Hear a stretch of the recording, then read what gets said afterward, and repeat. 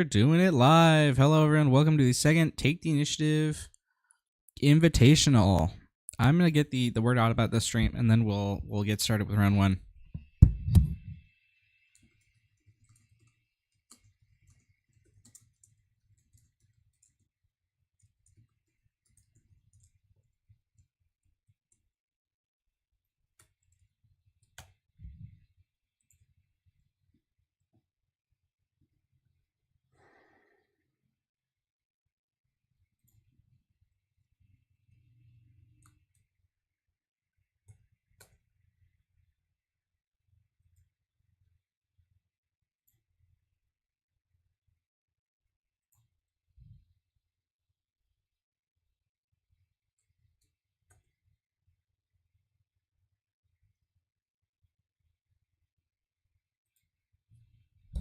Okay, let's see.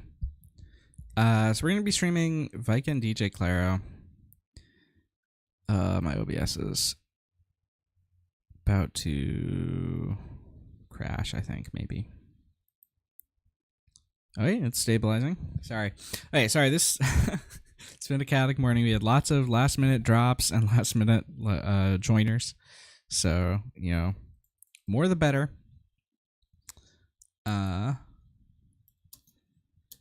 But it can be chaotic sometimes, you know?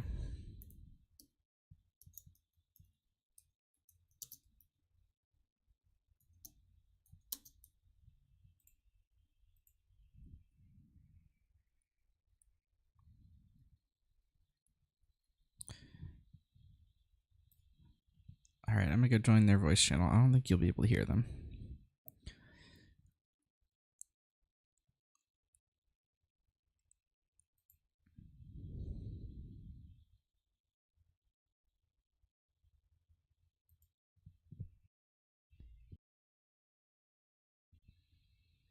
Hey, do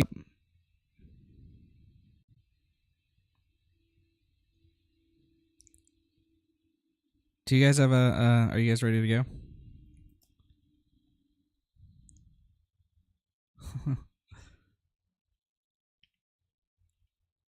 All right.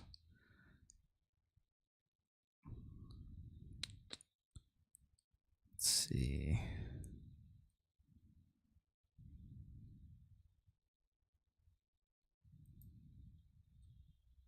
What mod are you using?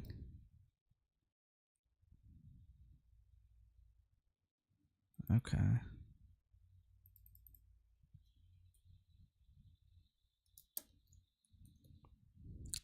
Yeah, there we go. Because my default search is like Star Wars. And it's swoo, so it never comes up.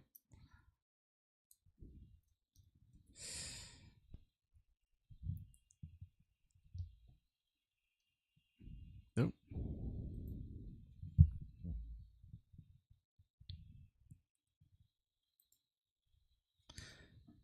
Is the password capitals or not? Okay.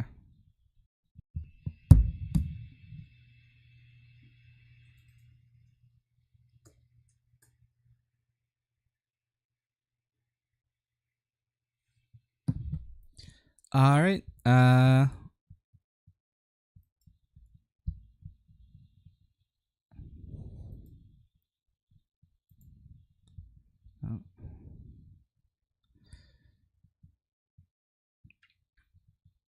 All right. You guys can start when ready.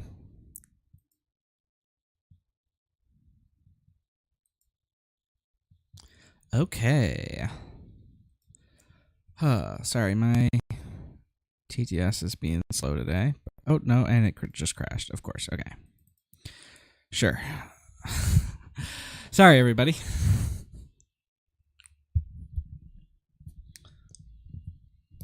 Can't have too many things going right, you know?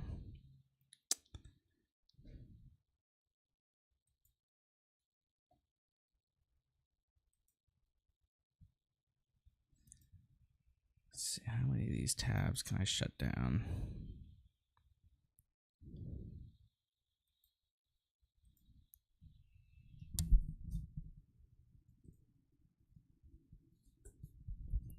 All right, so this is round one. The way this tournament works is players have to qualify by either making a top cut in the last 6 months or by playing 2 seasons worth of games. We got 19 players. We had like 90 something qualified, but it's just hard to get everyone to be free on the same day. So 19 players showed up, which means we're going to do 5 rounds, cut to top 4. Vikica and DJ are pretty well established players here.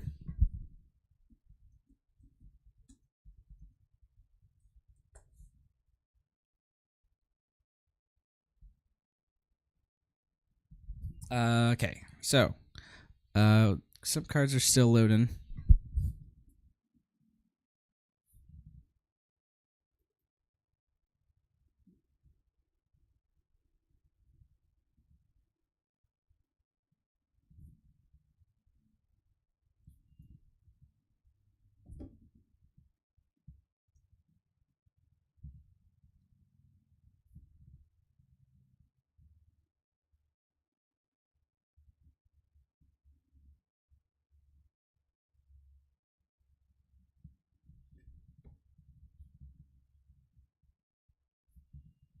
I don't know what it is. Like, my computer isn't like running any other programs that it's not normally running.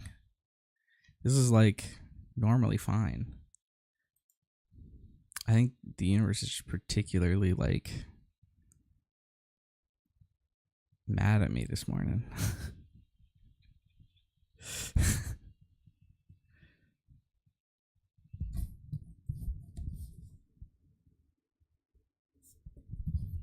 All right, so TTS is probably crashed by now. I'm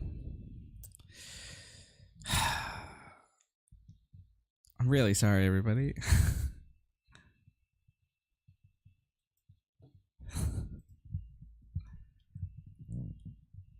All right, so it looks like we can talk about the matchup, I guess, a little bit. It looks like DJ's playing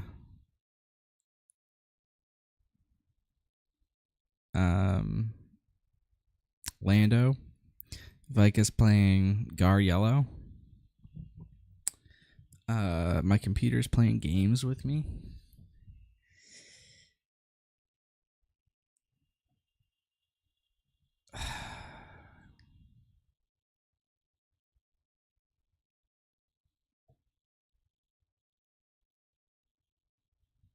All right, is OBS still functioning? OBS is actually still functioning, and we haven't dropped a single frame. Perfect. Love it.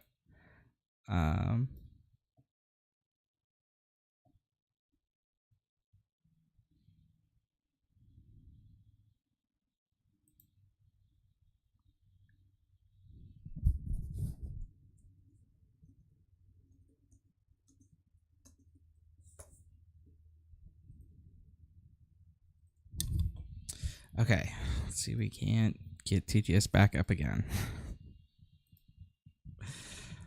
All right, so anybody know any good good Star Wars jokes?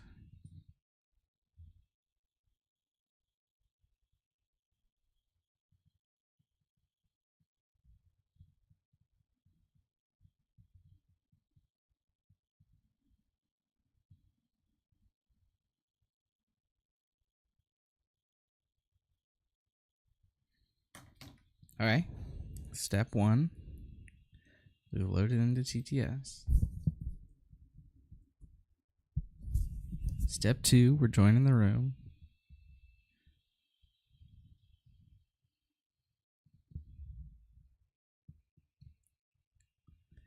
Okay, wait, these guys are... One of these guys is Canadian, the other one's European. Can we blame politics on this? Is this like tariffs? They're are they tariffing internet connection now?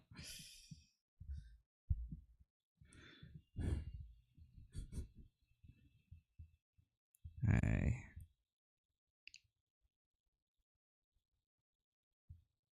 still can't see all of Vikica's cards. What's with that?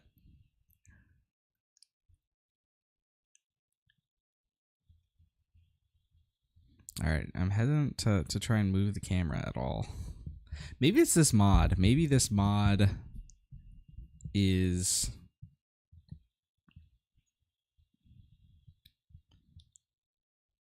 too CPU heavy or something.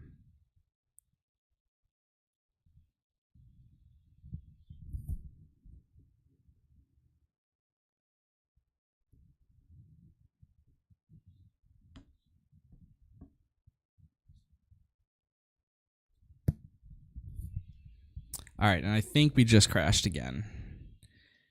I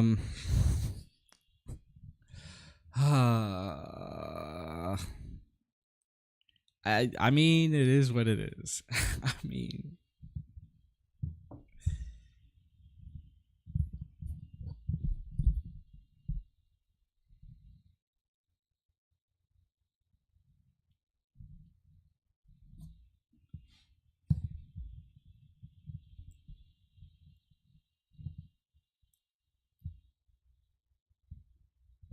yeah, I tried to move the camera angle like 30 seconds ago, and we're still here.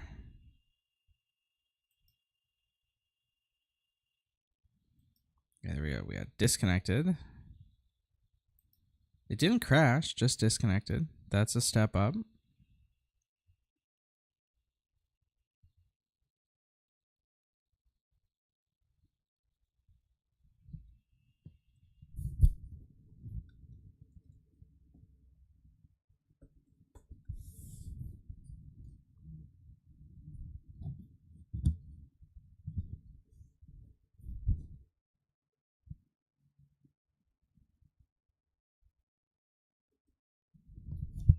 Hey, and we're starting to get more cards rendered. I think this might be it.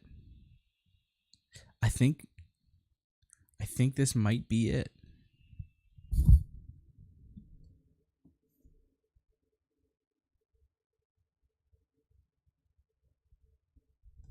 Alright, so that blank card is the ST-149 shuttle.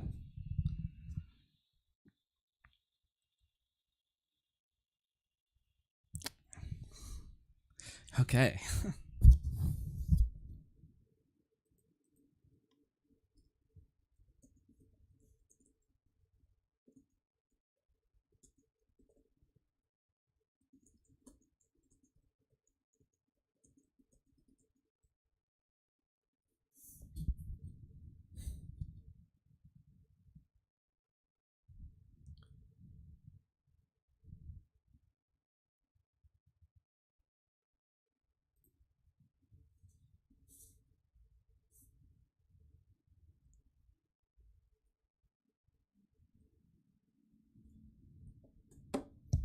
I don't like this mod. The cards are all too small.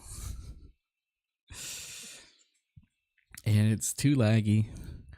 But, you know, if players are going to use it, they're going to use it. So, let's see if we can't figure out what the game state is. Vikica looks like is going on the aggressive here. Lando's finally ready to flip, potentially. DJ's on 7.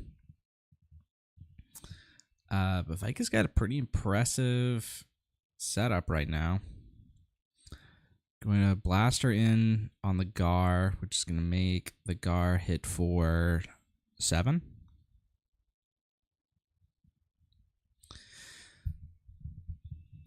Remember, the Gar gives everything with an upgrade +1/+0. All right, Lando going to flip onto the ground to take out those Outer Rim Outlaws.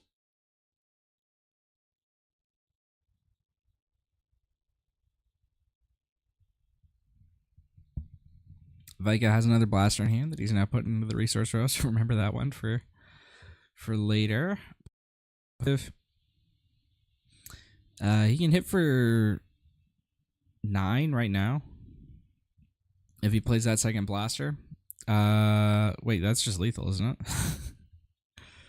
He's got initiative, right? Does he not see it? Can you not play 2 DLs on the same guy?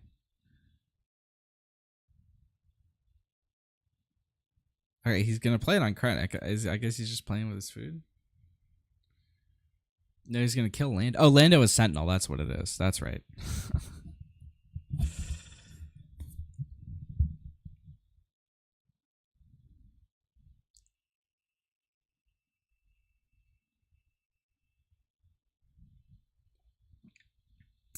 Now, okay, D just got a couple lines that can... He can try to stabilize here. But he's got to be careful. He can go Luke and kill the ST-149. All right, wait, who's that on the ST?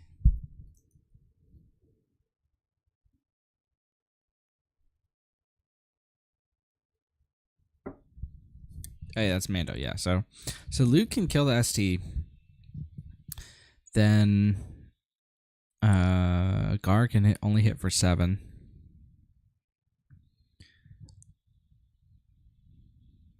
I know he's going to go Luke hit Gar.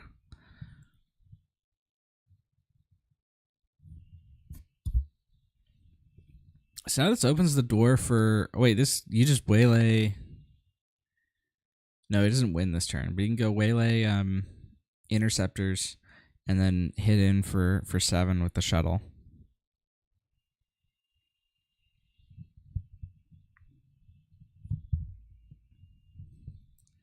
That'd bring DJ up to 28, which would be lethal from either of these units on the ground next turn.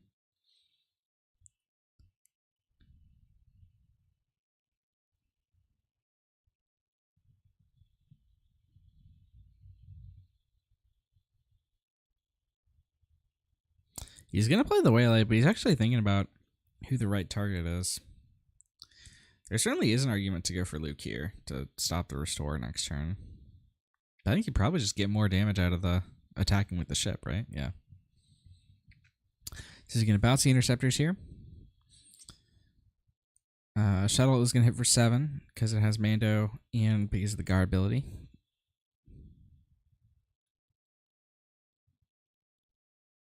And Gar actually still has 1 attack, right? Yeah. Which brings TJ up to 29. He picks up Redemption. Does that keep him in it? It might actually keep him in it for the time, at least. So he can heal 8, go back down to 21. Then he takes 7 from Gar. Then he can kill Krennic. Let's see.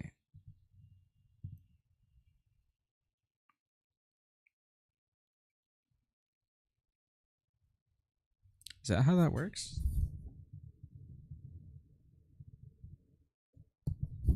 That is how that works, yeah.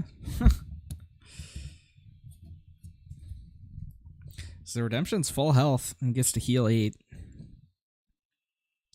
So let's see. Vikica has a couple lines here. He can go Krennic hit in for 5.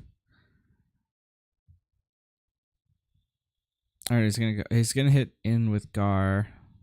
He might hit Luke actually. Like, that's a potential line. He is gonna do that, yeah. Hits the Luke. So Gar survives.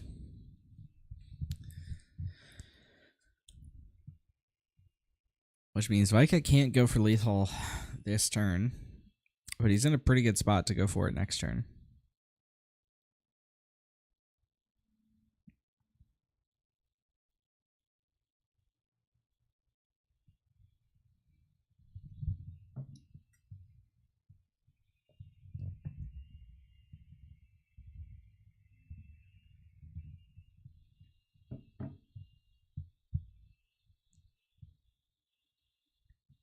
Vikica can actually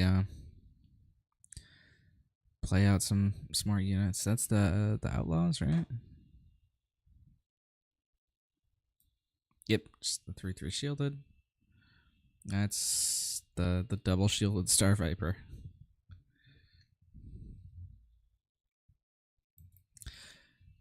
Gar got a lot of interesting stuff this set. I think DJ is just gonna concede here. Yeah, cannot stop the Gar onslaught.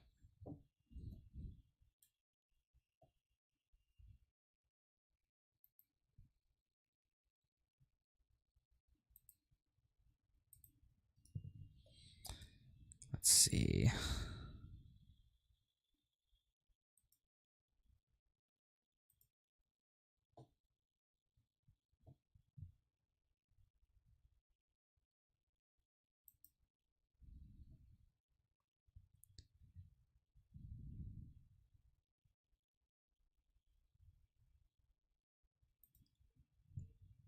Someone needs to be dropped.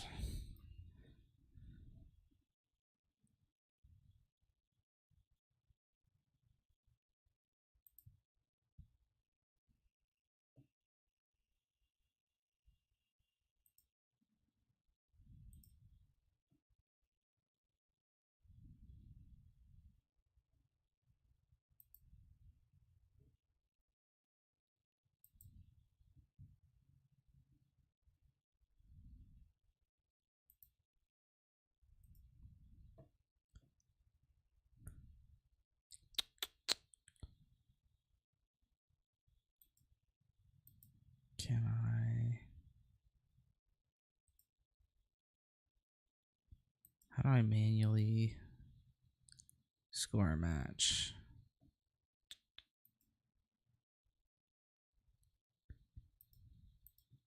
There we go. Okay.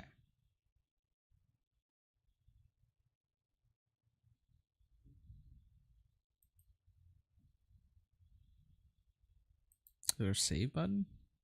No, there isn't. Okay. Great. So we've got that done. Good morning, everyone. I think I'm still waking up.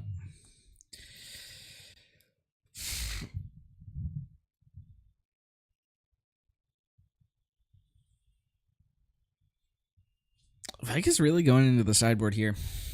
We do have lists for this tournament, but they're all... I'd have to go in and find them. And I don't really feel like doing that right now. And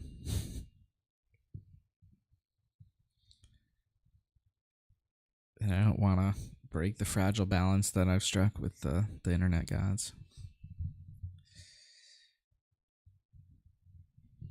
Ooh, that's an interesting hand for Vikica. Lots of good cards, but no 2-drops. That's actually a pretty solid one for DJ, but there's no ramp. He's picked up the confiscate here, which could prove to be very valuable.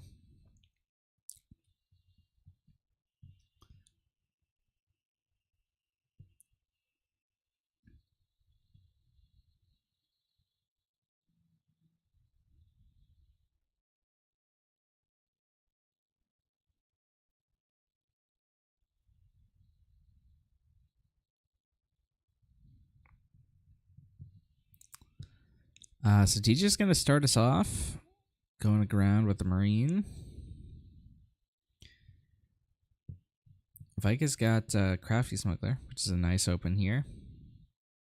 But DJ's going to have time to get down the Village Protectors here.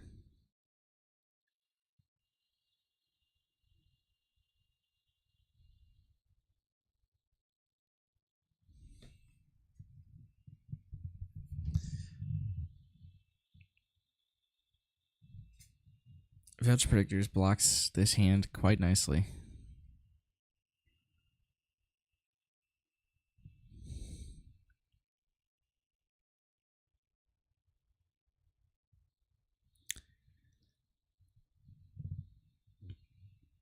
If I can go to space, he can try like playing removal here, like Power of the Dark Side.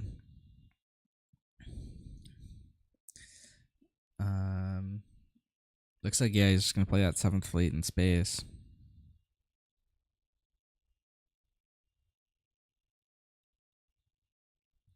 And now DJ's starting to put the pressure on the base with that that Marine.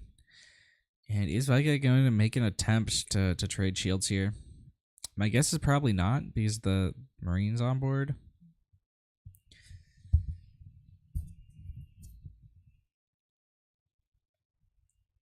Nope, he's just going to take initiative here.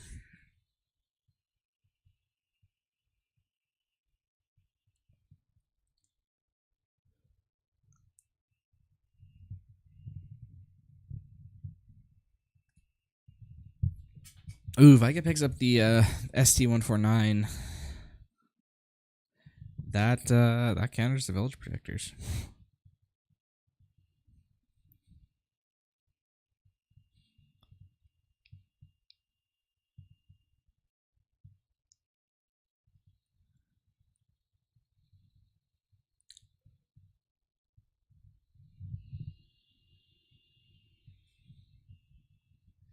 But he has other options. I think he's thinking about playing that boba.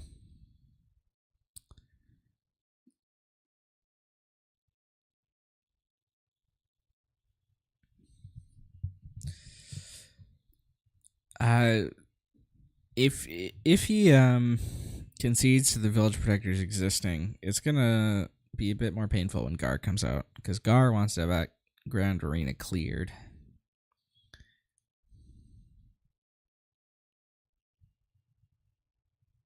He is gonna go for the ST 149.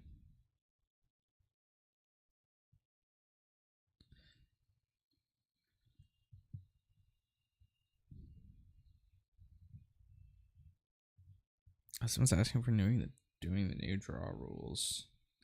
I'm gonna go and say yes.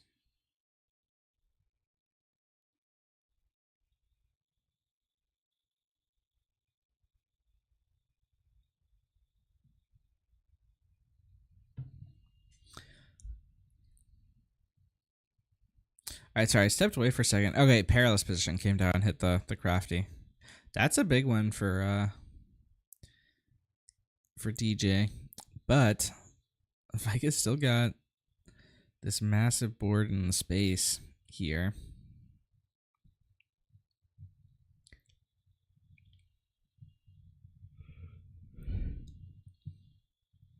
Each of those is hitting for 4.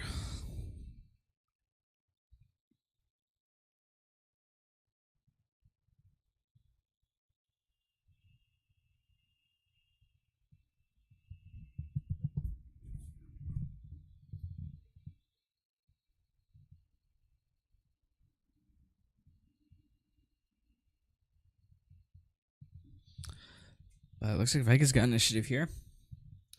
He's got Mando in hand. And the boba. He also has the option to go, like, play multiple cards because he's got the Krennic for 2 as well.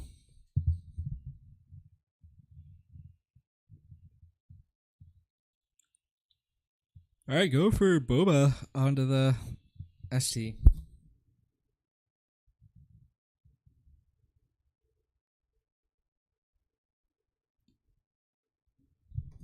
Because ST's a transport. Ooh, but that lines it up perfectly to get hit by Fel the Dragon.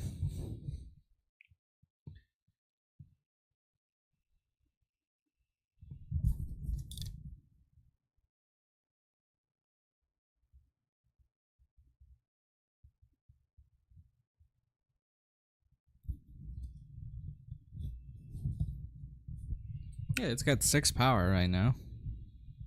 Of course it works. I don't know what they're waiting on.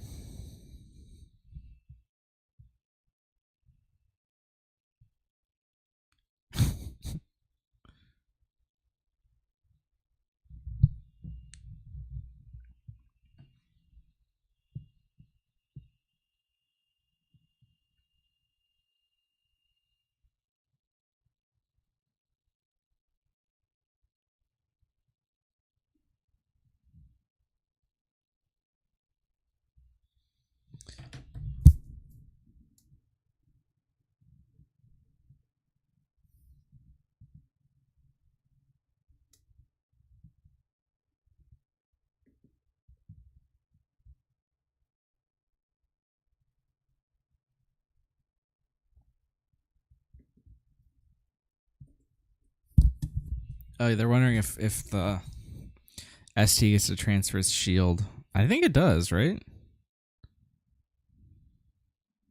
Because you can take control of something that you already control. No? Or you can at least attempt to. You can choose it.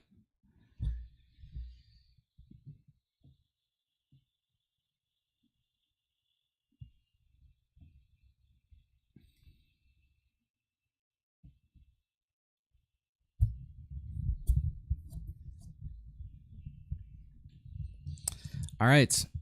I mean, DJ is doing a good job of surviving. And that's how he wins here. Is by surviving.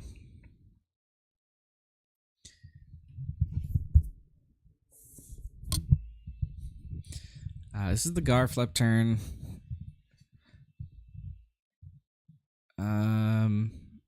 Vikica has another ST-149 in hand, which can transfer one of these shields from the 7th Fleet over to Gar, which would give him the buff. On DJ's side, though, he's got the village people to block off that ground arena. The second Boba can also come down, knock off that shield.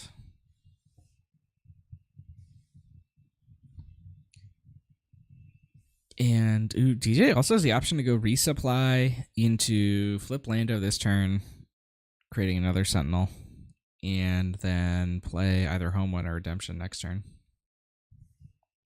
If he plays Home 1, he can bring back one of the village people. Really blocking off that Grand Arena.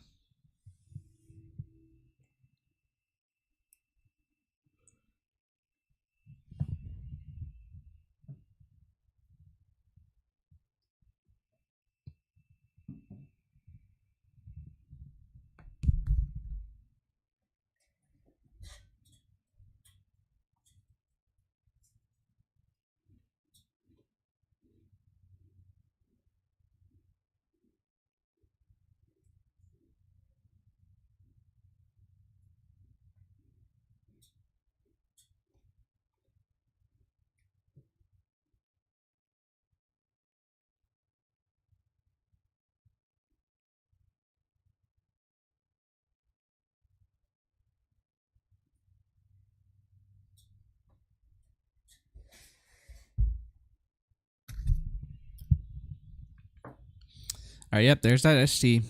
Stealing the shield. I wasn't even thinking about that. I was just thinking who's... Okay, so you can Boba to deal the damage to the village people now. Kill it. Right? Or does he not have enough resources for that? Boba's 2, right? I thought Boba was 2. Alright, well, either way, he's just going to run over the village people here. And there's the Lando flip.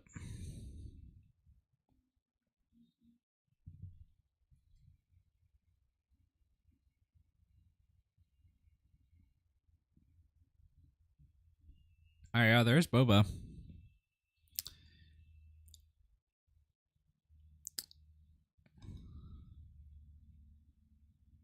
Probably moving the shield there because he wanted the shield. That's my guess. It makes sense here because if he hadn't taken the shield and he had run over village people by hand, he'd be in a position to lose the Gar to the Lando.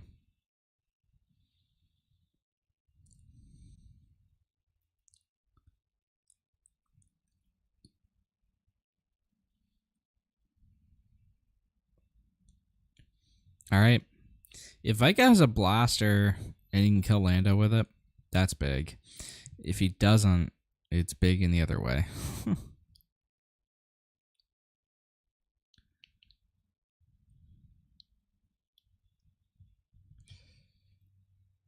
All right, well, DJ's just going to start us off. Hits with Lando. DJ's done a lot of damage here. Vikica's up to 18.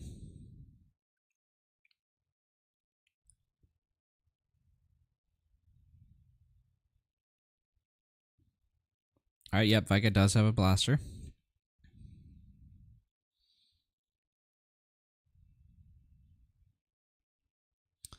So he's going to be able to run over this Lando.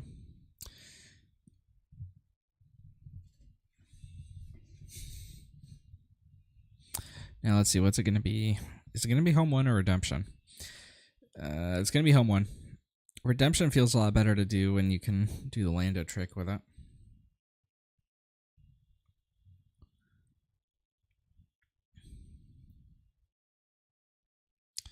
Yeah, looks like Vikica is going to go ahead and kill this Home 1. Oh yeah, you can just do it with the 7th Fleet. Can you?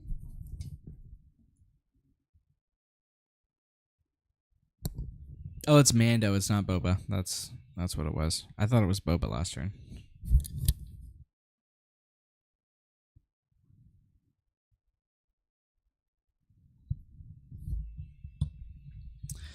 Yeah, so it can run over home one by itself, and the ST gets to hit base, and he gets to drop both these 2 drops on the ground.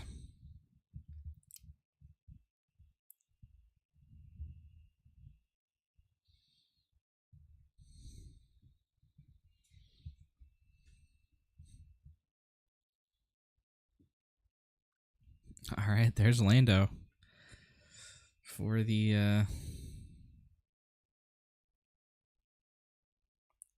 redemption. That's an interesting combo. I didn't realize that you could do that way.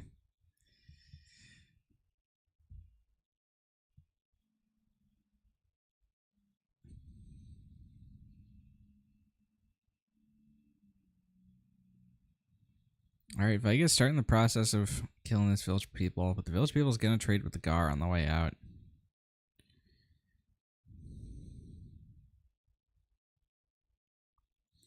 Though Gar does get to bounce back this blaster.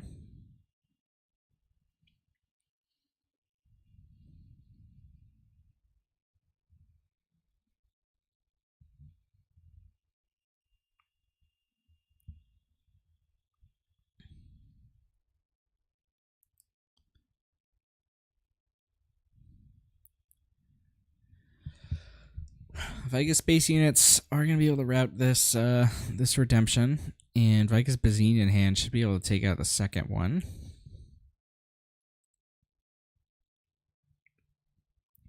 We'll see what else he has in store in the resource row. Oh, it's going to be a Bazine out of the resource row. All right. Definitely can't have that second redemption. Mon Mothma was interesting. She's sort of been out of it for a couple sets. Like she was played in set 1, but not really in 2 or 3. And I guess DJ's bringing her back. All right, another blaster coming out. Krennic hitting for 5 here.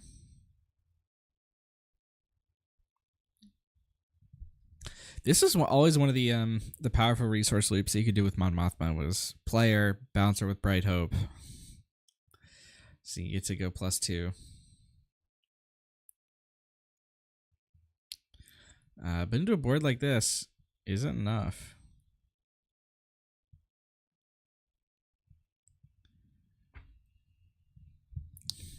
Three Sentinels in that pile. 2 Conquered Dawns on the Echo base that's getting picked up here.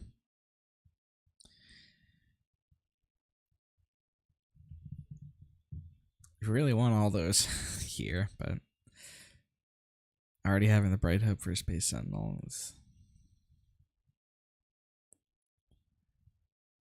means you can't pick up the Conquered Dawns.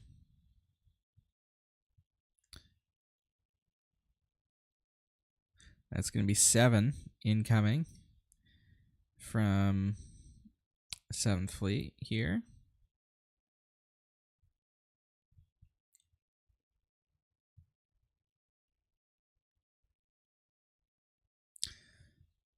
All right, there's Echo Base on the ground.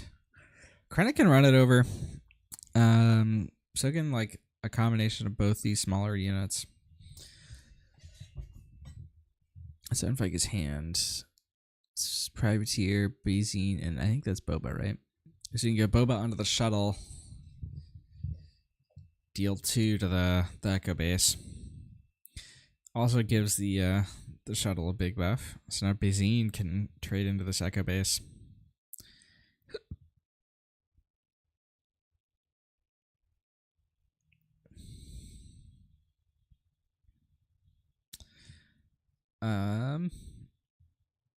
I think either way DJ loses, right? Let's see, he can go. Oh, he can go do that. Shield the Echo Base. It looks like he's not going to bounce back the Mon Mothma.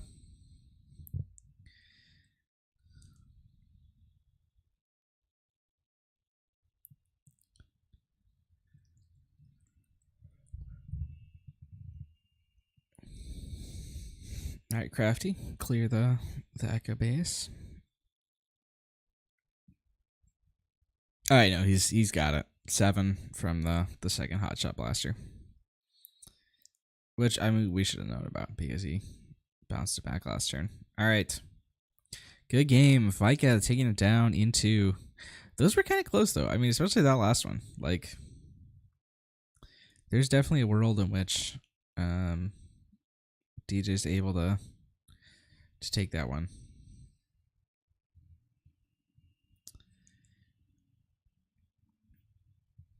All right, let's see if I can get some music up on the stream. So I can have a little bit of a break before we get into round 2.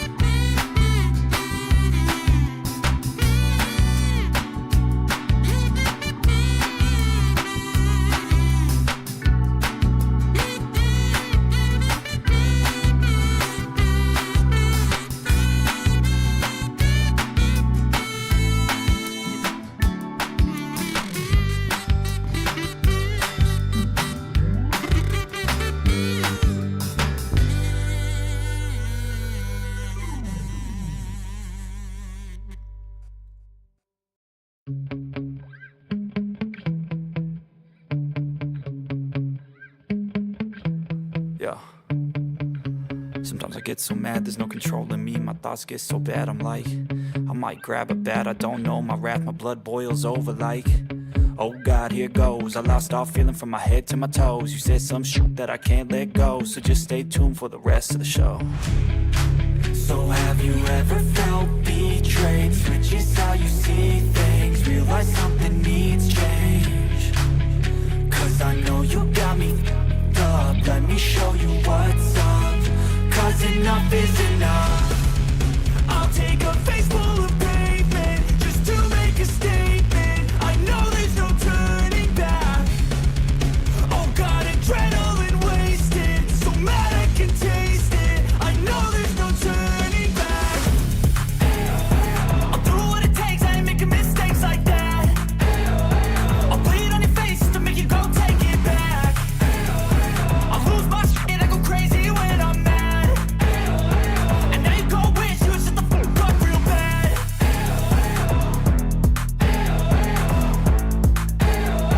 And now that I'm gone, yeah, I know there's no turning back.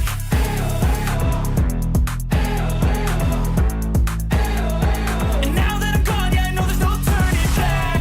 I'll take smoke, I'ma poke a hole through you, choking's overdue. Come at me and you won't get any older, dude. Crack your holder too. Heating up inside of me, blood so violently. Thanks for trying me.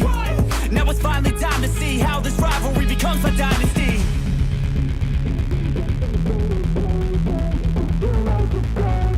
I know there's no turning back. Oh God, adrenaline wasted, so mad I can taste it. I know there's no turning back. I'll do what it takes, I ain't making mistakes like that. I'll bleed on your face to make you go take it back. I'll lose my shit, I go crazy when I'm mad. And now you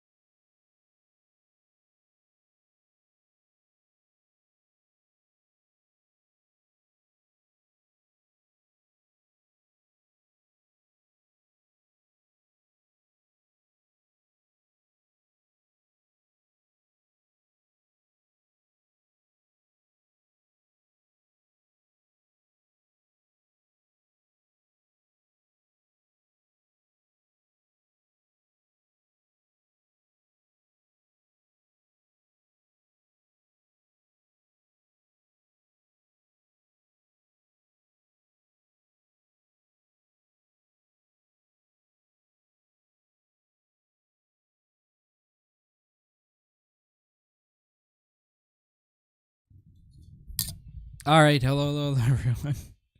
We're back for round two.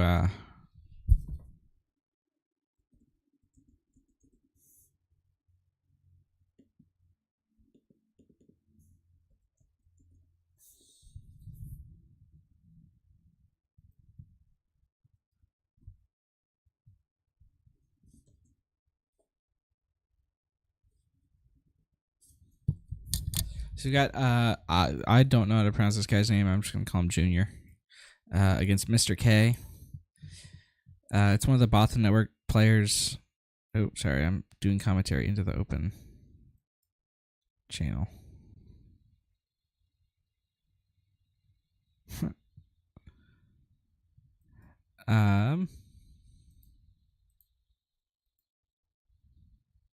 So they're coming to this table. We've got some interesting stuff. I got to look at the deck list while we were waiting for round two. We got no Sabines, no Poes either. A couple Jangos, couple Hans, but a lot of people are just bringing random stuff. We had two different Lando decks. We've got a wedge. I think Mr. K is the wedge actually. So that'll be exciting. We had Vikica, who won round one on Gar.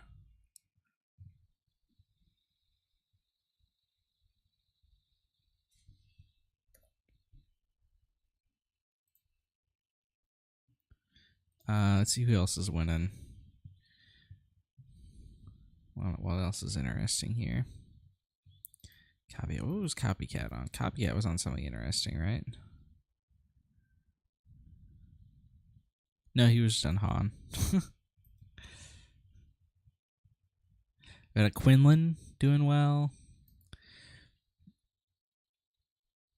Let's see, what's Buku playing? Buku's playing Jango. One of our Landos got round one. We got Darth Dimmadome on Thrawn, green.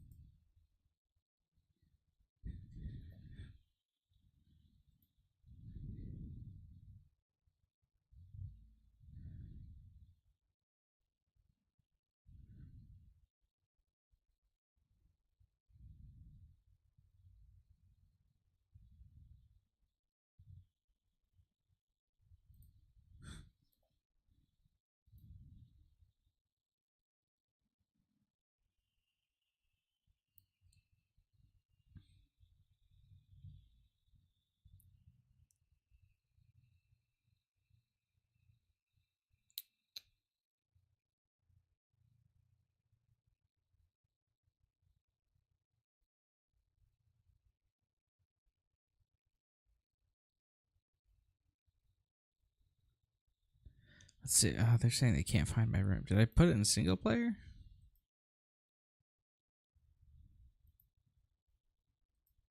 Oh, no, there we go.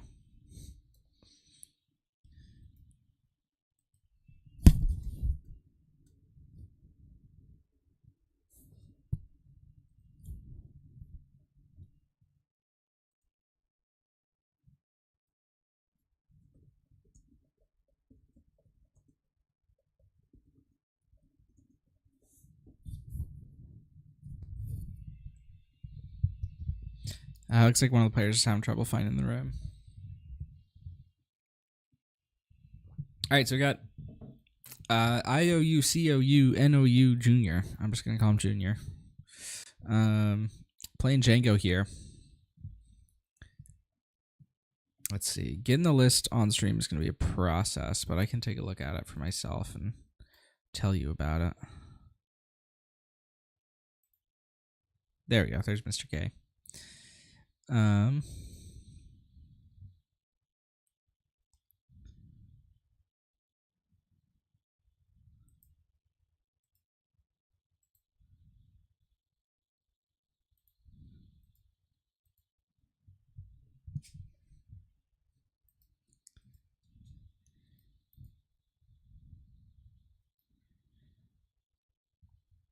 And Mr. K, if I remember correctly, was on wedge. Blue. All right, so Junior's list. He's got. Ooh, this is interesting. He's got no copies of Fire Spray in the main, 3 IG-2000, 2 Vaders, 3 Raiders, 3 Juggernauts, 3 Devastators, 3 Triple Dark Raid, 2 Sneak Attack, 3 Bobas. Interesting. Boba unit. That's, I mean, it's not unheard of in Jango, but it's also not like super common, I don't think. He's got General Pride in there. This looks like an interesting list. I'm excited to see it with no fire sprays.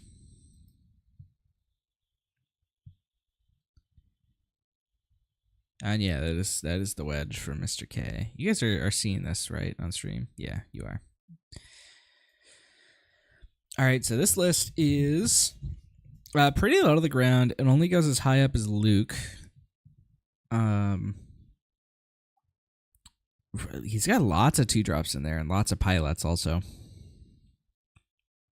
I mean, this is like basically just a straight up piloting deck. He's running like, you know, Yendums, Hera's, Luke's, Paige, Cassian, Trace, Chewbacca, and then for ships he's got like Ghost, Red Leader, Sabine's Masterpiece, Falcon, the one that lets you have an extra pilot, Blue Leader, Silver Angel, Restored Arc, Resistance X-Wing, Phoenix Squadron A-Wing.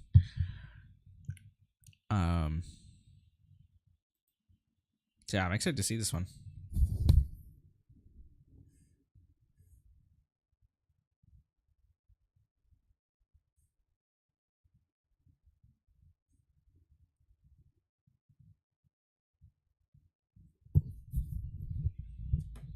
All right. Looks like Junior has initiative here.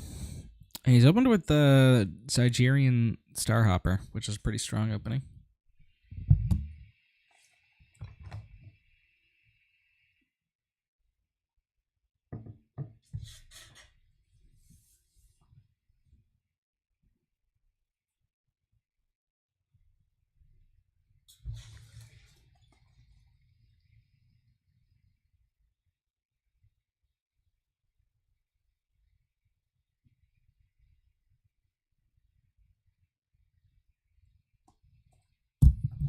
All right. Oh yeah, Wedge is gonna cheat out this Trace here, which lets the arc run over the Starhopper.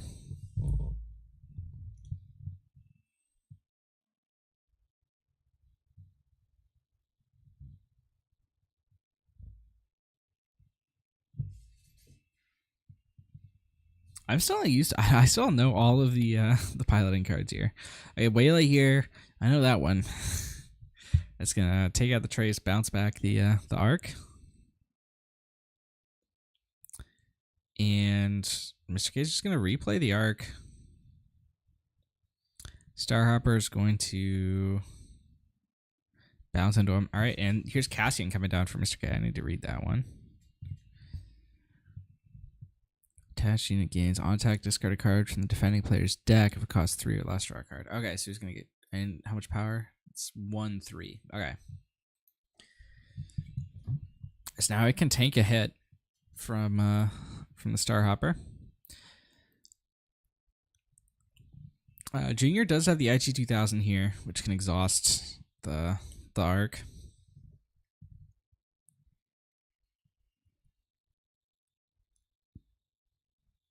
Sorry, 1 second.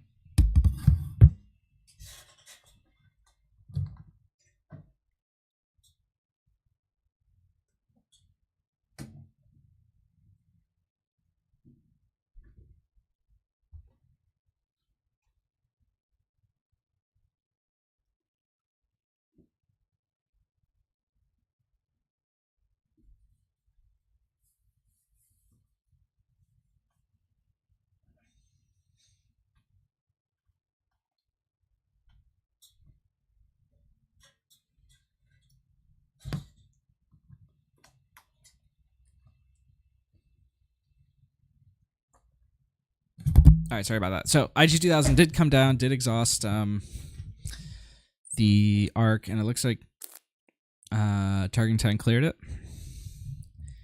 And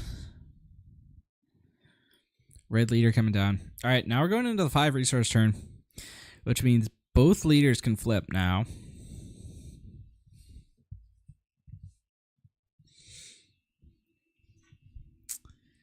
Mr. K has initiative here. If he flips, he can make the token with the X-Wing. It looks like he's going to go for Luke first here. He's going to create the token.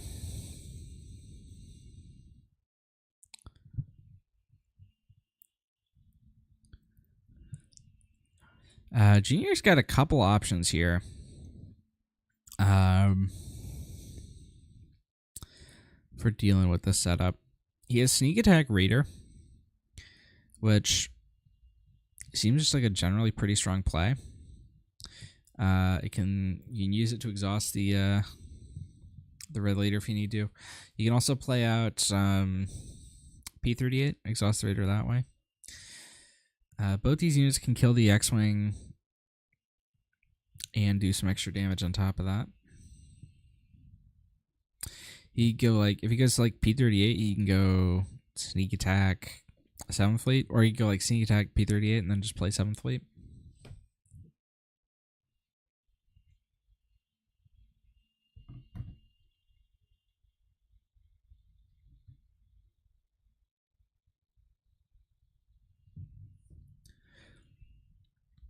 But it's Junior's action. He's paying 2 for that Sneak Attack, and it's going to be the Raider. Question is, and he probably exhausted the red leader, yeah. Yeah.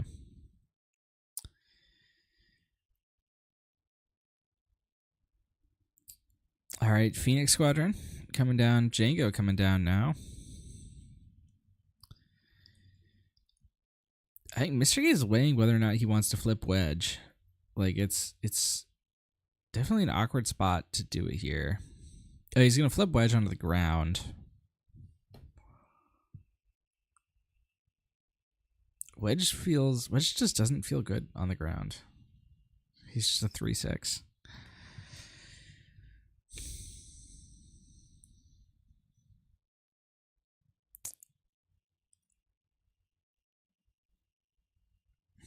And Junior's going to be aggressive here. Not taking out any of these units, which he easily could.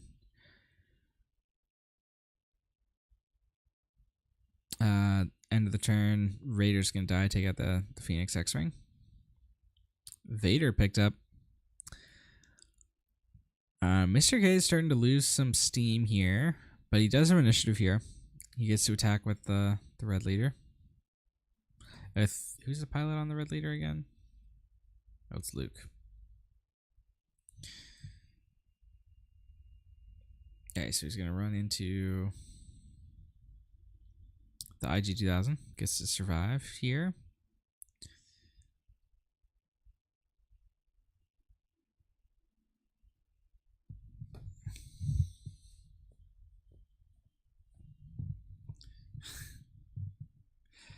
He's just going to hit Jango with the wedge here. And X-Wing's going to take out the Starhopper. Starhopper does 2 indirects. Probably just going to go on wedge. Yep. And then just ground-based Vader here. Immediately eats the Felder Dragon. Alright, I mean, Mr. K has done like a decent job of defending, but this Jango deck just has so many ways to push things through. Devastator's one of them. So is Juggernaut here. Juggernaut here is massive. Yeah. Does he take out both units? I guess he does, yeah. The Luke does get to deploy onto the ground, but some good it's doing at the moment.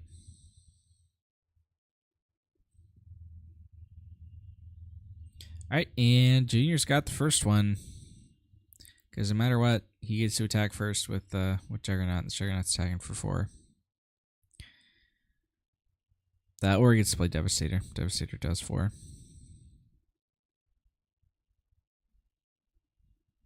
Boom.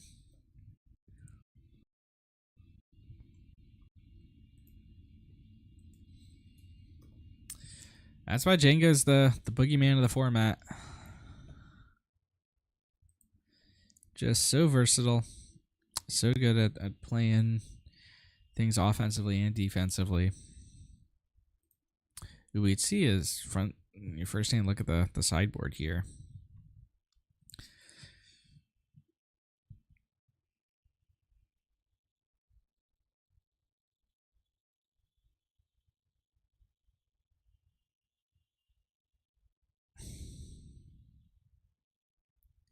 I'm gonna bring it. Looks like No Good to Me Deads and something else. I can't remember what the other card was.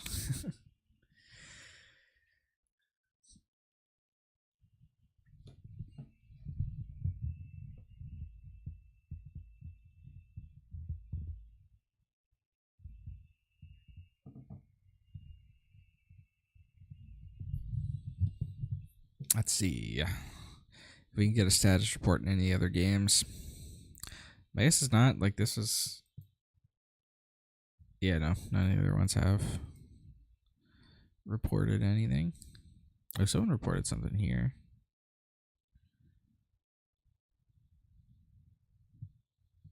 Ooh, it just in Majar 1-2 against 2-0 against Copycat. Ooh, that was a pair down for Copycat.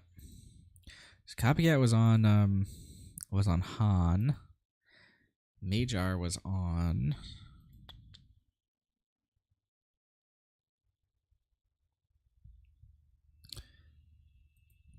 Was Majar also on Wedge? No, Majar was on Jango.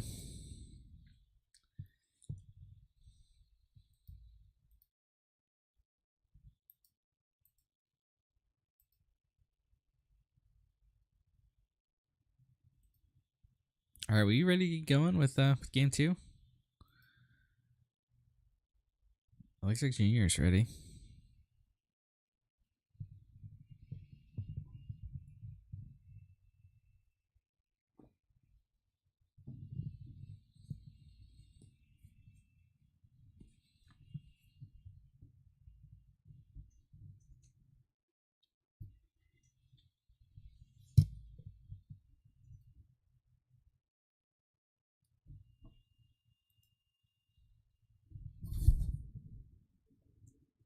All right.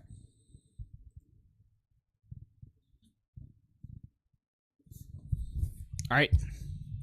Let's get it started in here.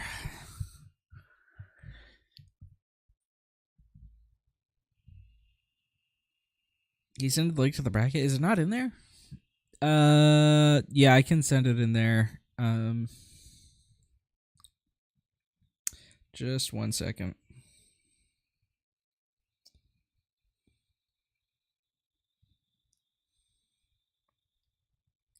Boom. There you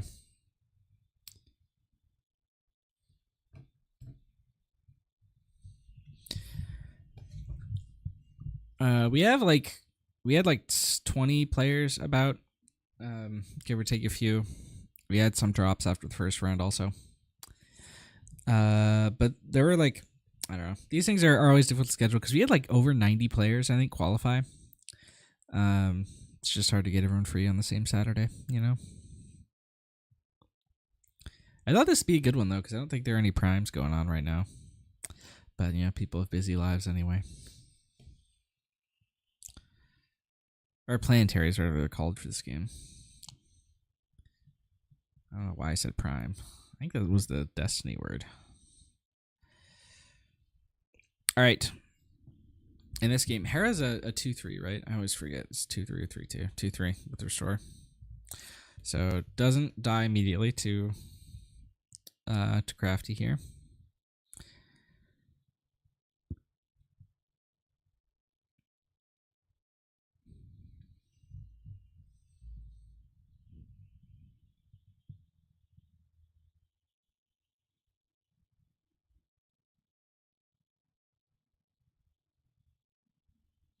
All right, Falcon for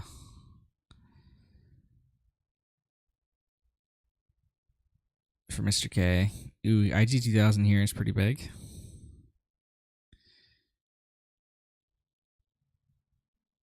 Let's It's gonna be Falcon gets exhausted, yeah. Because the Jango's not flipped yet, you only get to pick one, but you still get to put the damage on both. That leaves Hera vulnerable to being killed by the Crafty. And leaves both of them vulnerable to Tarkin Town. Alright, Crafty is gonna take out that Hera. That actually gives Mr. K an opportunity, he's got Chewie, yeah. That allows him to play this Chewie and get out of Target Town range. Not gonna go for it though. Or looks like he's just playing Blue Leader, which is just going to immediately die to 7th Fleet here. And Mr. K takes initiative. I'm not sure what Mr. K was doing there.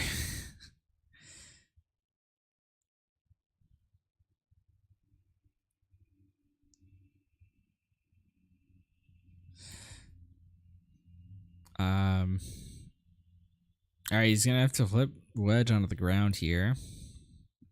He's going to get immediately exhausted by P-38. I mean, these are just Jango doing Jango things. Chewie onto the ground. What's Chewie do on the ground? Does he do anything? I mean, he can't be defeated or return to anything. I guess it's just a 5-6. Like, that's actually not bad. He's just taking all the damage here.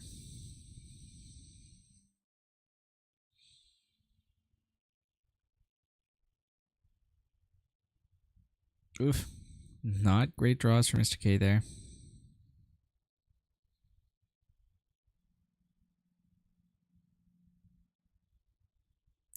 Alright, he does get to run over the Crafty here.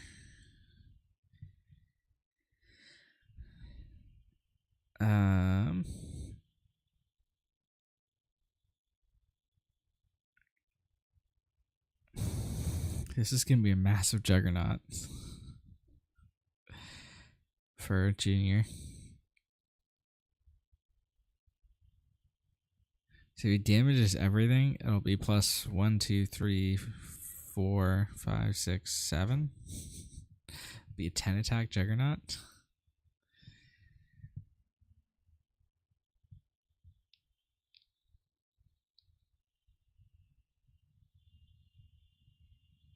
Wait, Chewie can't be damaged, right?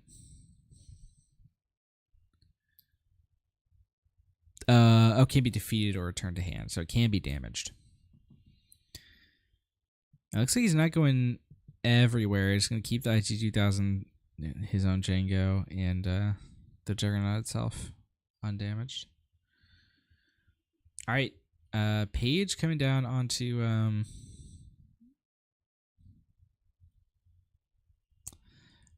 the. Actually, Paige gives +2/+2. So that X-Wing is now 5/5 because it gives itself +1/+1. Let's see. The Juggernaut is now +4. So Juggernaut's hitting for 7. So you gotta find a way to defeat the Juggernaut, and he doesn't have a way to do it.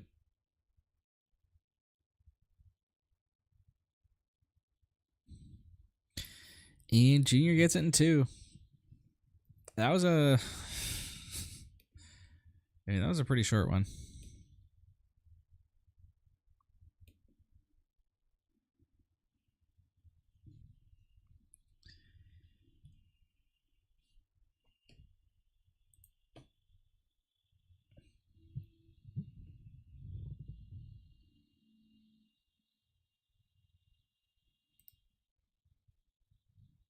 All right, let's see if I can't find another one for you. But for now, we're gonna go to the waiting screen.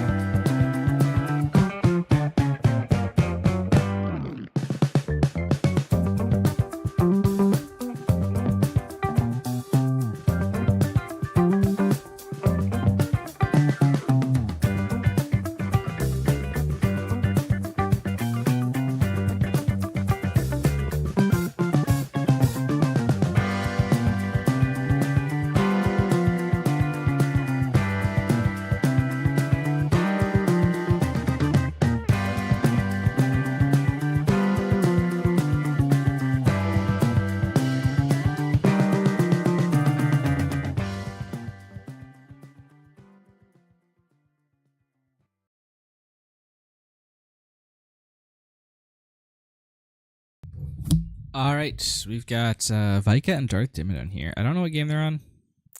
I just sort of hopped into the table.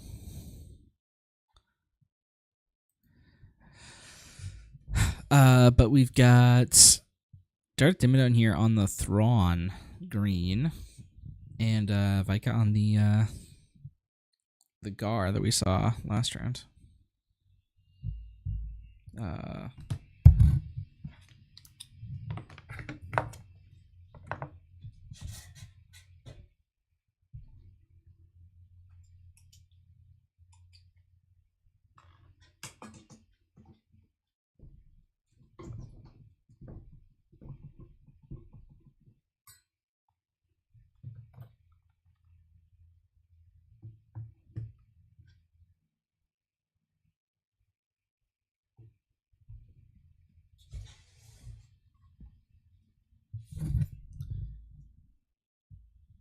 I don't remind myself exactly how Thrawn works. When you use a when defeated ability, you get to do it again. Flips on 6.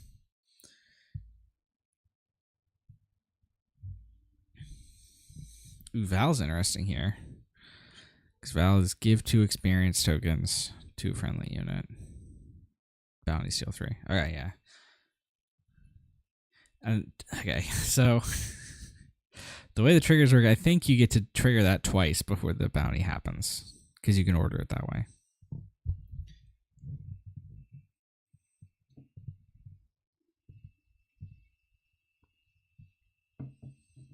Alright, on Vikica's side, that's the Outer Rim Outlaws. Yeah, 3/3 shielded. Looks like both players are sort of in top deck mode at the moment. Or, well, actually, Vikica's got a pretty sizable hand.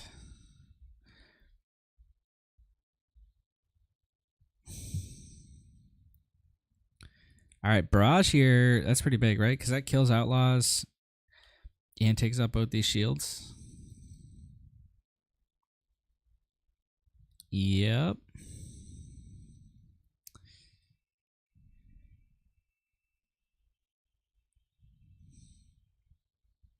And this Onyx Squadron Brute can run over the ST. A Super Laser can take out Crafty, which lets Thrawn deploy this turn.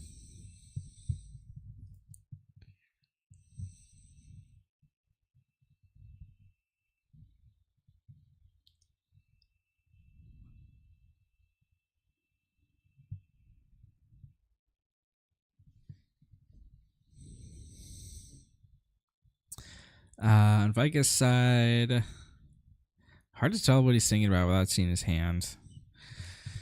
But just based on what's on the board, he probably wants to. He definitely wants to use this to use these attacks while he still can. And decides to go with Crafty. It is 1 less damage, but it's probably a more attractive target than the ST.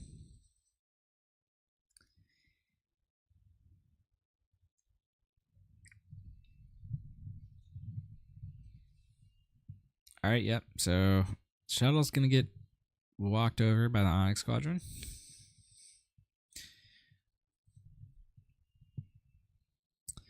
And that's another reason why you might want to attack Crafty first, because you get to steal the experience off Krennic, which makes it just that much harder to kill this Crafty.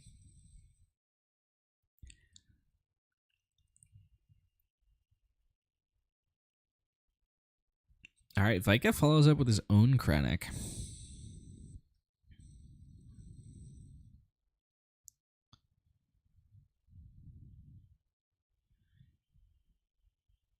Super Laser going to run over that shield. So now he can only take out one of these units.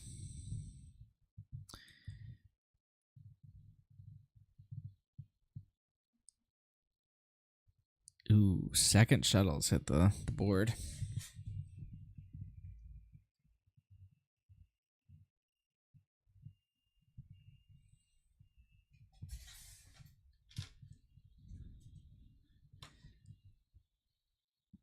And that's going to make the Krennic resilient.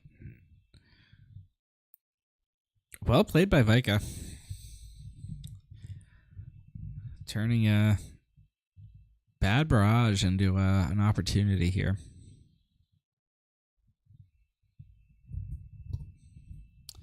Thrawn does get to play here, and he's big enough to run over one of these units himself.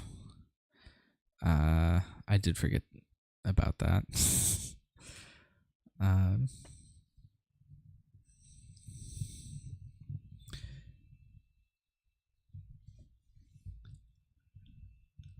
There's not much difference between these two. Credit goes, because I don't think Vikica runs a ton of things that have one defeateds. But if he does run any, then obviously you want to kill Krennic first.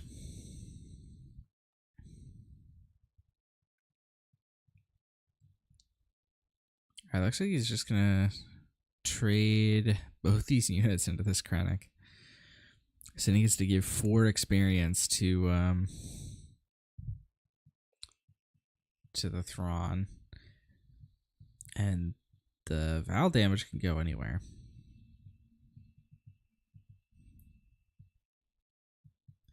Yeah, so it basically has the same ability. Once per round, use a 1 defeated twice. So if the damage goes into Onyx Squadron, he only gets to heal once.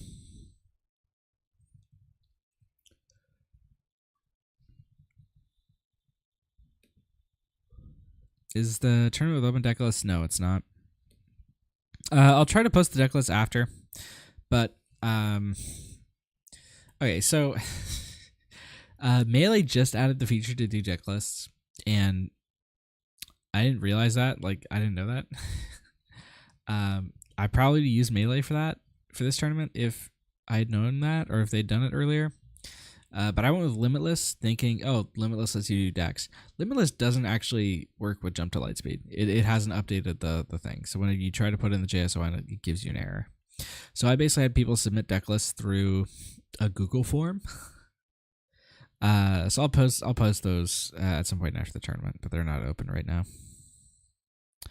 And I'll try to have them on stream for Top Cut as well. That shouldn't be too difficult. So now Darth Dimon here has got an interesting, set of options. Do you just, start ramming Thrawn into the base, or do you clean up this smuggler? Either way, the Thrawn will be able to kill Gar when he flips next turn.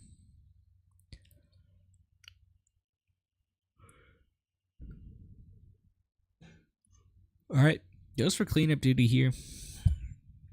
Taking out the smuggler.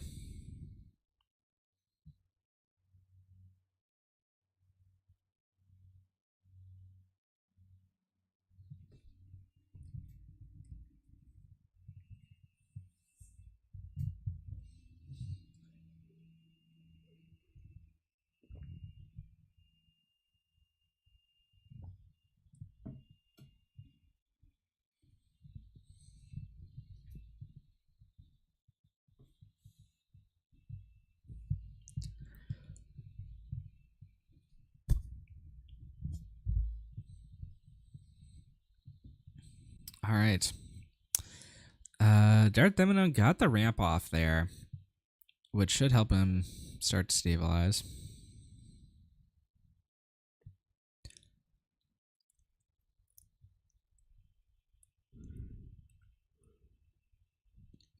Vikica's got 3 cards in hand.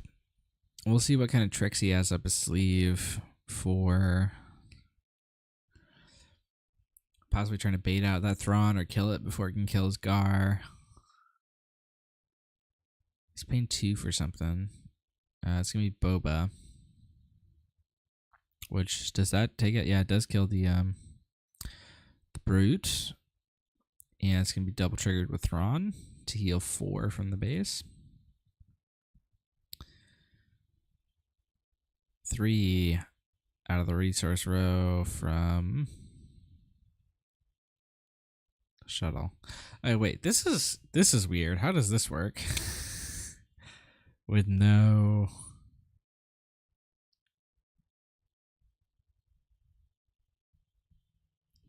I don't think that, because there's no eligible units.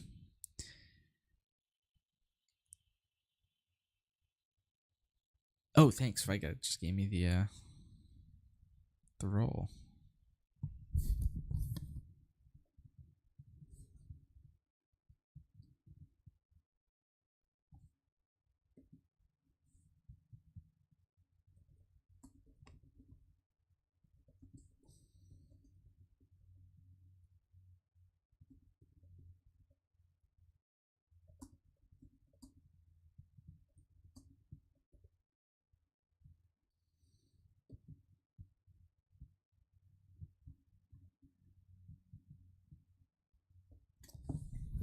Someone told me if that's wrong, but I don't think you can.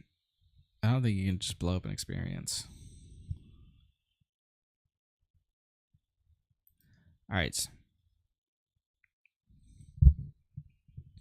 Looks like Dimmadome here went to base with the Thrawn.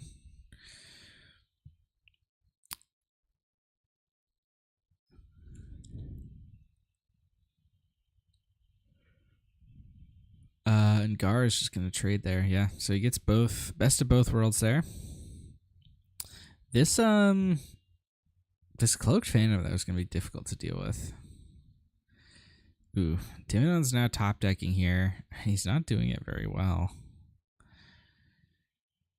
He's got the Chimera in hand, but I mean he needs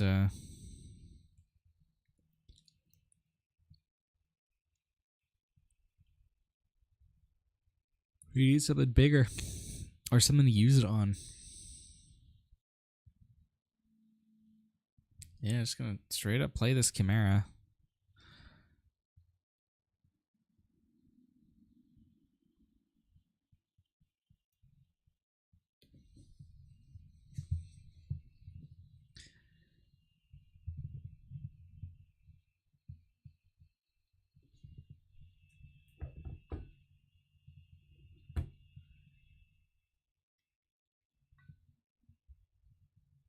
Oddly enough, like TIE fighters actually seem like pretty good in this setup. When dealing with shields like this.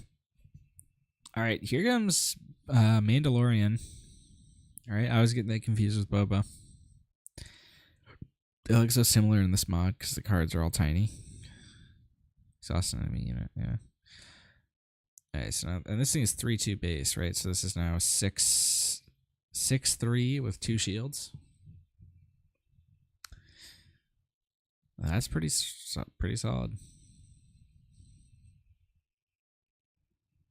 Or 7-3, right? Because of Gar.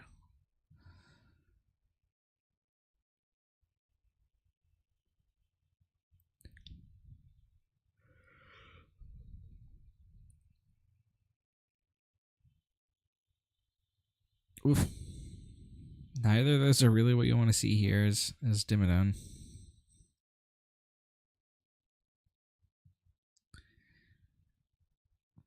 And Barrage is like a good card normally, but with all these shields out there, it's kind of weak. Vikica picks up an Iden, which can help him push even more damage this turn.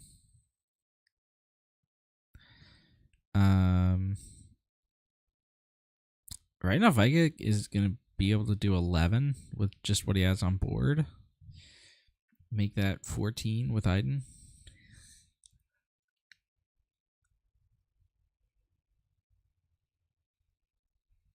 So I have no idea what game they're on. If Vikica's up 1 or Dimmadone's up 1, or if they're on game 3. So I don't know what that means if Vikica wins this one, but you can't win a match without winning at least one game.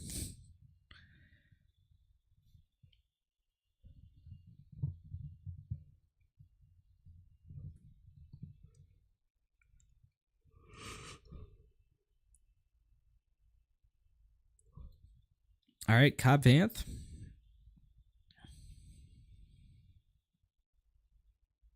On the board.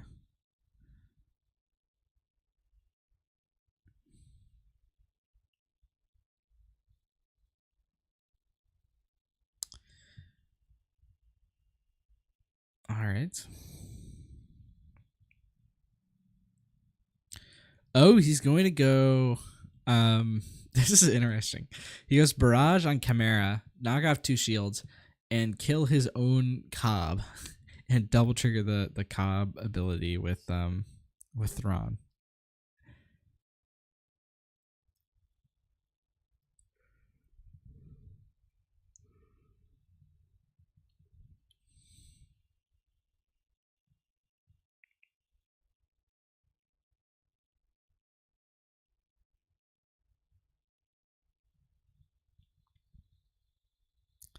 So he's going to get a Piet and an Onyx Squadron Brute out there.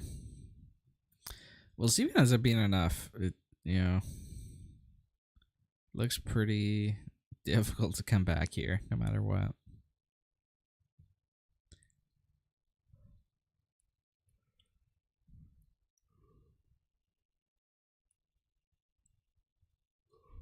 Hey, there's Aiden. That's probably the nail in the coffin here.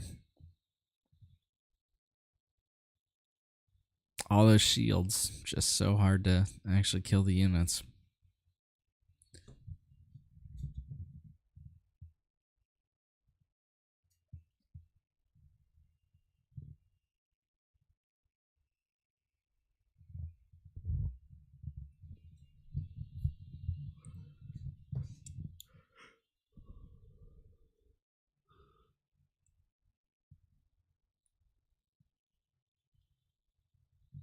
All right.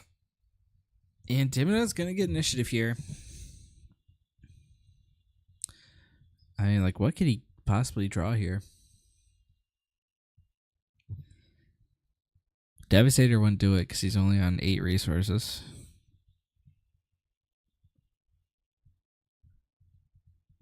None of those will either. All right, so Viking gets this one.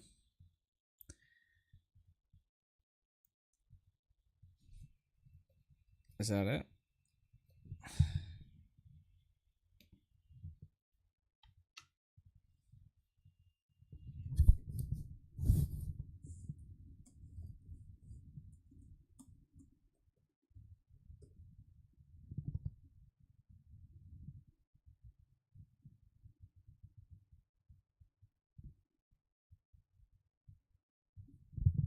All right, Viking gets it 2-1.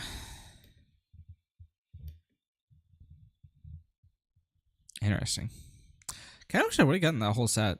It'd be interesting to see this, how this Thrawn deck wins. All right, I'm gonna put you guys onto the waiting screen.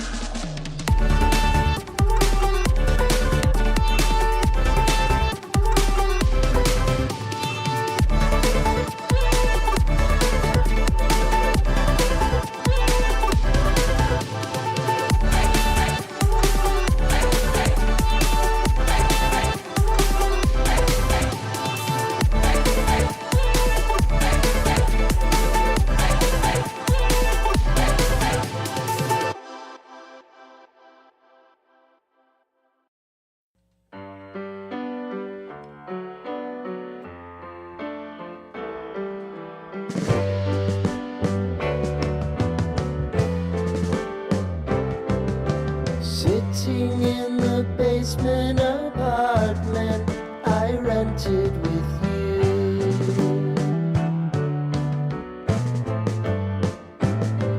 remembering the holiday party we had with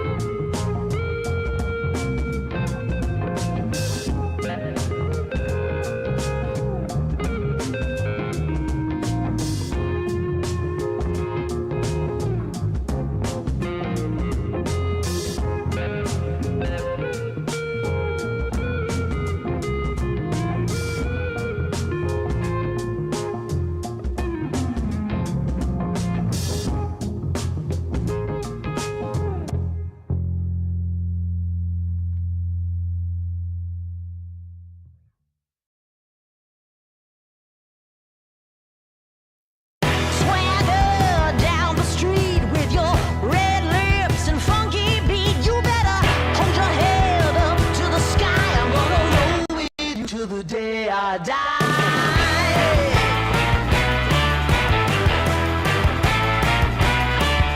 Hey, swing those hips around. Can't stop, roll back down. My ladies, short, tall, thin or wide, always down and ready to ride.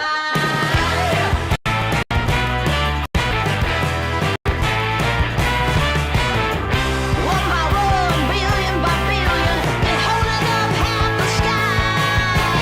Raise your hand if you're ready and willing. If you know it's time. Time for a girl on time. Time for a girl on time. Time for a girl on time.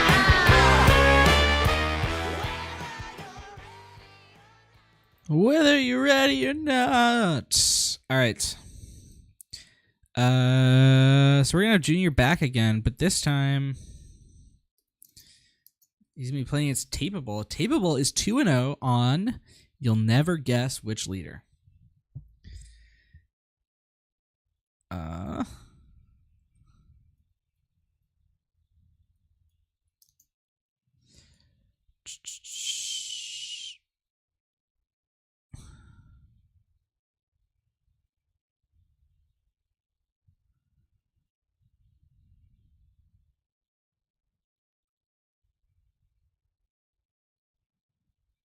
Let's see, where's that table?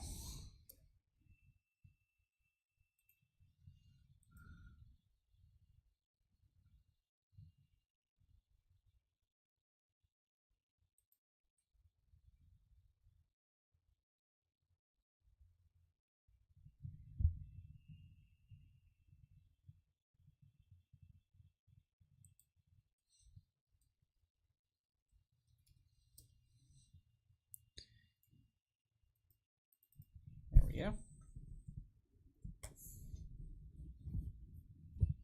All right.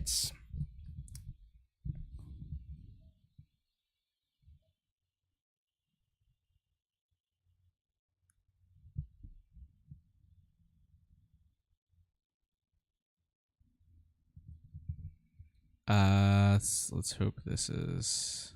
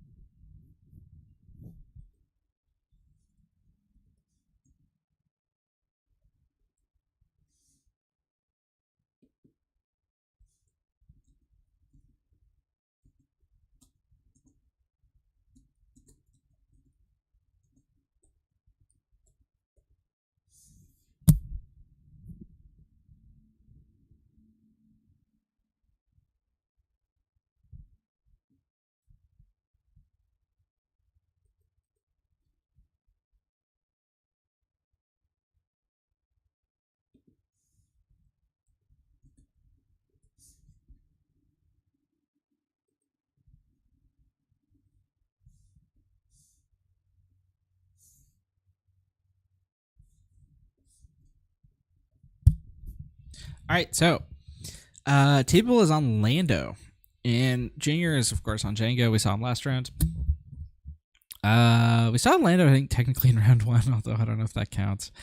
Let's see. Oh, I need to reset the score. It says Junior's up 1.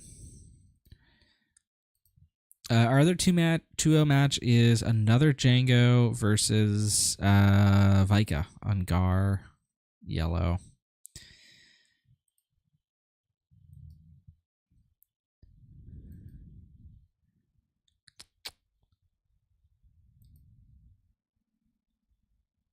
I guess I just tell them they can start.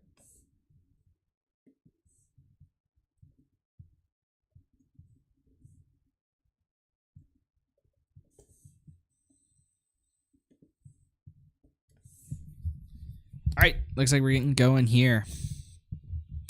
I was talking a bit about Junior's list last round, but he's on lots of new stuff. No fire sprays.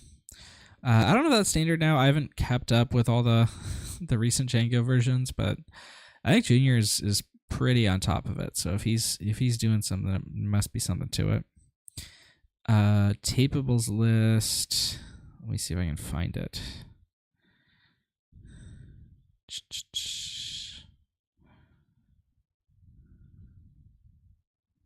There it is.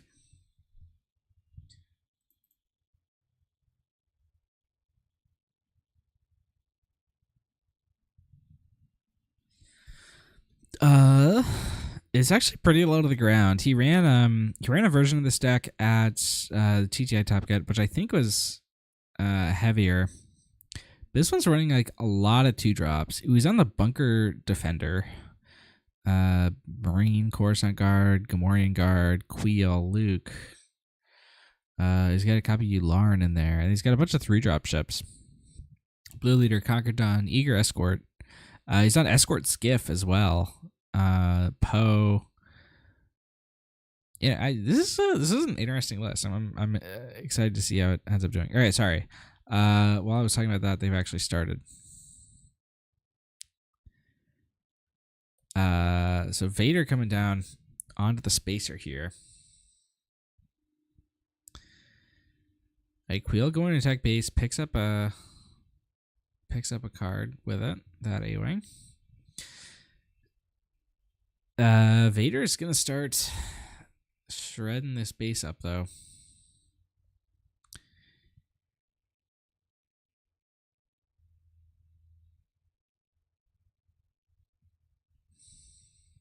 Alright, looks like he's gonna Lando out the A-Wing here.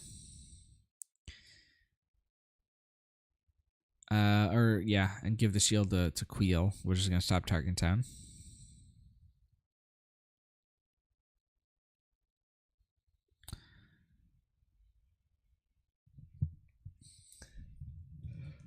Junior's got a Triple Dark Raid online. I imagine that's what's gonna be played here. He's playing a bit eager here. No, he's actually gonna go for 7 Fleet. Exhaust that A-Wing, but he plays right into the Foul the Dragon. That was one of the risks of that play.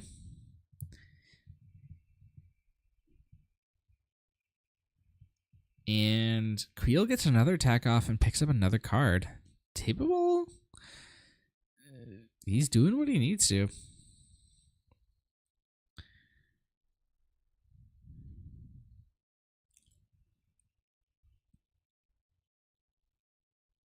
Two again, and he picks up another card. Bunker Defender. That Queel's now gotten 3 cards for Tapeable.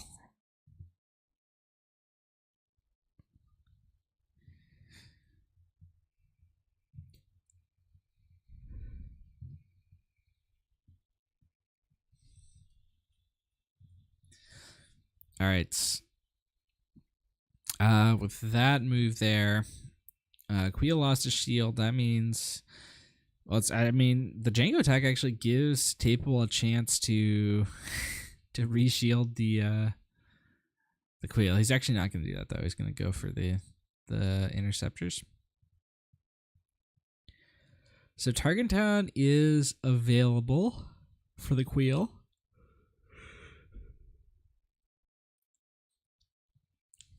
As for other plays, Junior's got several.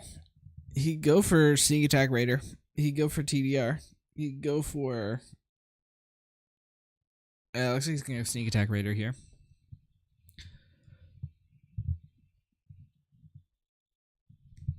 Which can run over the interceptors. Alright, Bunker Defender. This is an interesting one. Well, you control vehicle against Sentinel. It's just a 2-1. Interesting.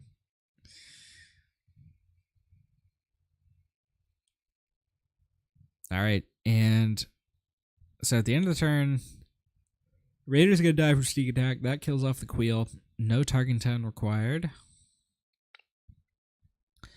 Tapeable's got a big hand, but what can he actually do with it is the question.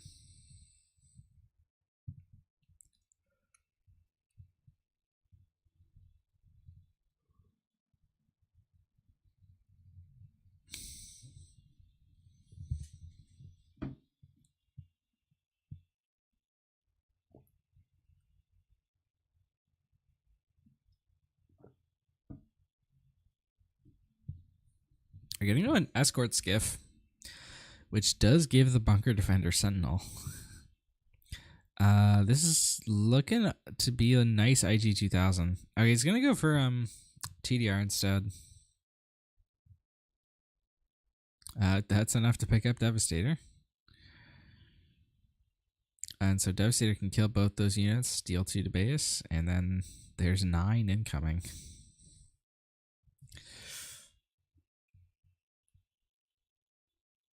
+3 from Jango, Luke Skywalker. Not gonna be enough. And because the Devastator bounces back to hand, it can come out next turn, which means Tapeable has to heal right away, and I don't think he can do that. Which means we're going... Oh, no, he can't actually play Devastator yet. Sorry. Totally messed that one up. So he's got a couple turns to find healing. Still, it's, I mean, gonna be difficult.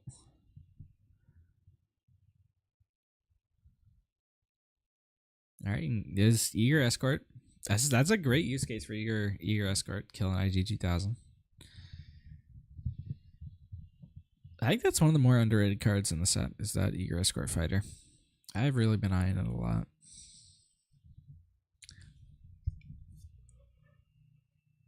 Also hits things like Punishing One. What else is out there?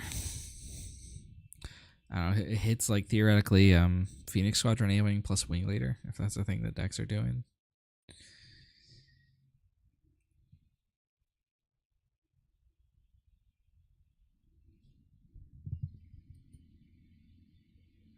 All right, yeah, but no way to stop Devastator from coming out there. So, thoughts on TDR getting banned? Would Jango survive? I think TDR unlocks the broken Jango plays more than any card. Also, DJ ban win. Yeah, DJ ban I'd totally be fine with. Like in terms of like a balance situation, I think I haven't played a ton of set 4, but I think the set 3 meta was pretty balanced. And DJ definitely felt unfair in some circumstances, but it like competitively it wasn't. Like when I was like bringing serious decks to, you know, planetaries, I never felt like DJ was oppressive. But like at locals, I think it was. So I'd be fine with the DJ ban. A TDR ban, I think, is an interesting way to... I think Jango would survive that. It definitely unlocks the broken stuff, but like Jango's good anyway. So I think like if you wanted to make like a slight balance change, banning TDR would be a fine one. Because I think Jango survives, but it makes it, you know, less unfair. DJ, I think also like Han would be still a competitive deck without DJ. DJ is definitely one of the more busted things it can do, but like we saw Han Green doing well. That's, I mean, you have to pull off the tech combo to DJ in that deck. So DJ and I'd be fine with those bans. But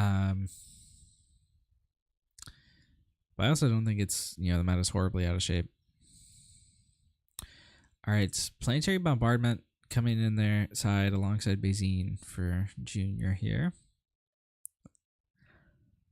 It looks like it might actually... Is he considering not bringing in the Bazines?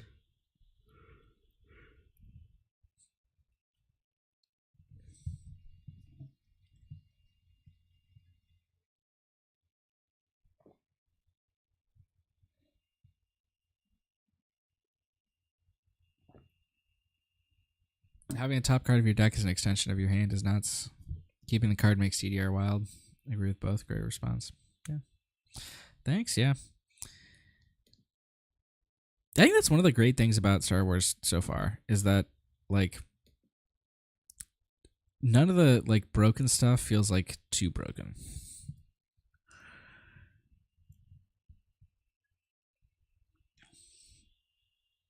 Like, outside of that one guy on Karabast, like, you know, I feel fine playing against things, even, like, oppressive things.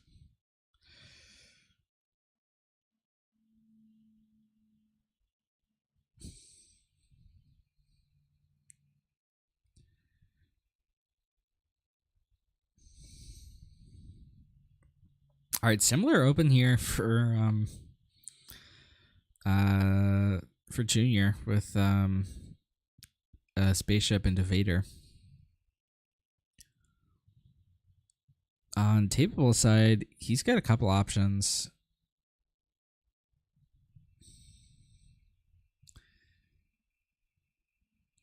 Gonna open up here with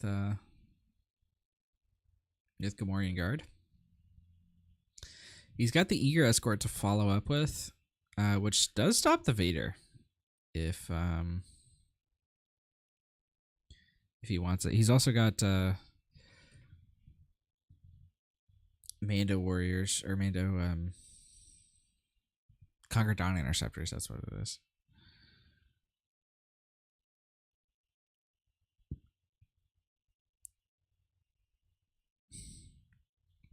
All right, so the Interceptors does come down, but immediately gets eaten by the Vader.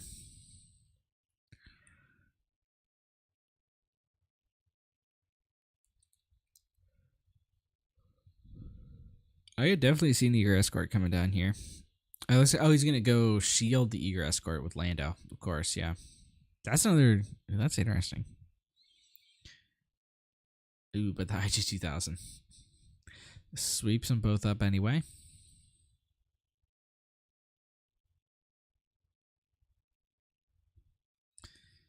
Although Tape's done a pretty good job of preventing damage going into the late game here.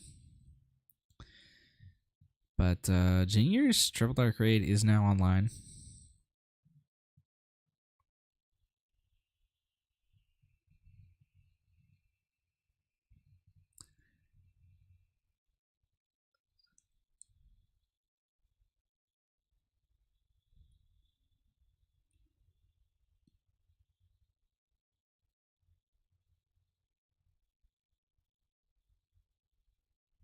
All right, looks like oh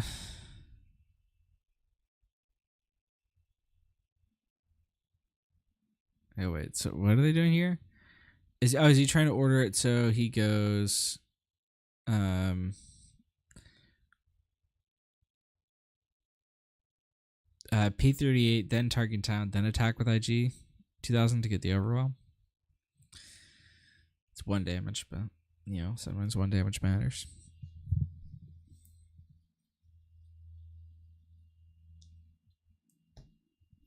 All right, this is an awkward hand except for the TDR.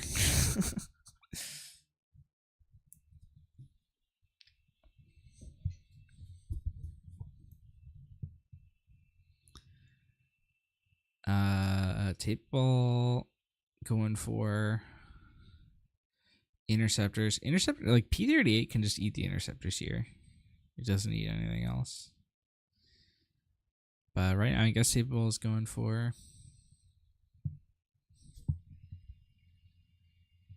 Oh, table's passing here.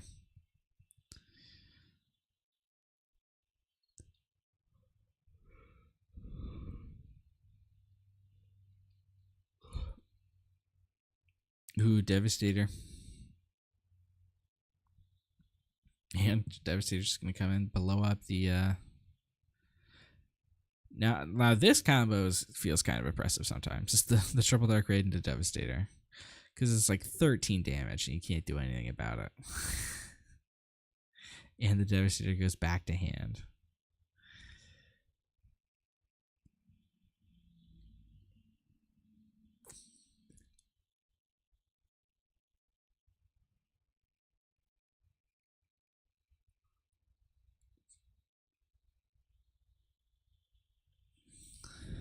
With sneak attack in hand, there's basically no way that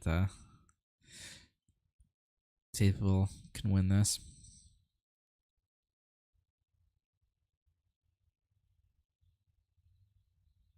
It's like no ambush there. Doesn't even need to play Devastator just because Surprise Strike IG. All right, good games.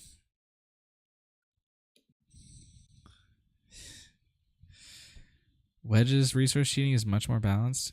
It actually is. I mean, we saw what happened with to Wedge in the last one.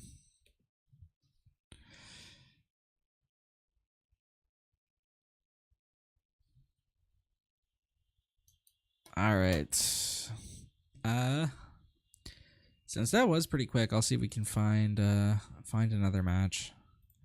Until then, I'm sending you the waiting screen.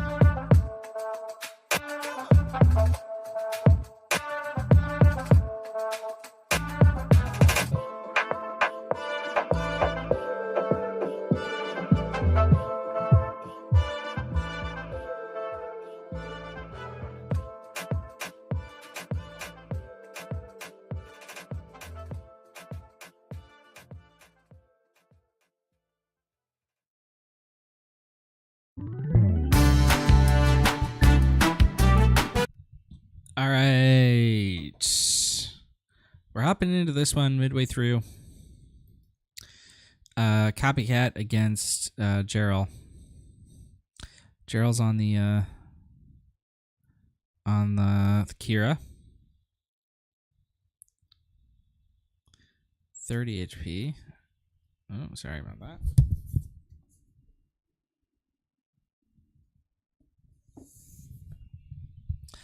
And Copycat's on this Han. Ooh, okay, so Cunning's gonna come down, exhaust both those units. Gerald's like right on the edge.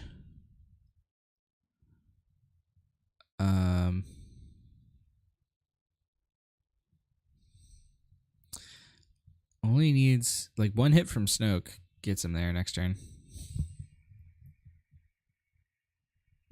Ooh, and yeah, okay, so because of the Snoke, the Vigilance is gonna be able to destroy the Cunning to DJ. All right, it's tech out of the resource row.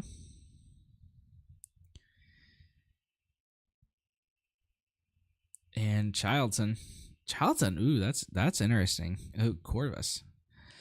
Gerald's been playing this Kira a lot, and he's got his own way of playing it. But it seems to be doing well for him now. Okay, so he's got Waylay out of the resource row to block Snoke. So he's not gonna die immediately. But he's 2 hits away with both these units on board. All right, Snoke is going to return to the board here.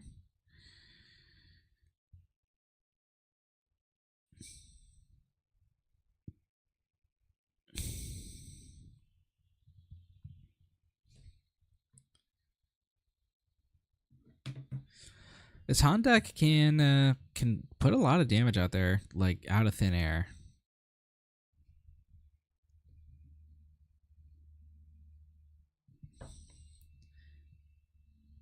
So I mean, we'll see what he has, but Don't count Han out ever.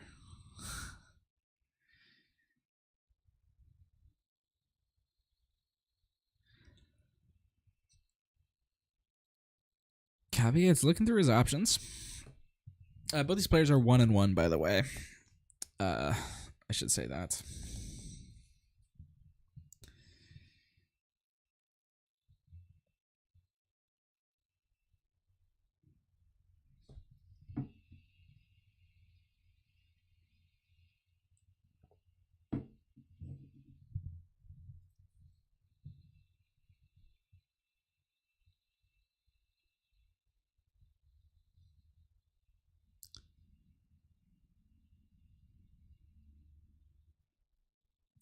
All right, something big's coming. Mando. So he gets to exhaust both those units. And Gerald just takes initiative.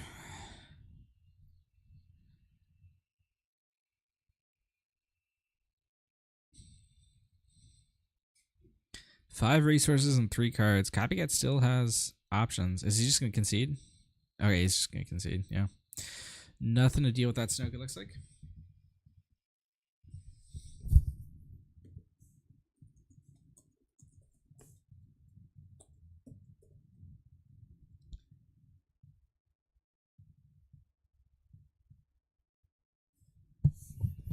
All right, apparently that was game 2, so it looks like we're going into game 3.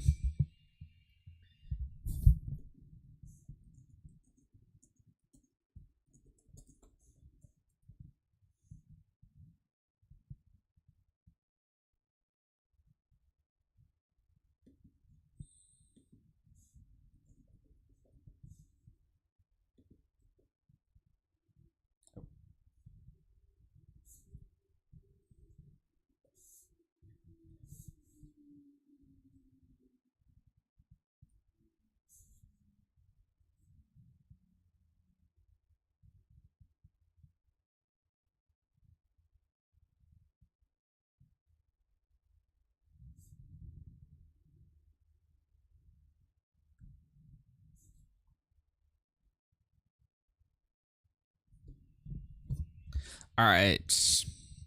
Game 3. Let's see. Does it still say? So I can't change the player names here.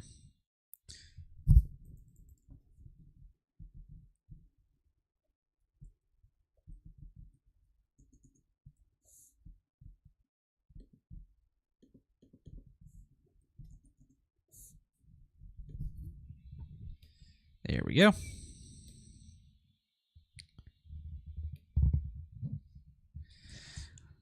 All right, 3PO, and it looks, sorry, while I was doing that, it looks like 3PO missed, I think. All right. All right, Bodhi's going to come down, clear that power. No ramp for Gerald. And he's also, his Charlton's going to kind of be small next turn. 3PO does miss again, though.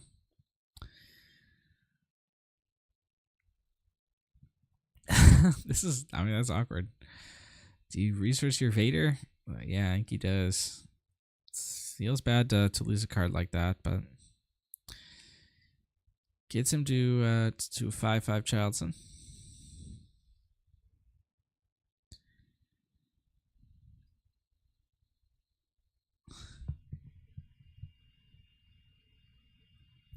All right. Cutting cost 4 or less, or 4 or less power. I always forget.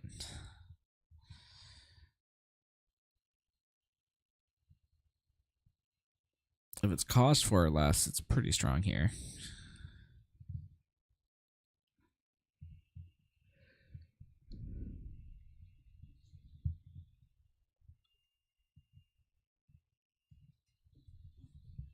Even if it's not cutting, like, I mean, cutting might just be good anyway here.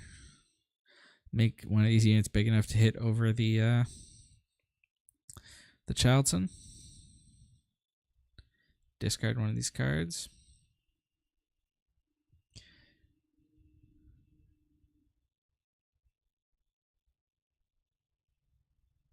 Snoke.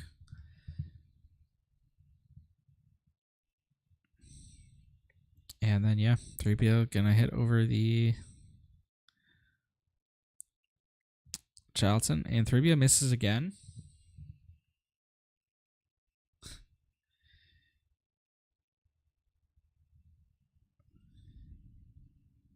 All right, Gerald gets another Charlton. It's only gonna be 4-4 this time, but that might just be big enough.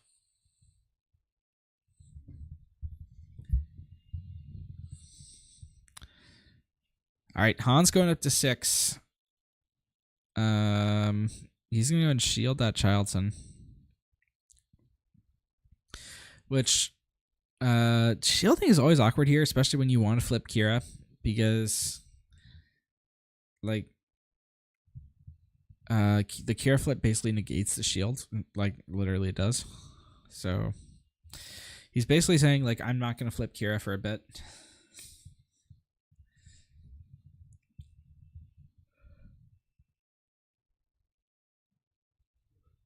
A wing leader. I mean, that's fodder for Inferno 4. Gerald's fine with that. All right, there's the Han flip. And okay, I guess Gerald is just gonna flip the Kira, which, like, I mean, it's not the worst, but it was basically a waste of a resource to shield there. And he did have the high-low out in play. All right, and it looks like Gerald's just gonna play super careful here.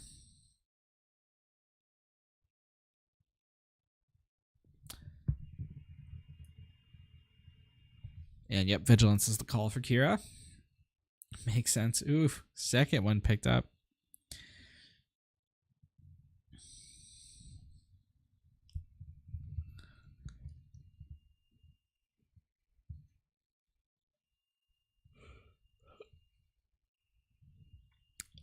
He's got Long Pike out of the resource row.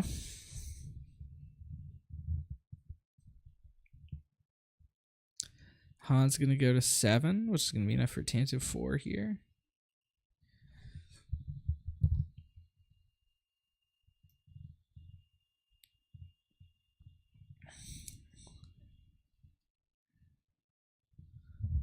Ugh, Gerald just needs... Gerald's just not seeing any of his big stuff.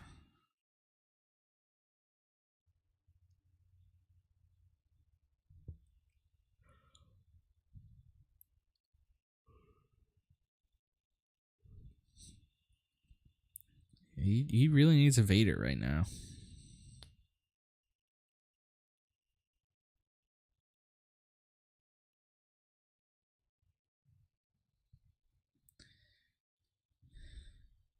All right, Hotshot Blaster, and it's gonna be able to be followed up by Cunning. This could be like a turning point for this match.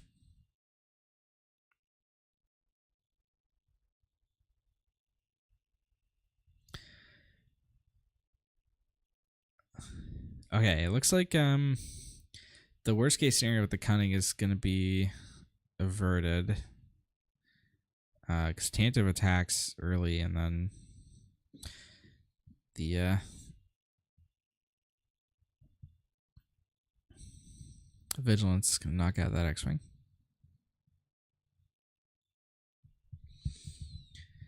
All right, Tech comes down. Super Laser Blast picked up for Gerald. That's not a horrible option at this point.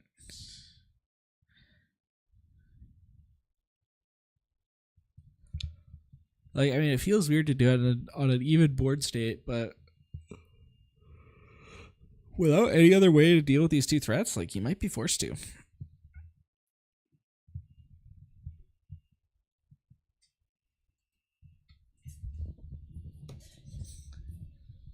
Yeah, he's going to go for it. Also is going to let him filter a little bit with Inferno 4. Hopefully get closer to the spaceships that he needs. Ooh, one of those cars is being left on top.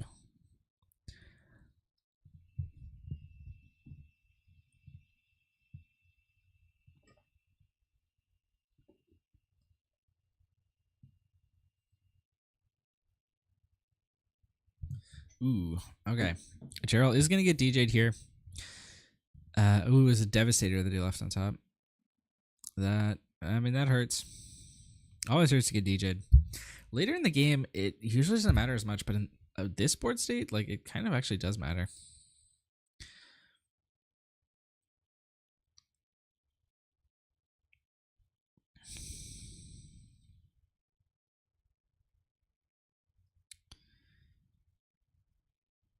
Ooh, something out of the resource row here. Zori.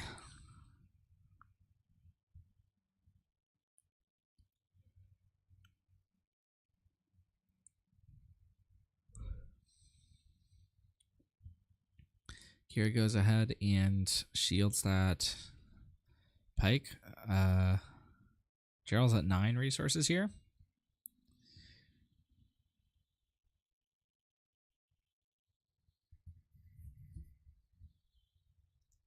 It's gonna be no glory as the call.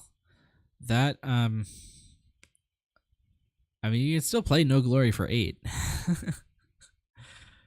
So effectively, it's not changing much.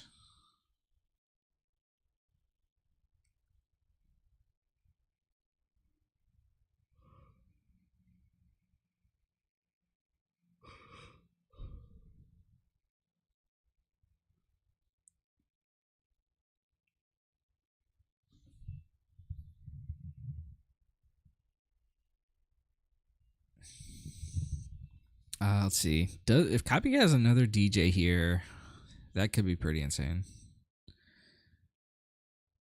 Although we would have to give up either Han or Cunning to do it.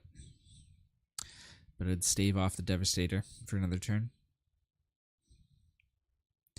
Once that Devastator comes down, it's... Okay, Cunning's going to go for the discard. Sorry, I didn't even think of that.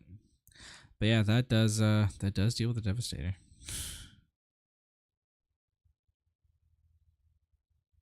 Copycat's going to go up to 3. Bring out the hot shot. And turn further.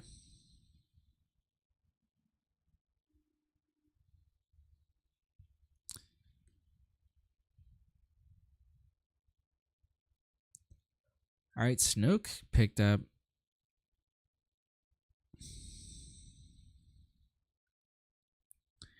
There's tech out of the resource row here.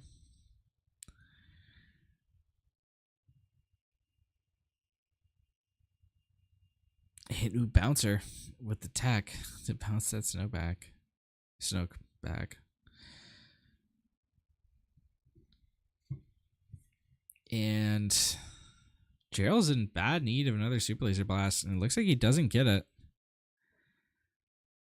So Copycat's gonna take this one, 2-1. All right, let's see, how much time do we have left? I've got about 20 minutes, but it looks like most of the matches are done.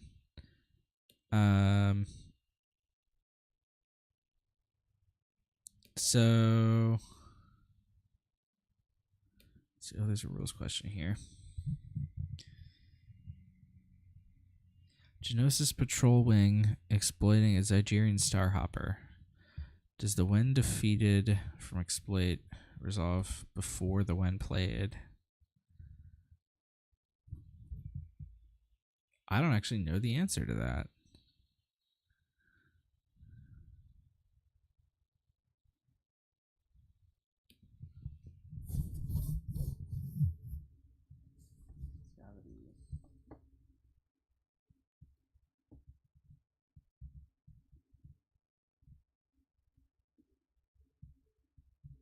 Searchable.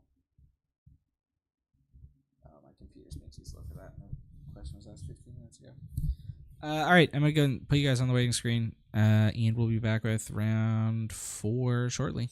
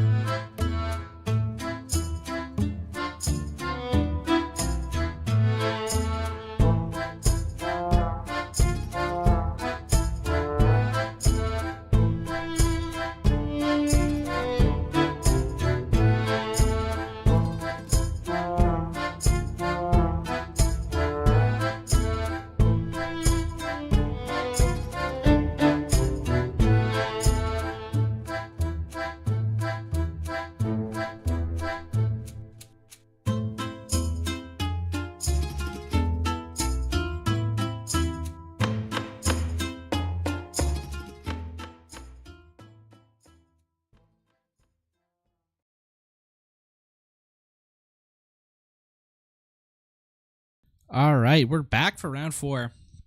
These players are both 2-1.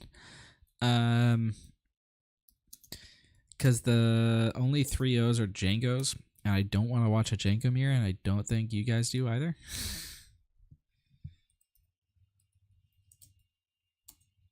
So instead we've got Thrawn versus Lando. Now that's an exciting one. Both these players are 2-1.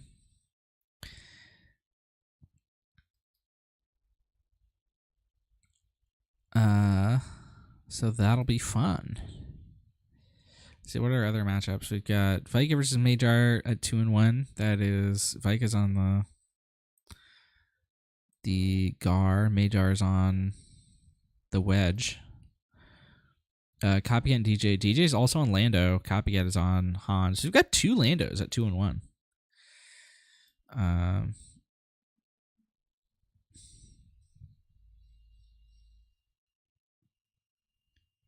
Oh.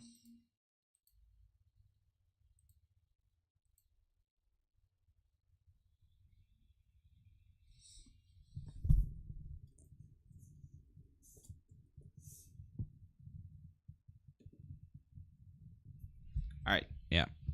So now the big buttons just show up.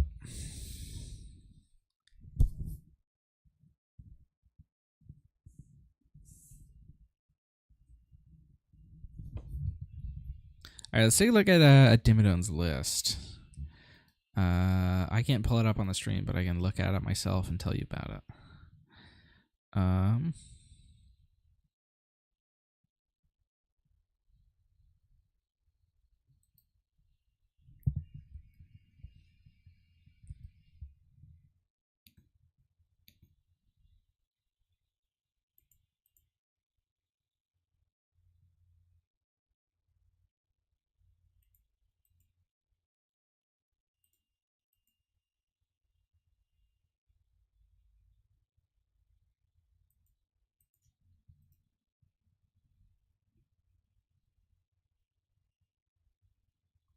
Oh, where is it? That's weird. It's hiding.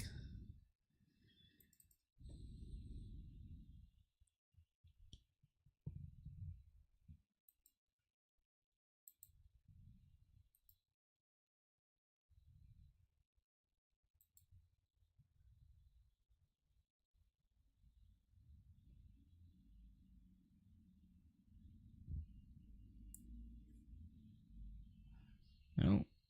What's going on?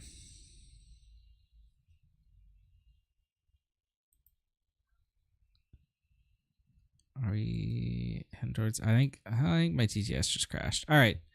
I thought we were past this. And the list won't load either. All right. At least it didn't happen in the middle of the game.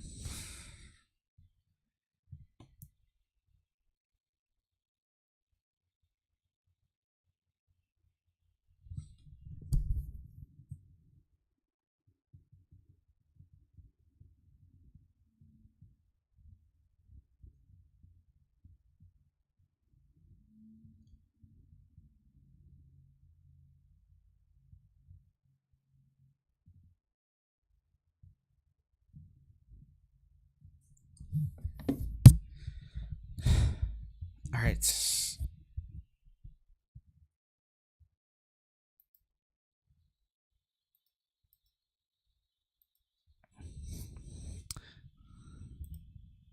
Ooh. Darth Dimmadon's deck list is called Six Semper Tyrannis. Oh, wait. I actually do have this one pulled up. I think because I thought this was interesting. I pulled it up. Yeah, there it is. Okay, there we go. So you guys can actually see the list. This is pretty interesting. He's got the Krennic. He's ramping into stuff. Doesn't really on 4 for Krennic, but he's got 6s that can become 5s.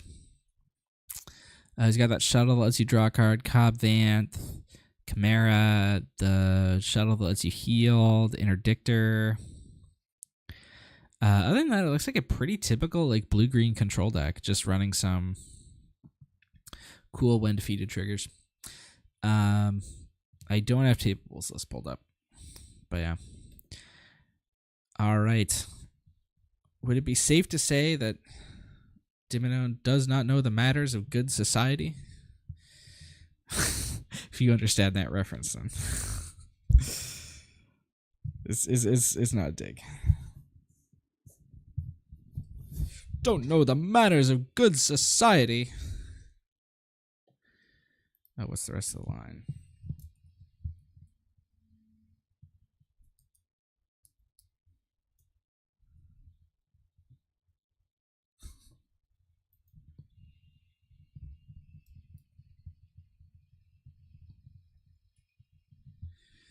Well, I guess I know enough to turn you inside out, old gal. You suctilogizing old man trap.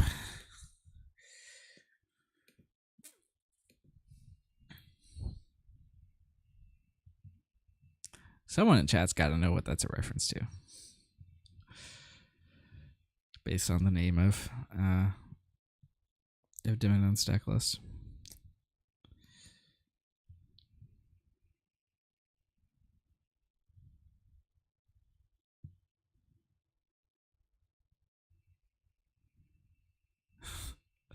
All right. Interesting start for Dimmadome here. He gets the Piet. Piet's been making a comeback recently.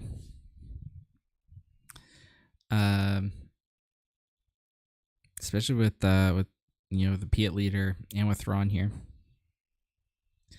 Gatsby, not Gatsby.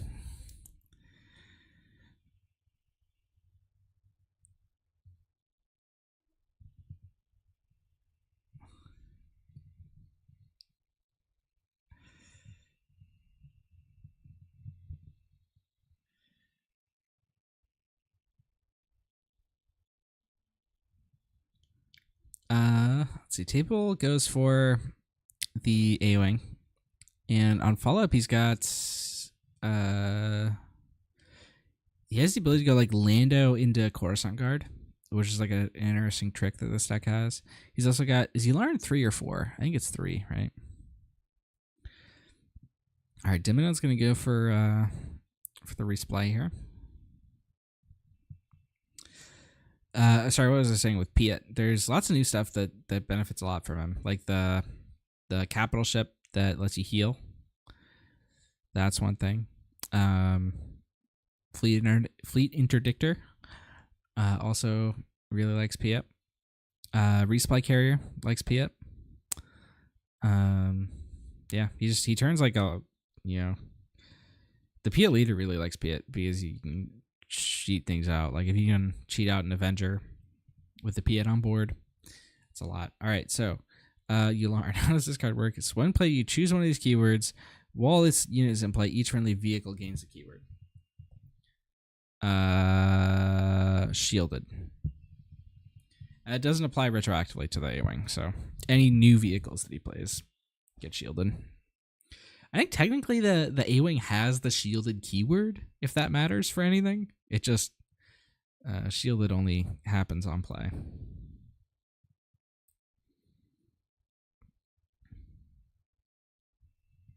Or is it each vehicle you play? Each vehicle unit gains the chosen keyword, yeah.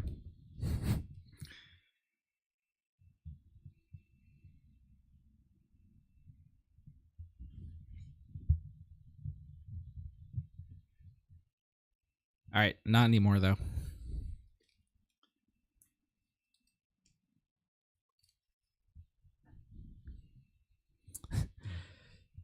Dimmadome here is just holding double barrage with no real targets for it.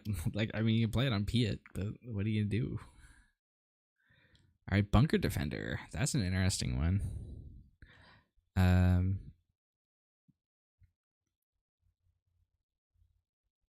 Ooh. Okay, so he goes for Scouting Headhunter to give the Bunker Defender a shield.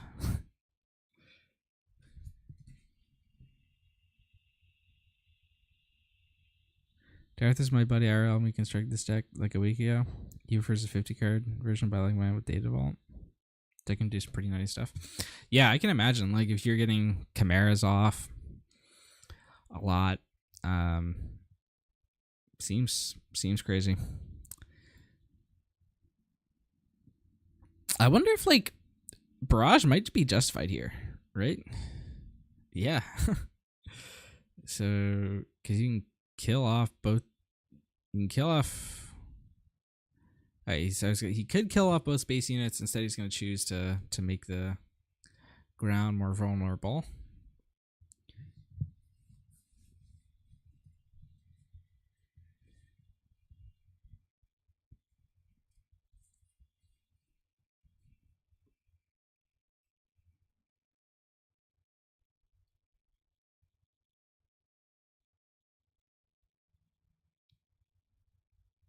What's he doing here? Oh, he's going Lando for Poe.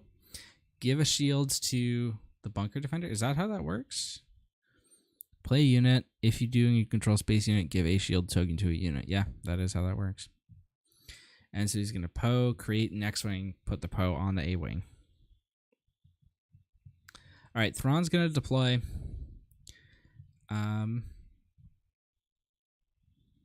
Second barrage in hand. Should be able to clear the board.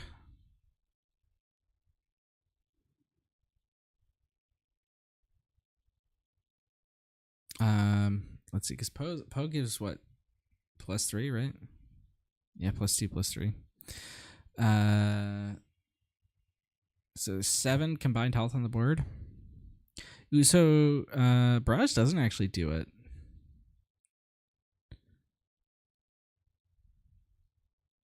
It's close. It's 1 off.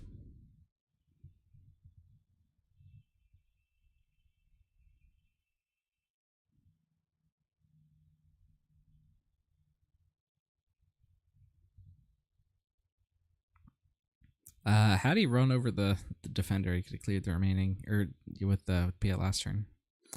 I mean, bunker defender is like not that difficult to run over now. It is okay. So I kind of missed it. Dimmadome got the initiative, right? Because if he didn't, this blue leader is in position to cause him some pain. All right, so he's gonna go barrage right away. He's gonna take out the defender. And probably leave 1 on the X-Wing. Yeah.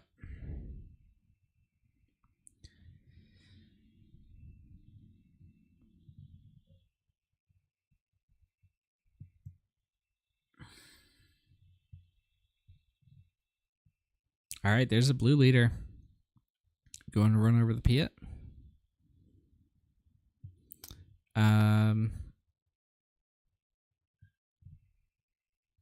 So now, I mean, Dimmadome's got a couple different lines he can take. Looks like he's just gonna kill the blue leader here. Thrawn is gonna die at the end of the turn here. But this means he gets to play a Piet safely.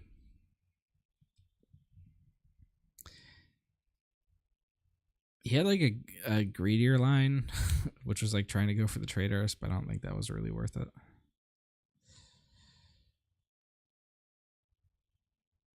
Highly risky.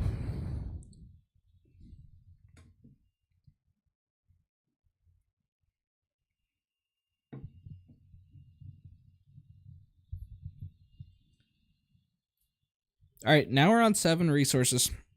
This is a turn where Lando can flip, and also where either Luke or Ewing reinforcement can come down. And Darth Dimmadome keeps just drawing a bunch of small guys.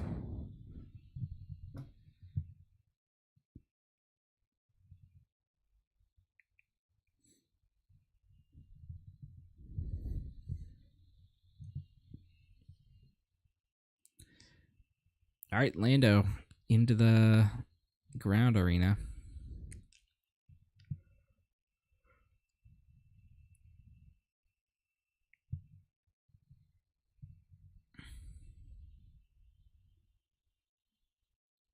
Hits for 5. Table is just playing aggro here.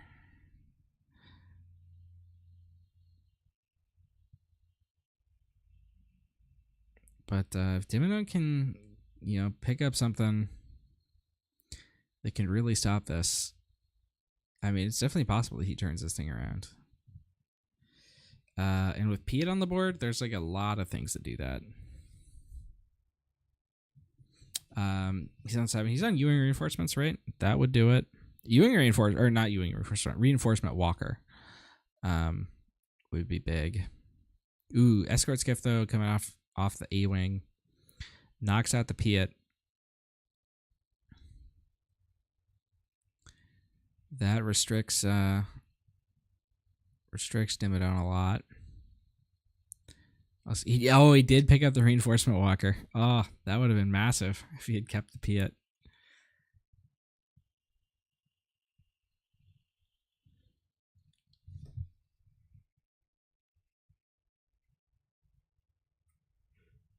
Let's see. He's got 8 health left.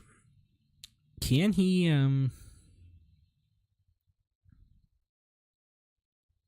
what can he do? Can he survive this turn? So he can take out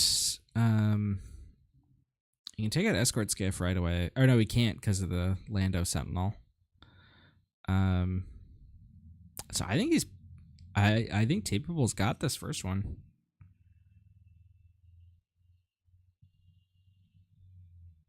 Not the greatest draws for Dimmadome, I'll say.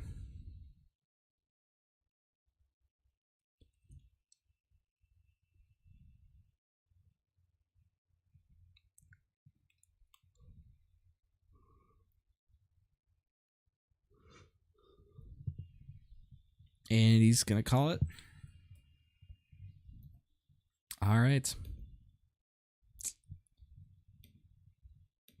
Tapeable is up 1.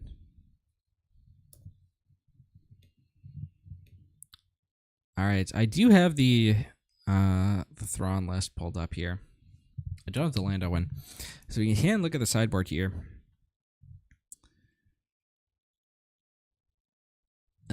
He's got copies in the sideboard. Table of this is very upgrade heavy, so I imagine the copies are coming in. Annihilator. Annihilator's interesting. You probably don't bring it in because Devastator pretty much does the same thing, but maybe you do. Super Laser Blast. I'd probably bring in Super Laser Blast. Rivals Fall. Again, I probably would bring in Rivals Fall. Just to counter if Lando gets put on a big vehicle. Relentless, probably not.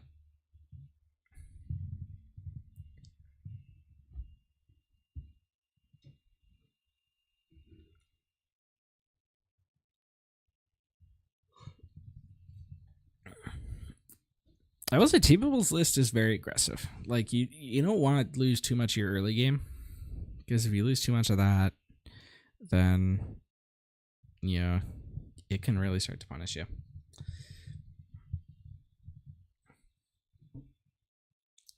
A 6 Emperor Tyrannus.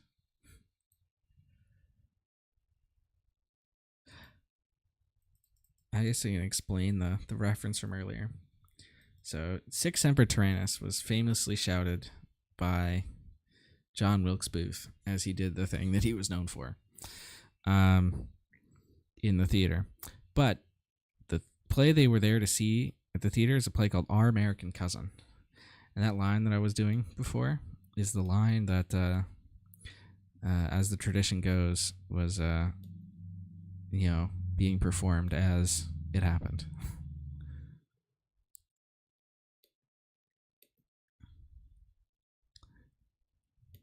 Okay, looks like Jarrell is going to be dropping. Oh, I was kind of hoping we'd see Kira go far, but after losing a copycat, probably difficult to make cut anyway. All right. Did he drop himself, or do I have to do it? He didn't drop. All right.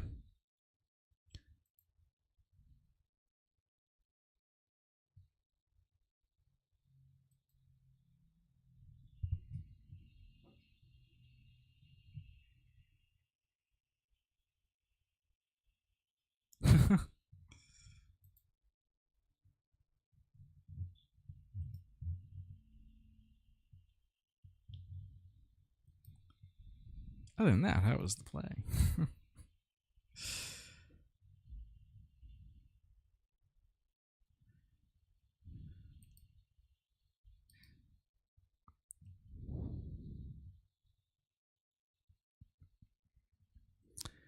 All right, let's see. Do we have any updates from other matches? Okay, no, it was just Gerald lost to Sobek. What's Sobek on? Sobek's on something interesting, right?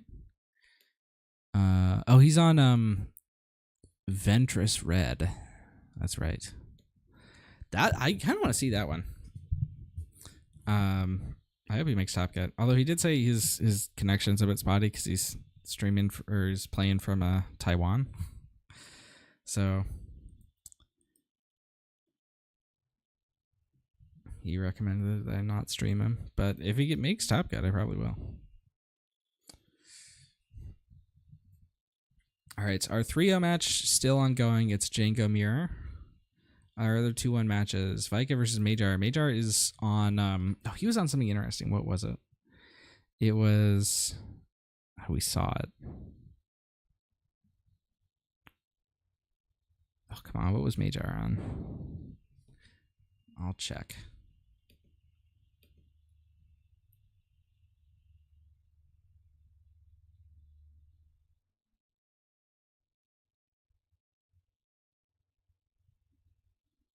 It was Wedge. Major's on Wedge versus Vikica's Gar Cunning. We got this one. We got Copycat Han Yellow versus DJ's Lando. Those are our 2-1 matches. We have a 1-2 match, which is I think Mono Vader versus Mr. K, who is on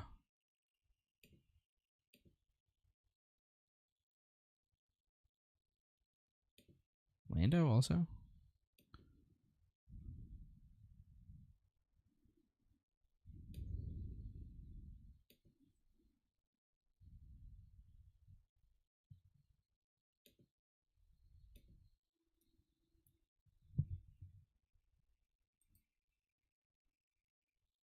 All right, I think my spreadsheet's a bit messed up.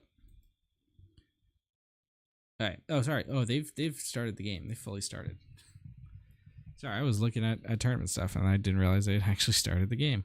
All right. So what happened? We're going into the 4 resource turn. It looks like.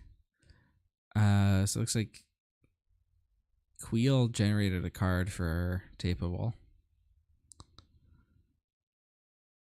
And he's going to generate another one here.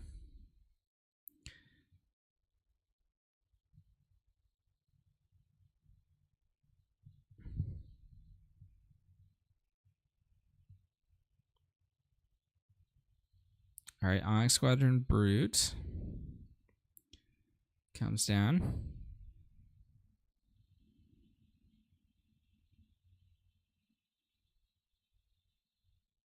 Blue Leader gonna ambush over it here, and it's gonna be hard to trigger this this super laser with Tapeable going to space.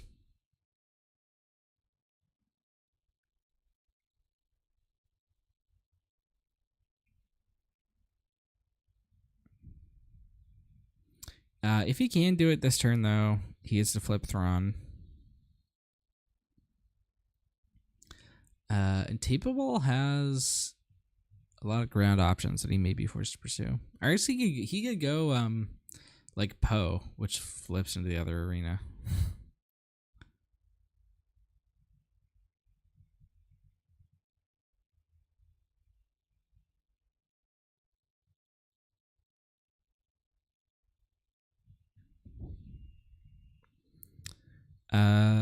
He also Dimmadome that is has Confiscate to punish the Poe.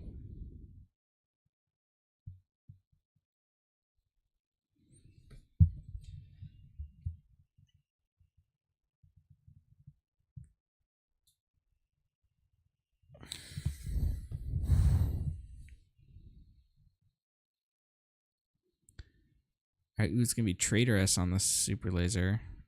I mean, Comfy punishes that also.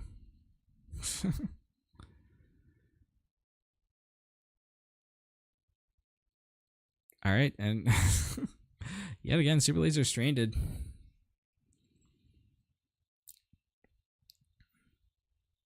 What's the name of this shuttle? Omicron attack shuttle or landing shuttle? That's what it is. Omicron is a different one. Okay.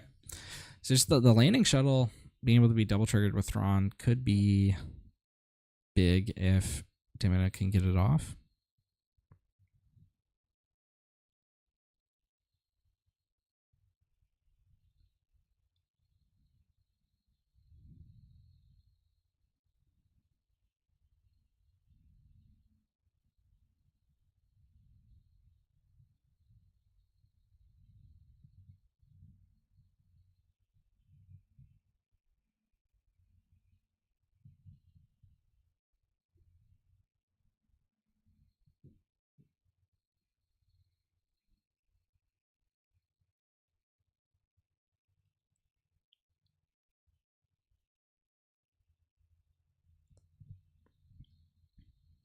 All right, blue leader is going to go into base. Shuttle's going to take out the A-wing.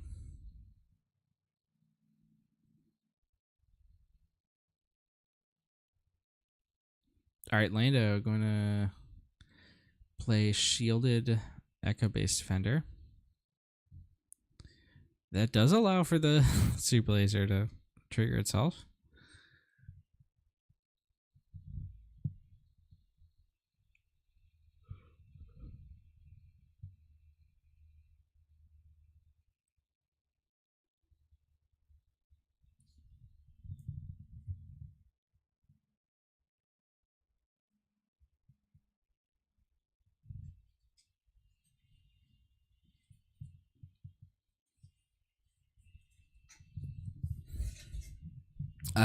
Diminon also has the takedown, which can clear the Echo Base without the super laser attacking.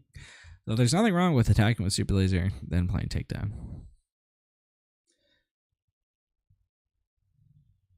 But he can be greedy if he wants. Go for the takedown now, and then see if there's another ground unit in store. Right now, he's gonna get the super laser flip while I can. He also has a line which is like flip Thrawn, kill the defender.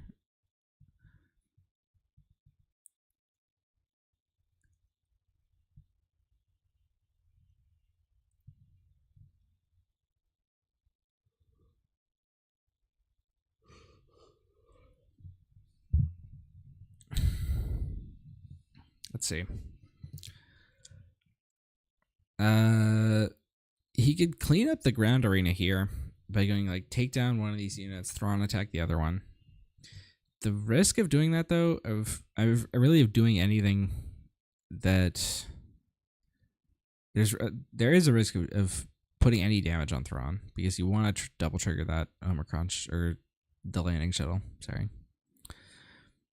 And putting damage on Thrawn means he's liable to die before you can trigger the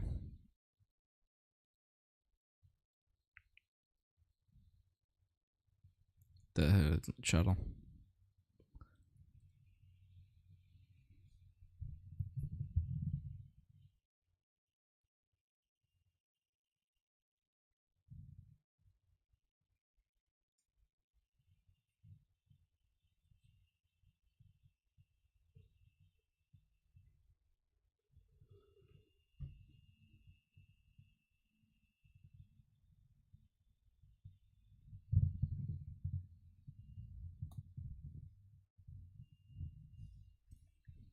All right, Table has initiative here. He's gonna flip Lando.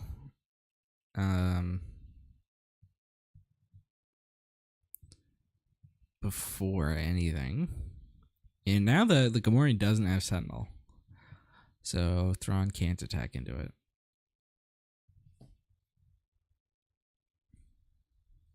All right, he's gonna attack into Lando.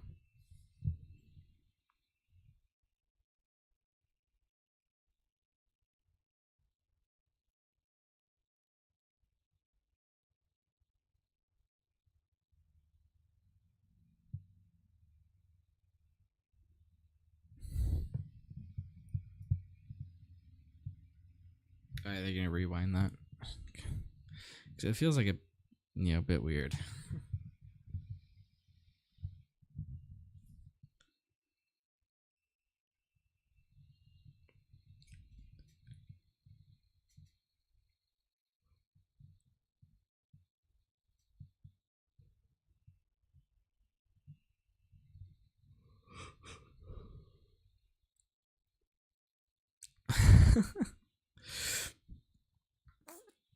Did I miss Buku vs Junior? We didn't. I didn't stream it because it was a Jango mirror. I just didn't want to stream a Jango mirror. So we're watching this one instead. These players are 2-1.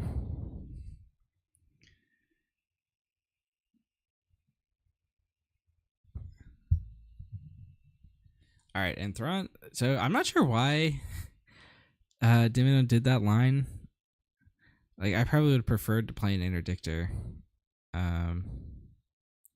Okay, now he's gonna clear his own shuttle without the chance to double trigger it. I don't know what Dimino's up to right now.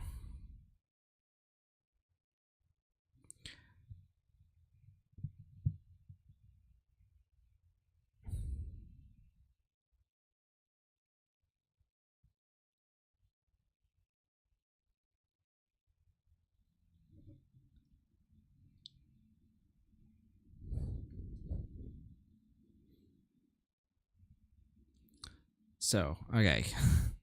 Tapeable has Lando on board, 5 attack, X-Wing with 2, Interceptors with 3. This is 5, 6, 7, 8, 9, 10 on board.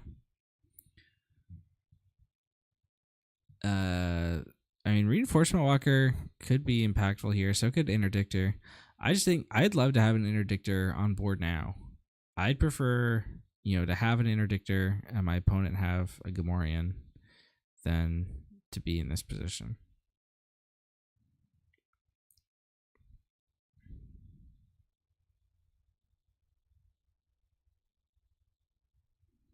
All right, Walker comes in, can discard a Piet, heal 3.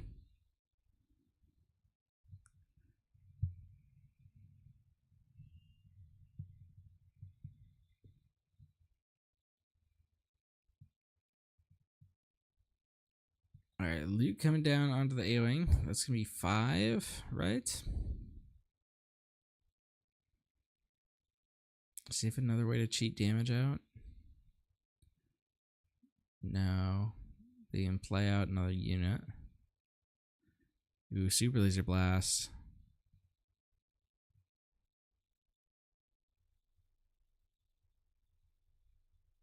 That might be mandatory here.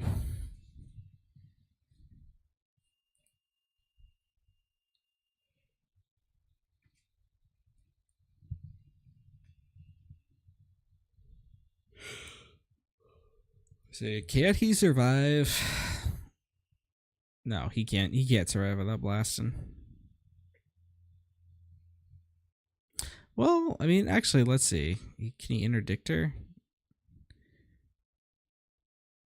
Well, okay. So he has to attack first. What is Buku playing? Jango.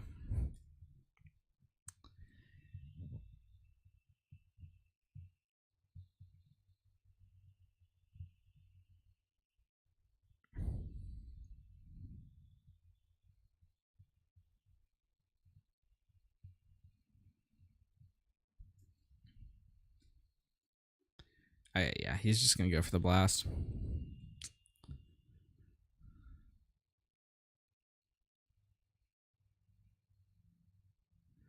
Luke does get to redeploy in the blast, which means can Table? I think Table can just claim and win now because he's got the Luke. All right, good game. That one was closer. I do think Dimmadome probably would have been better served by playing the Interdictor that one turn instead of the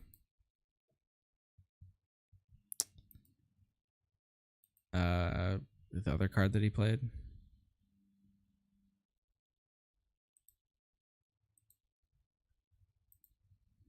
All right, let's see. Updates from other matches. Looks like Buku got it over Junior. DJ Claro got it over Copycats. We've got 2 Landos at 3-1. That's incredible. Mr. K got it over Freddles. So he's 2-2. Sobek's 2-2 on Ventress. Pedro's 2-2 on Han yellow, I think. Let's see. How is this going to end up shaking up?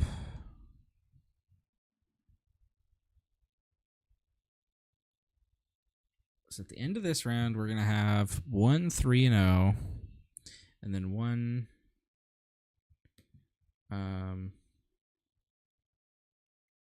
1, 2, 3, 4.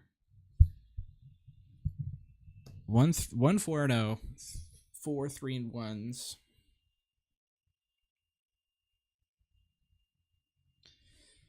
Which means I think at least 1, 3, and 2 is going to make the cut.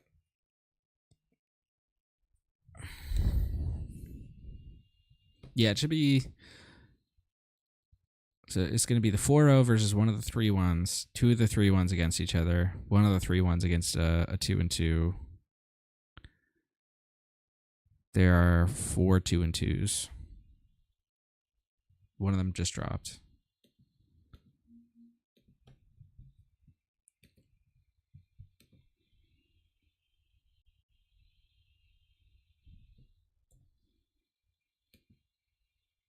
All right. Let's see. What else is still going on? Is Vikica versus Madar still going on? All right. I'm gonna send you to the waiting screen for a bit.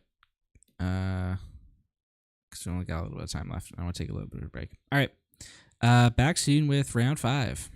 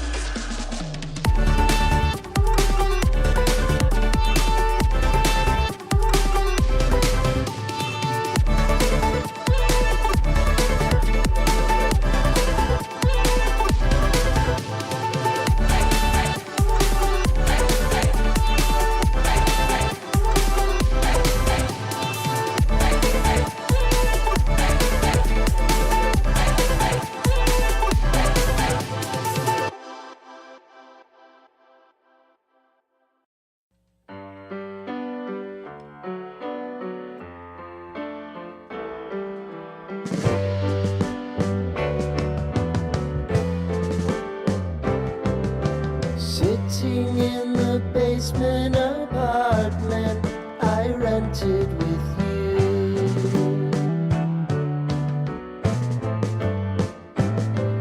Remembering the holiday party we had with the crew.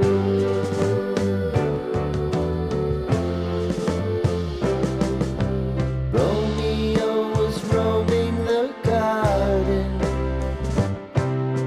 Saturday was spent in a parking lot.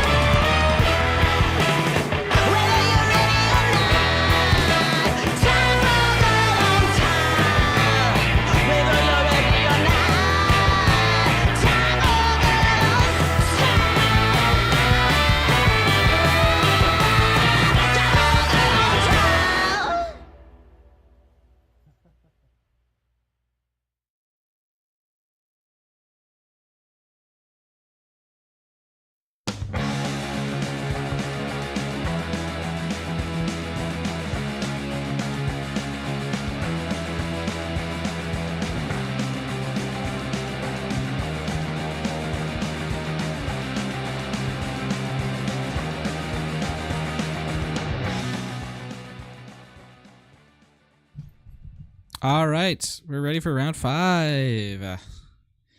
So we're gonna get our table 1. Oh, sorry, I'm still in the public lobby. I'm doing commentary. So we're gonna get one match, which is April and Buku. Buku 4-0 on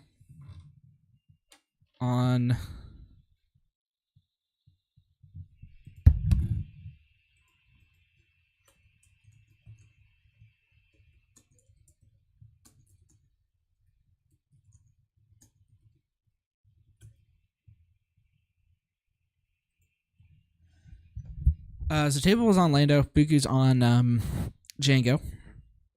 Table 2, we've got DJ and IOU COU NOU Jr.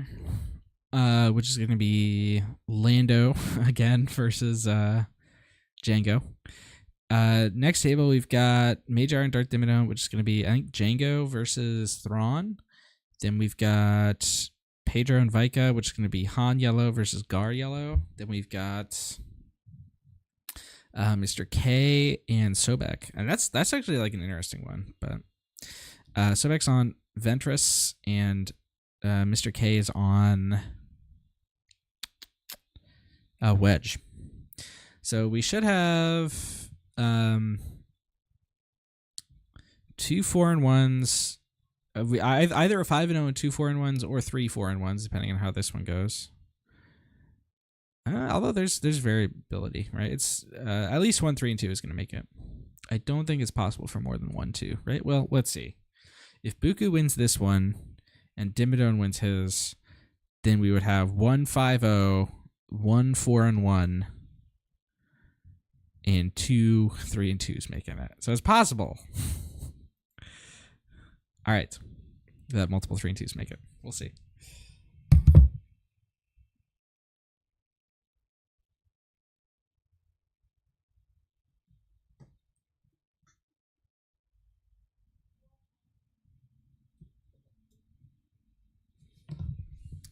All right, Buku undefeated so far on this Jango. I don't know if we've gotten him on stream yet, but he's our defending invitational champion. Took it down last time with Sabine.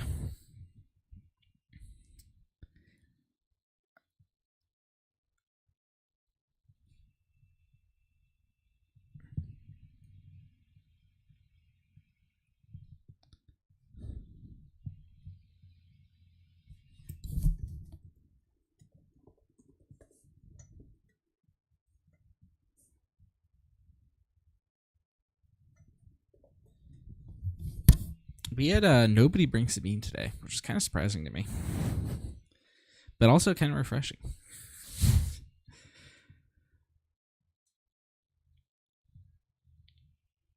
Let's see. Oh, I need to update the scoreboard, don't I? Yeah, it's gonna be table 0 and Buku 0. All right.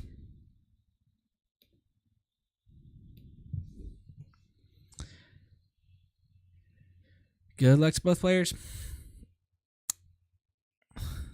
Buku rocking with the all hyperspace deck on this mod. So much Lando, yeah. We got 2 Landos at 3-1 right now.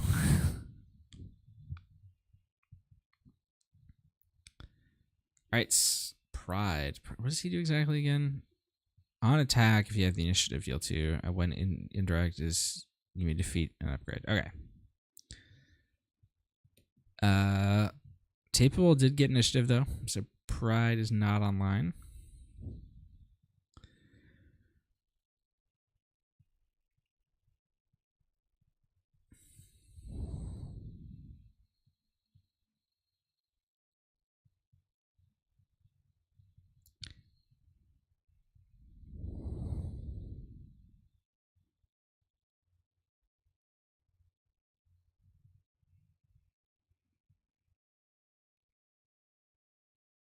All right, this is a spicy Lando play here. The Lando comes in with the Phoenix Squadron A-Wing, which is going to give the Retainer shield and also give it Sentinel. And now Buku is in... Buku's hand is weird. He's in a bit of a bind. He can waylay the guard, I guess. That's probably his best option.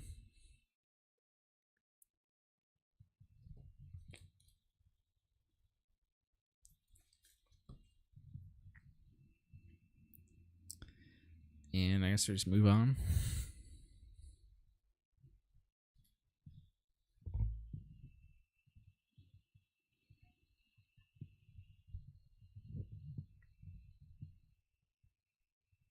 All right, 4 resources. This is the turn where TDR starts to be online, where IG-2000 is online as well.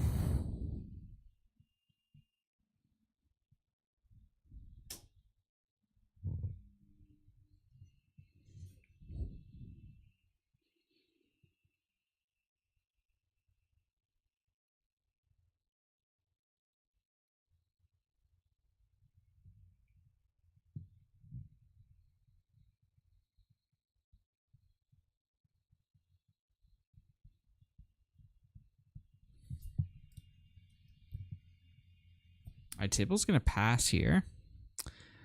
What's he waiting for? I guess he's waiting for any kind of commitment here. It's going to be the IG-2000 committed. Is this a thing? I swear it used to be that Jango players would always slam TDR on 4. But I guess Devastator probably is what changed. Is you probably want to wait until you have the ability to hit Devastator.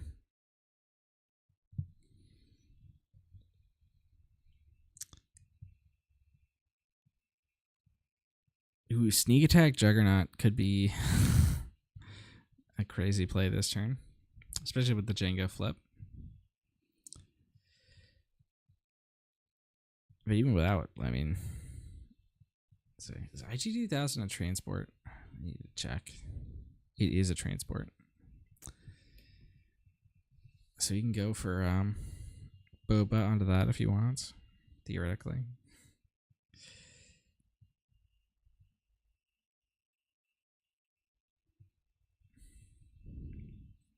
T-Bubble has done a good job of blocking off damage. Only taken 4 so far.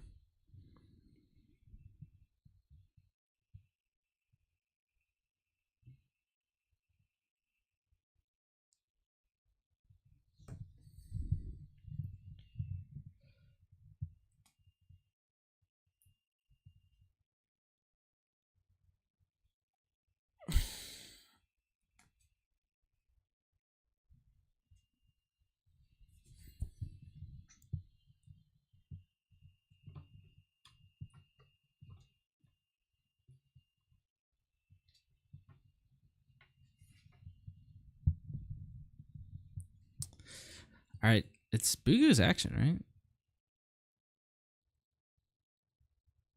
All right, he's gonna just start attacking base here.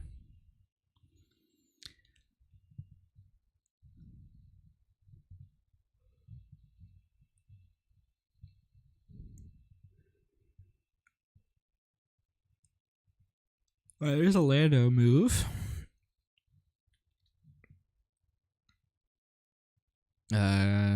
Going to be giving the escort skiff a shield.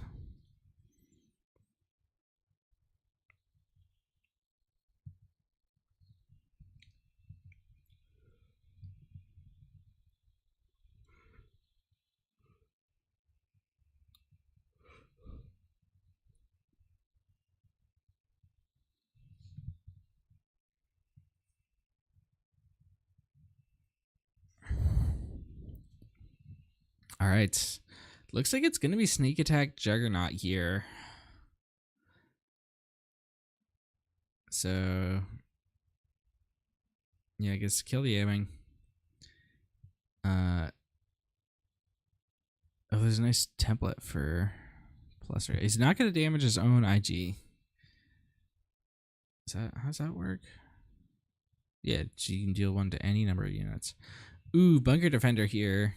Oh well, I mean, I guess Jango's gonna eat through it nicely.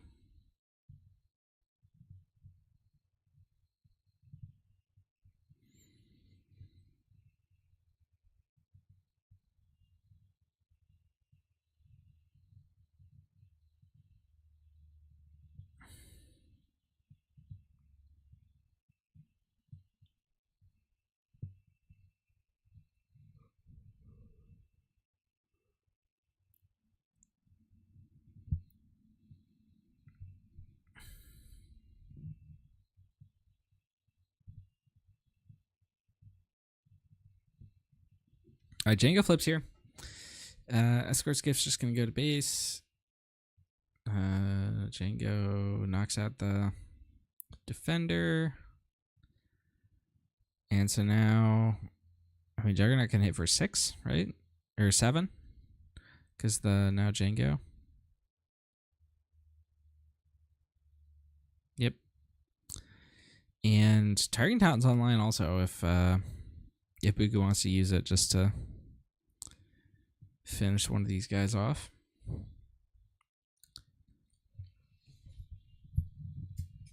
ID doesn't, actually. Alright, but now we're on to 6 resources. Double TDRs in hand. Devastator is on the table.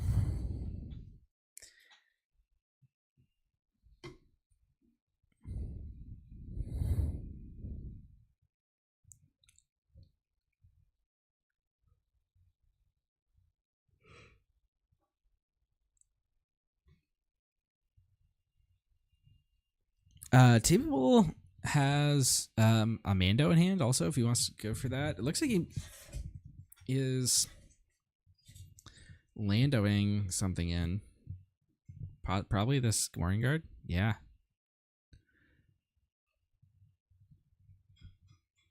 Gonna shield up the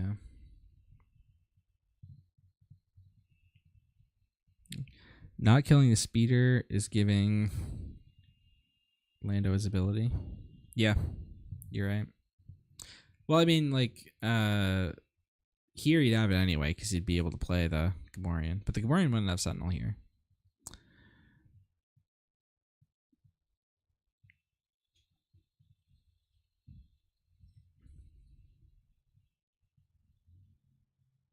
Alright, TDR.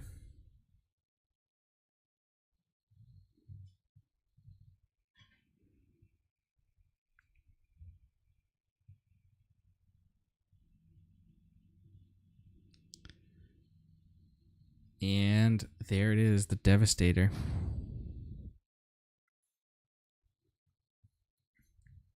No, I mean the shield on the interceptors is actually like doing a decent amount to guard against this.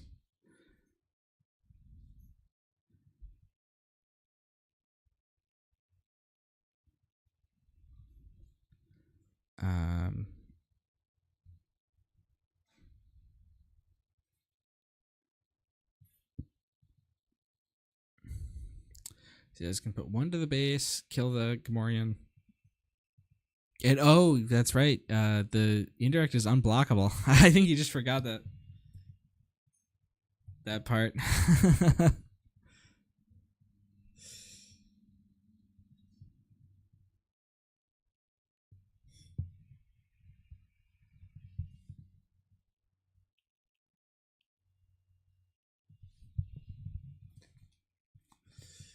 All right, it looks like Table's gonna let him take it back. I did too. I forgot for a second that that indirect was unblockable.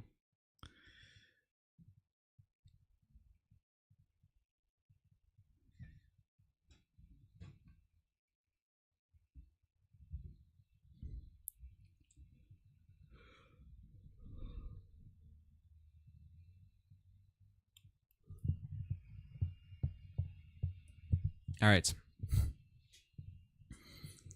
I mean that is pretty major because now this Devastator is going to get to attack the base. All right, Coruscant Guard coordinates online.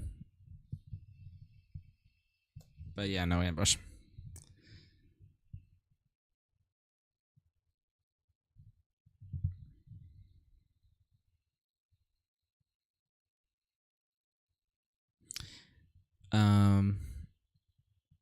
IG 2000 is going to get in there.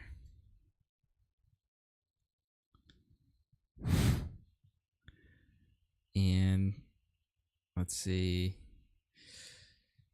We're now on to the land of flip turn. Tapeable has Ewing reinforcement in hand. Maybe that can find something that answers IG 2000.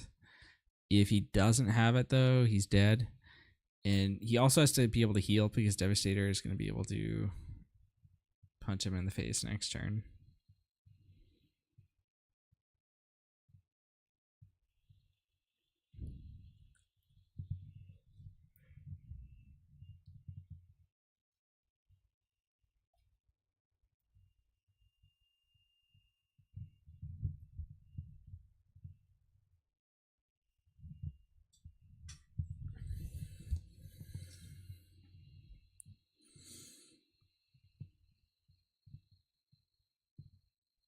All right, he's got modded cohort, and he's got the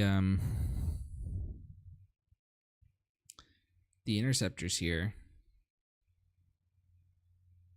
But Buga just claims and Devastators. All right, so we're going to game 2.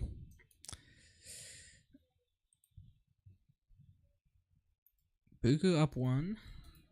So do you have any updates from our other matches? Probably not, but might as well check. Nope.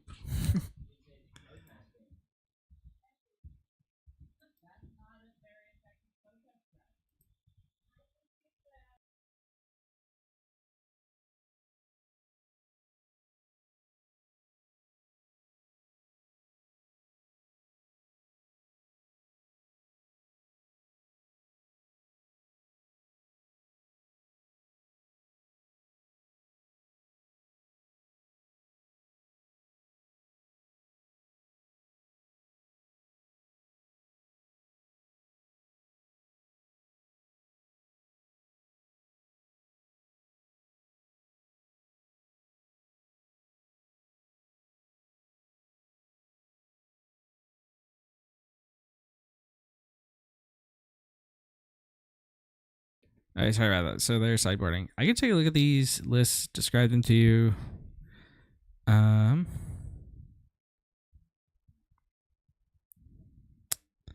See, Buku's list is similar to, I think it might actually be the same as Junior's from before. No fire sprays, 3 Devastator, 3 Juggernaut, 3 Ruthless Raider. He's got the Bobas in there. We didn't see, the Boba units. The 3-drop one. We didn't see that last game. There's also got 2 of the Boba pilots. Let's see. Oh, Junior was on Vaders. Bugu's not on Vaders. As for sideboard stuff that might come in, he's got the Genoshan Patrol Craft. He's got Change of Heart. I can imagine Change of Heart coming in.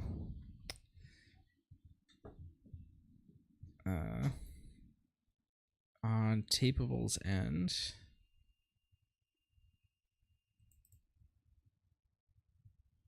he's got a lot of heavier stuff in the sideboard, but he's also got Bright Hopes and Traitoruses, which I imagine are going to come in. Traitors maybe not, but Bright Hope seems like a strong. It seems like you want that card in this matchup.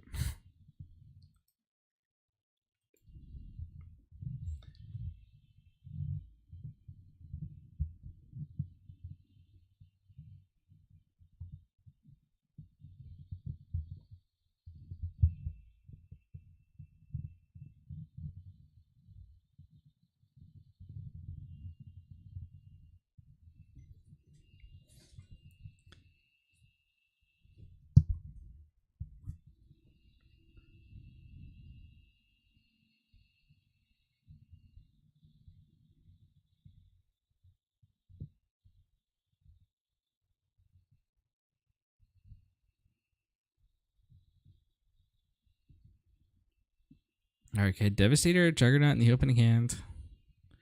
This is interesting. Do you go for Silencer or do you go for Spacer here? Going for Silencer for the opening play. And interesting what to keep. It looks like he's going to resource a Devastator here. Deciding to keep the Waylay. I mean, against a pilot deck, like, keeping Waylay is a, solid move. All right, there's Queel for Tapeable. And Queel has done a lot of good work for Tapeable. We've seen his games this tournament where he's drawn like 3 cards off a Queel.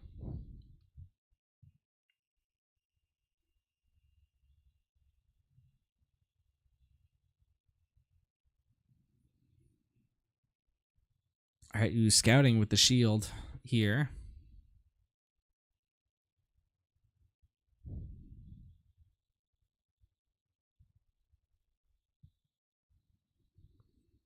People are rooting for Buku.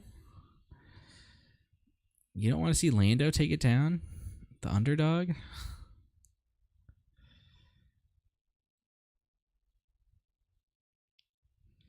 Buku's the defending champion. Took down the last Invitational. Now he's here. He's undefeated on, one of the best decks in the room. And Tapeable's this scruffy guy coming in here with this, leader that everyone says is F tier. He's 3-1. He's trying to prove he can be 4-1. All right, Queel. He's gonna pick up that blue leader.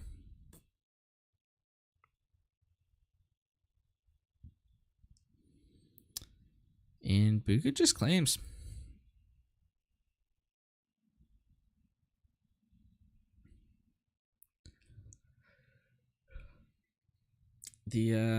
That card's called Scouting Headhunter, right? I'm not mistaken.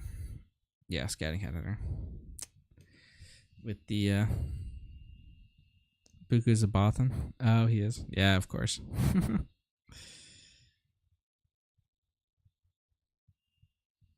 Is he not with the Enigma or whatever they're calling themselves? Or is he with both? I don't know.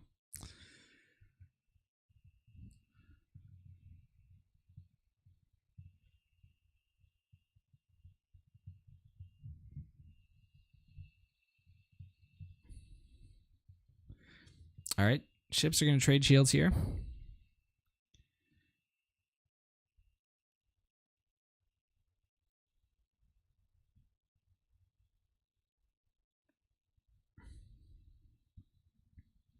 If I'm Tapeable, I'd probably force the trade here with the Silencer. Unless maybe he's going to be a bit greedy. Go for trying to put another shield on it. Or he could go like Lando in like one of these ambush ships.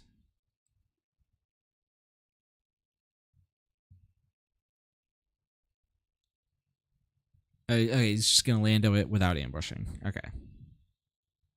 No, he's not with Enigma. Okay. I can never keep the team straight these days.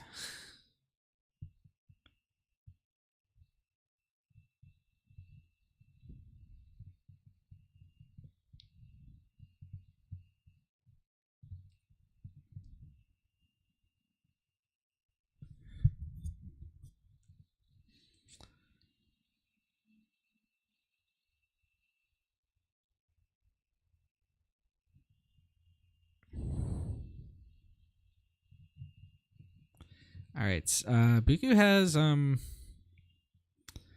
P38, which can knock off that shield. Or we can set up a target down kill on either one of the other units. It's going to go for the shield, though. And from this point, I guess you don't probably really need to force the trade. Who picks up a U-wing off the Queel.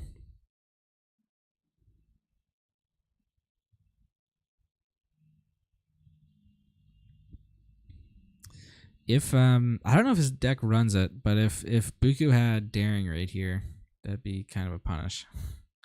But he doesn't, so the trade's gonna happen.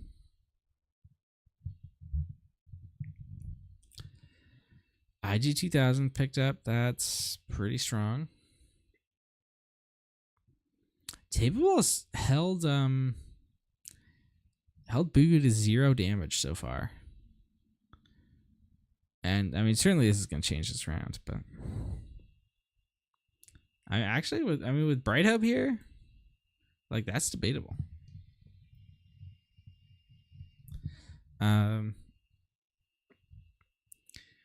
Booga does have Waylay online though, so he can bounce it back if he wants.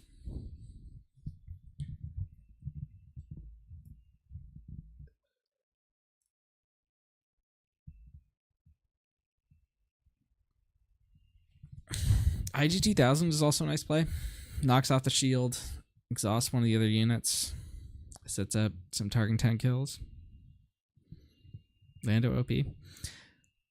The Lando ability is like surprisingly good.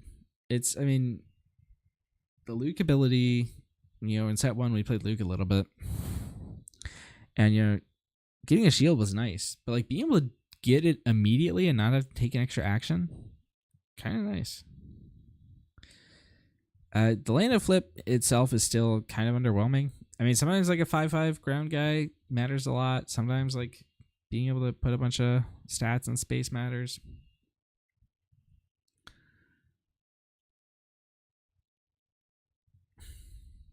You know, I said this was going to change this round, but it looks like Tapeable is going to hold Bugu to 0 damage for yet. Oh, no. He's going to get Target Town's going to kill the Bright Hope. So he's going to get 3 in if he wants it. Yep, he does.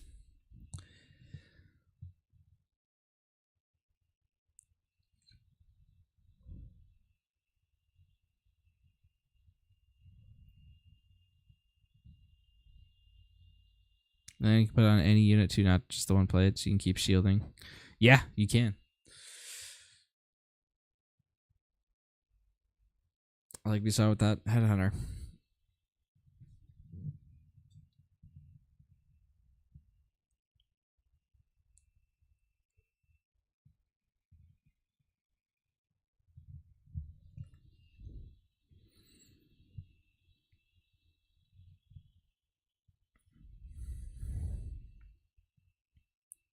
All right. In this hand, let's see, table. It's got a couple options here. I think he's trying to like bait out a Juggernaut potentially. Because what are the options that he has that looks really interesting to me is go like Lando into Escort Eagle or whatever it's called. E or Escort. And use that to blow up the IG 2000 and keep it alive because of the shield. As after our match, Tapeable will join the Lando Cabal.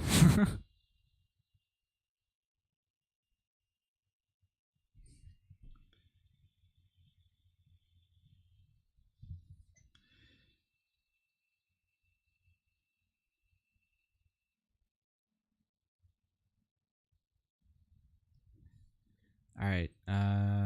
That's a shield token? Or it's an X-Wing. Okay. It's Poe creates the X-Wing. All right. I wasn't sure what was going on there.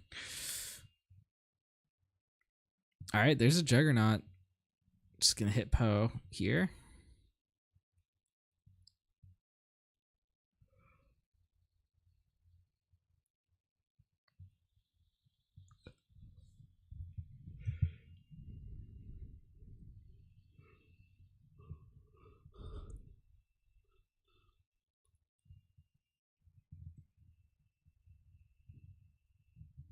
But yeah, for those interested, you can go on the channel and see Tapeable lose to Jabba playing Lando in last month's Top Cut. Or this month's Top Cut, I guess. It was earlier this month.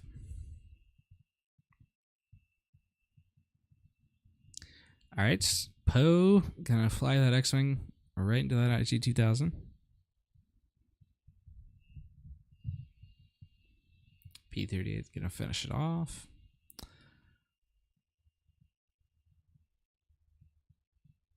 Alright.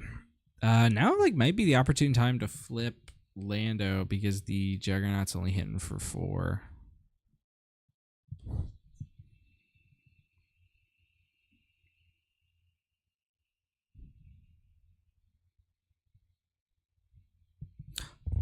Just got a notification. Why no damage to Jug? I don't know. Apparently, Pope Francis is going to be discharged from the hospital. If anyone cares about that. Rebel, can you flash tables list up this game? I can try to get it between these games or after this one, yeah.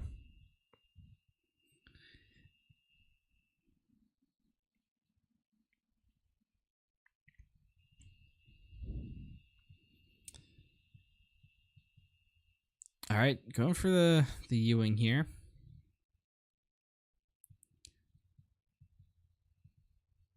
Let's see. Oh, has a unit of his died this turn for Luke? I mean, even if it hasn't, being able to kill Jango might be worth it.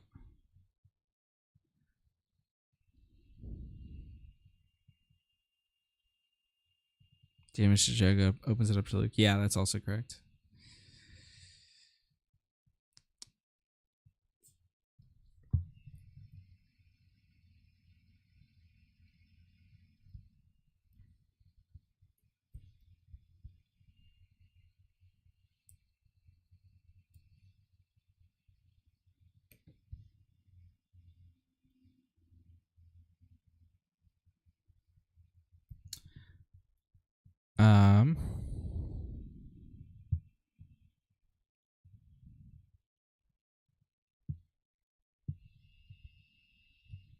I see. Yeah, it looks like the Lando should be exhausted here from the IG-2000.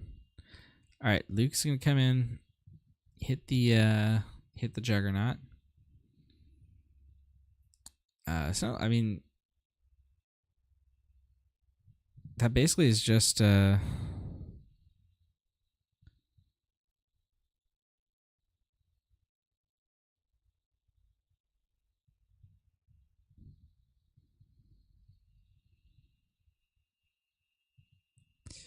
I mean it's up to Tapeable if he wants to offer Buki the take back, and or it's not exactly take back, but if he wants to say like we can sauce Lando, he did it earlier with the indirect thing.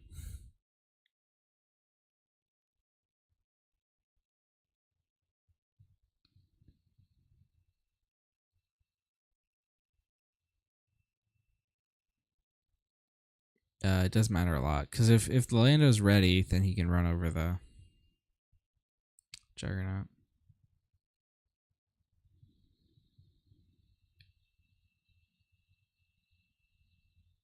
Yeah, it looks like Table is not gonna let him do that. So definitely a mistake there by Bigu not remembering the Jango. It is a May ability, so it's not mandatory.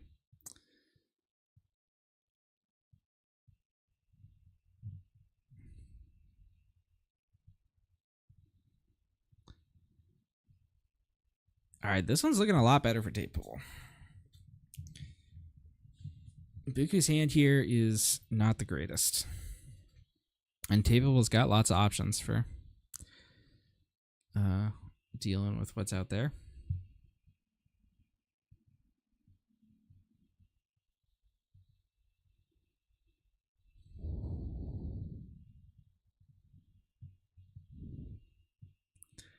Ooh, Waylay on the Luke. That's a bit risky.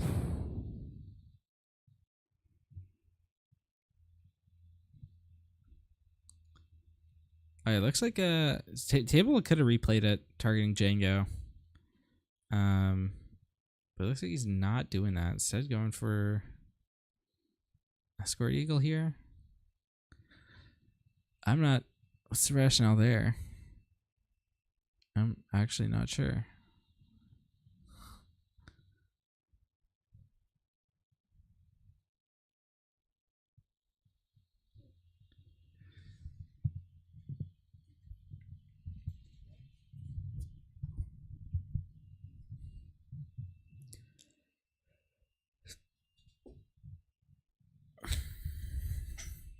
All right, IG-2000 is just going to run it over.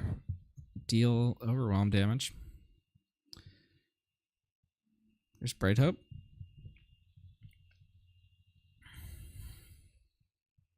That's another thing with Lando, is that like when he's deployed, he doesn't get his ability, which is, I mean, it's a weakness of Lando. He's basically just a guy now.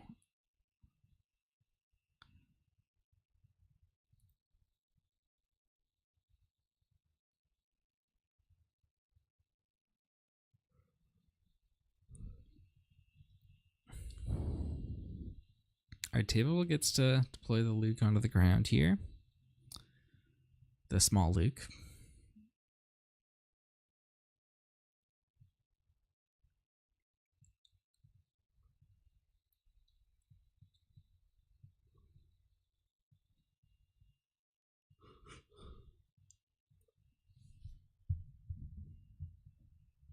It's Buku's initiative here.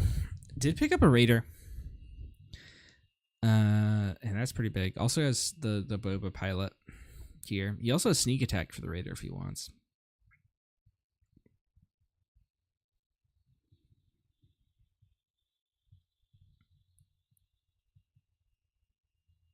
Oh, he's just a guy. Yeah. Just a little guy.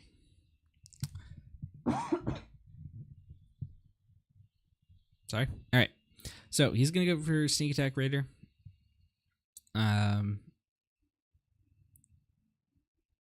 What's the Raider targeting? Can target Lando here. That sets up the crafty kill onto Lando with the shield. Also exhaust him, prevents the big damage.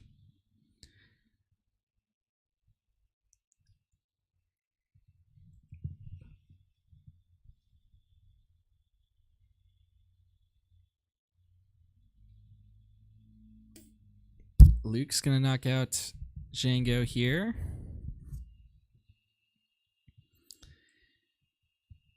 Now, so Tapeable he's controlling the match well, but he is still on a little bit of a back foot. He needs to turn it around and start putting pressure on Buku pretty soon.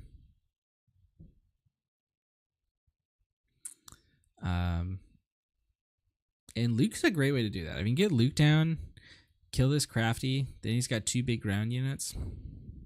That's one way he can turn things around.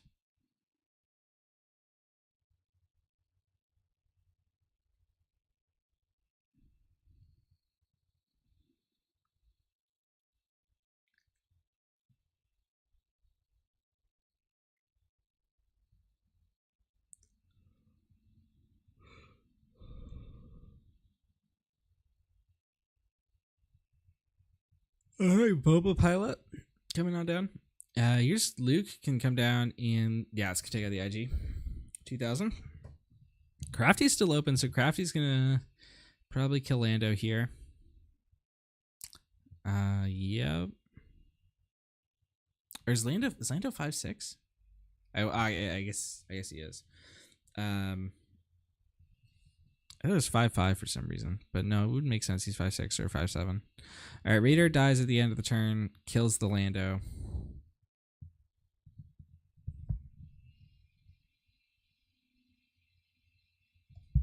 Make sure they got the damage to the base. Those are 2 of the best draws you could have seen there if you're Buku. TDR, Ruthless Raider. But Tapeable's Luke here is big. Gets the restore off and also is threatening lethal next turn.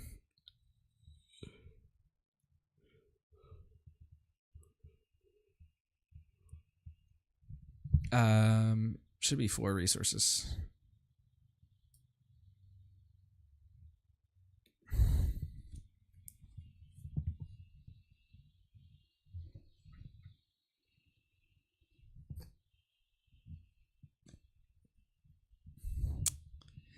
Now Lando's back as a leader. He's transcended just being a guy. He's now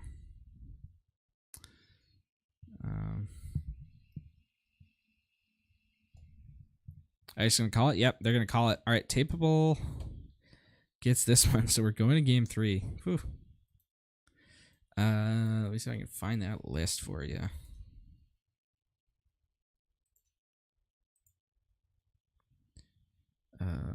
This whole process.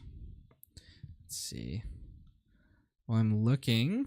It looks like we have some results from other matches. DJ 1 against Junior. So DJ is now 4-1 on Lando as well.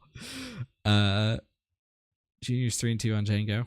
Sobek beat Mr. K. Sobek was on this Ventress deck that it's Ventress Red. Not sure how.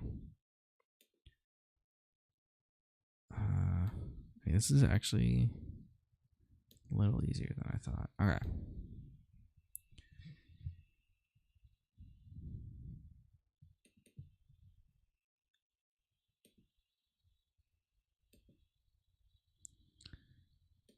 All right, here's the Lando list. It looks like they're getting started with Game 3 pretty soon, so I'm gonna get to it, but you can screenshot this if you want.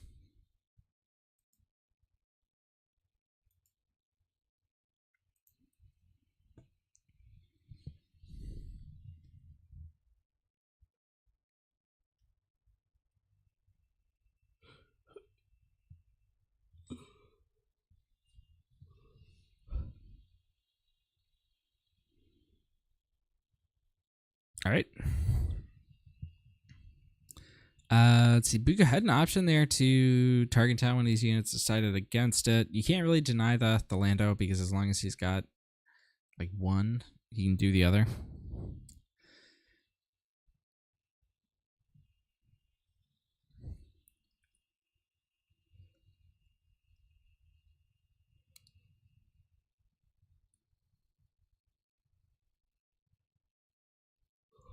And Puka set up for an old-fashioned TDR on 4.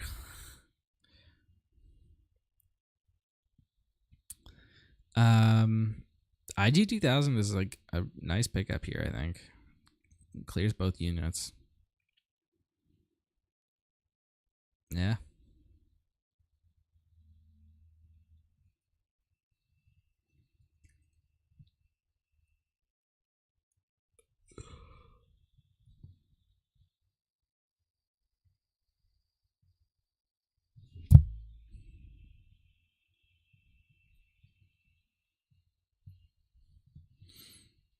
All right, Bright Up is going to come down here. Draw an early target town.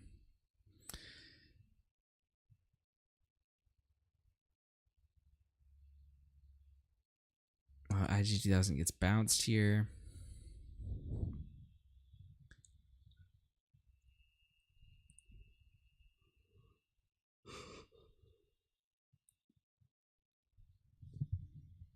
Out of the Jango flip turn here. Let's see. What can Table do? He's got a handful of space units. Nothing on the ground. So the Lando's not exactly online. It's like theoretically he could use Blue Leader to go to the ground. Alright, right now though he's going for the scouting.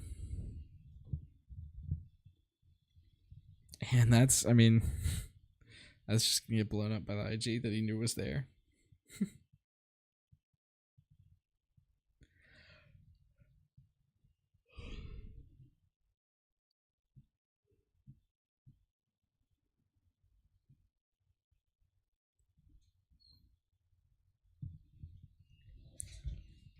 This one seems to be moving faster, right? We're already on round 6. Or 6 resources, rather.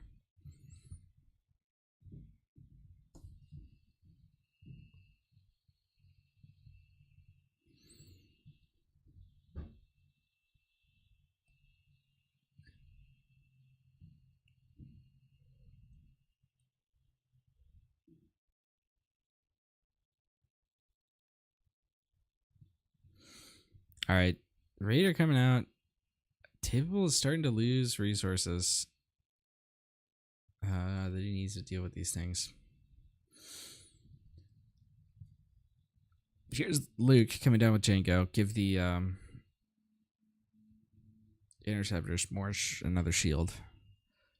Luke himself is vulnerable though to Jango, and he's not that impactful even if he's untouched.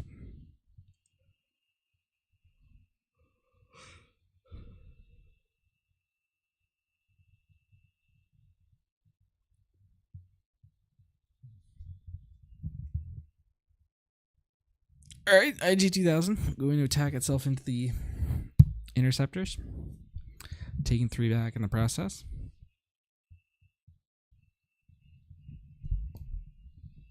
It would be a really good draw for David if he even has it. Is No Glory. That would be a game swinger. Didn't get it though. Got a couple ground attack platforms here.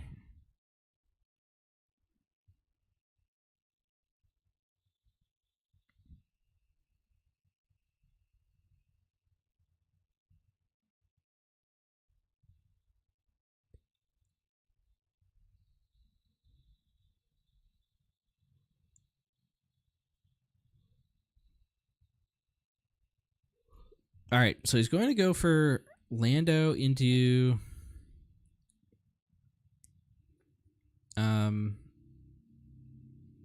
the ground blue leader. Gets the other shield for interceptors in the process. No Glory out of aspect. Oh, is it villain? That's right, it's villain. You're right. Sneak Dev is probably GG. Oh yeah, he can do that this turn. Pretty much, yeah.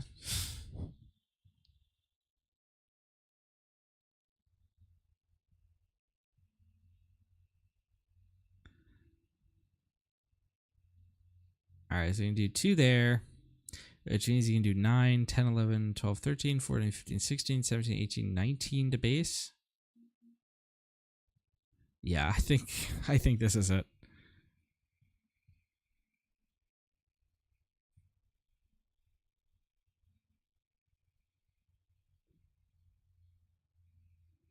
All right.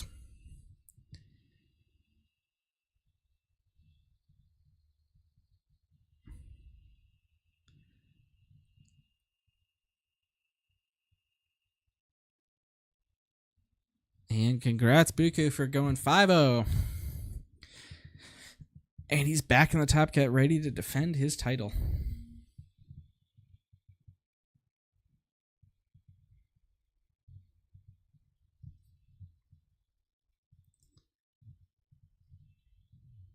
Bypassing shields, they're huge. Yep.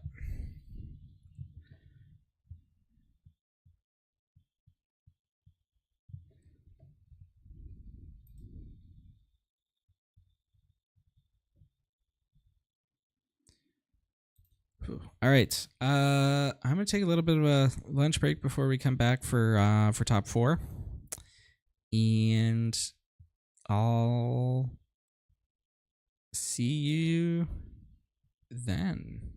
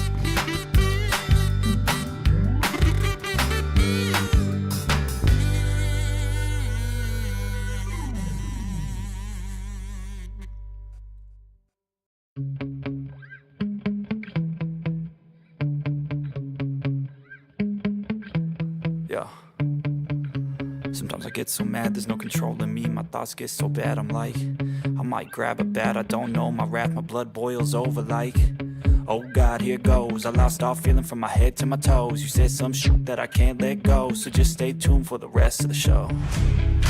So have you ever felt betrayed? Switches how you see things, realize something needs change.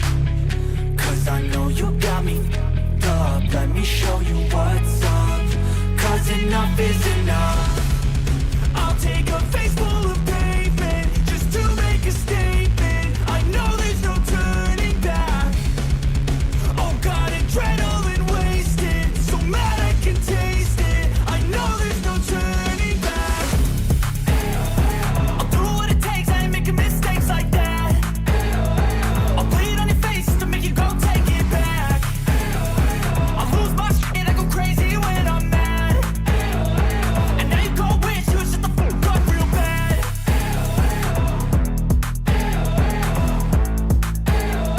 And now that I'm gone, yeah, I know there's no turning back.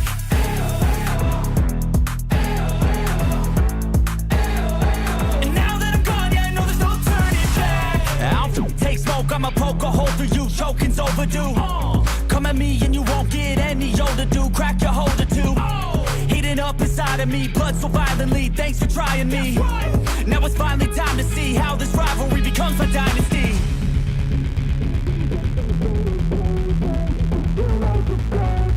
I know there's no turning back. Oh God, adrenaline wasted, so mad I can taste it. I know there's no turning back. I'll do what it takes, I ain't making mistakes like that.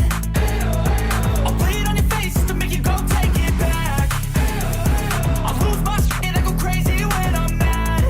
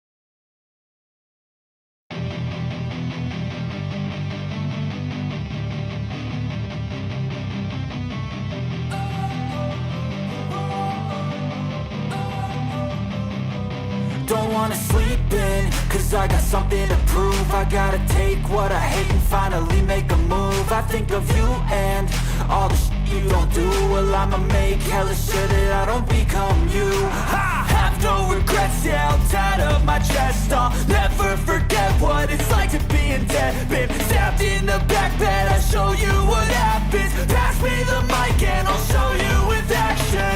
I feel this pain and I'll show you with action. I feel this pain, you already know. Turn that to gains, let my money show.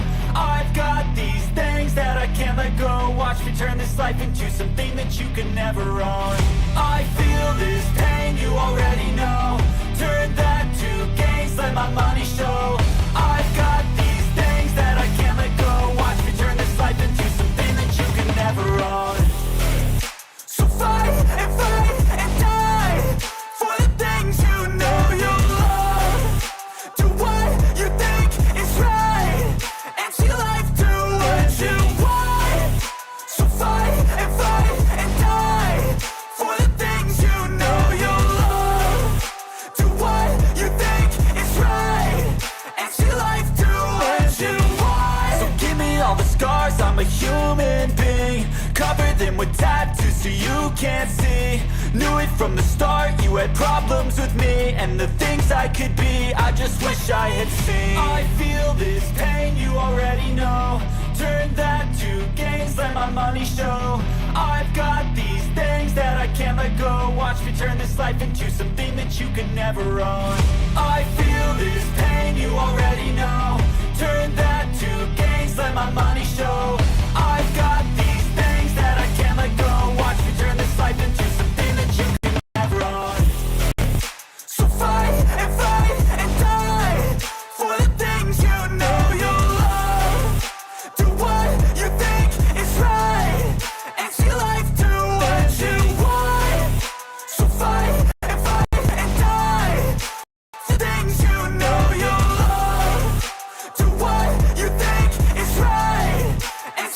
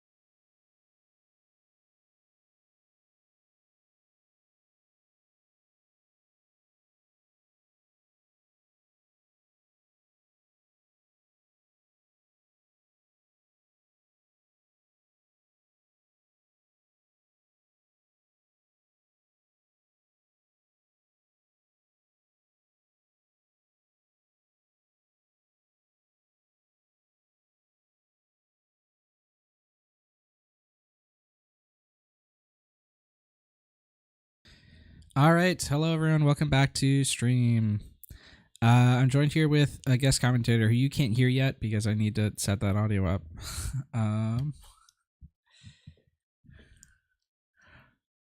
So our top four, we have Buku and IOU, COU, NOU Junior, affectionately known as Junior. And they're both playing Jango. We're not getting that game. We're getting DJ Claro and Majar. DJ's on Lando. And Majar is also on Jango. So 3 Jangos in the top 4. That's fun. Majar coming off of a recent win in TTI League Season 12.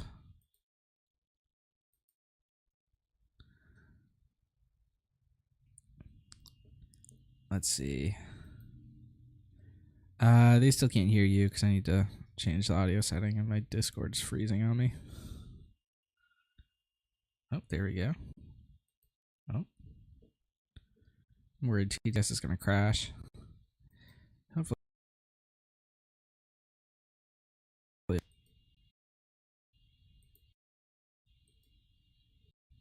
All right. They should be able to hear you now. Hey, can you hear me? Looks like they can. All right. You want to introduce yourself? Yeah, I'm Jonathan Fisher with the Bothan Network, one of the founders of the Bothan Network, and just saw Rebel doing this and thought, hey, you want someone to hang out with you? And we've done some commentary before in the past working with Loopy. Yeah. Oh, it did crash. Okay. Apparently there's the big button, so I'm gonna reel it again.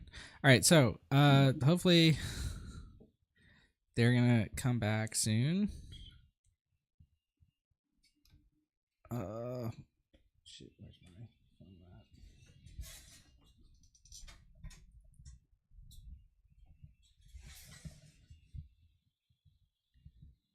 All right, so let's see. I can show the deck lists on stream now, and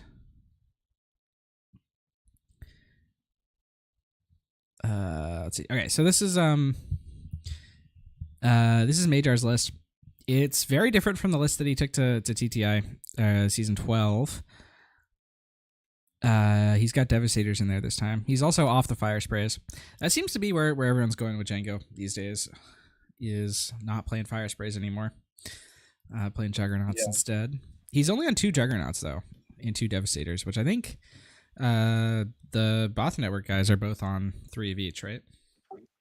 Yeah, I mean, I've seen some mixed numbers on Devastator, but the tank, that War Juggernaut is too good. This, it's possible they committed to this list earlier on. I don't see why you would run less than 3 of that card. Yeah. Let's see. And this is DJ's Lando list, which is also very different from Tapable's Lando list that we saw a lot during Swiss. This one is running 3 Lukes, 3 home ones, 3 redemptions, all in the main deck. Tapable is only 1 up to Lukes in the main. I think he had the other stuff in the sideboard though. He's also on resupply carriers.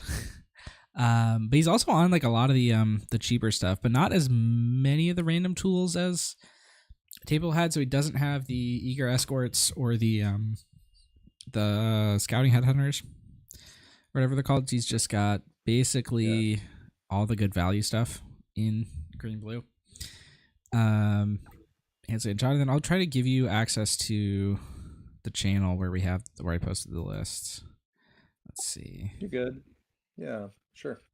Yeah, look, I mean, looking at the list, it's Lando. We know the shields are great on Sentinels, and playing a Village Protector with 2 shields instead of 1 is pretty amazing. Shields are great against Jango, and so are Space Sentinels. So we saw in a previous match, this is a pretty tough matchup for Jango. Yeah. All right, so you should now have the invitational role, and I posted them in a channel called Invitational Announcements.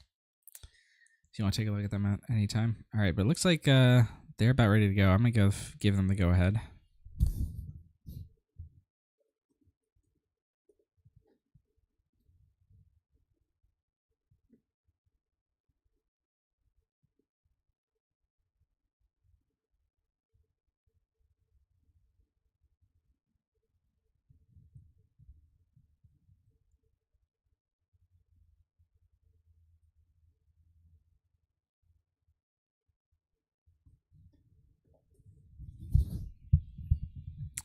All right.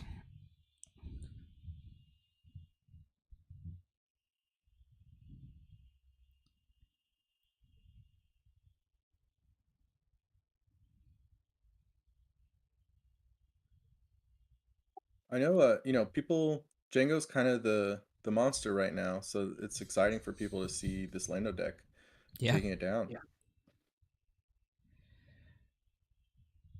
Let's see. Crafty into Luke. That's not great news for Lando. But if he, he didn't get another 2-drop. I was gonna say if he got another 2-drop in space, he could shield it. But Yeah, it is interesting here, just having to keep one of his arenas clear if you can. Try to constrain his ability to have units available in his hand for both arenas. yeah.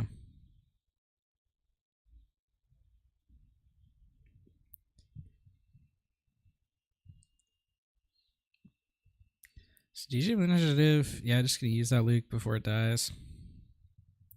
Yeah, and then I didn't see if there's 2-drop spaceships, so There are, clear yeah. that out before he does that. Yep. This card's been great in our testing. I think everyone's finding out how good he is. You learn. Yep. Yeah. Is it pretty much always shielded? No, that's why it's so good. I mean, Okay. any of those can be useful. Grit can be used to go in for the kill.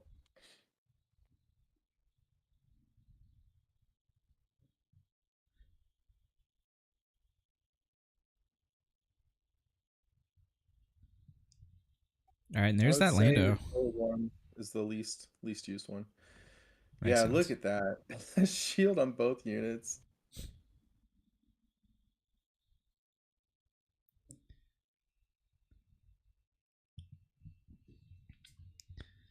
Now, for listeners, I can't see their hand, so it's an interesting experience for me. All right, there's the IG 2000. Knocks off both those shields.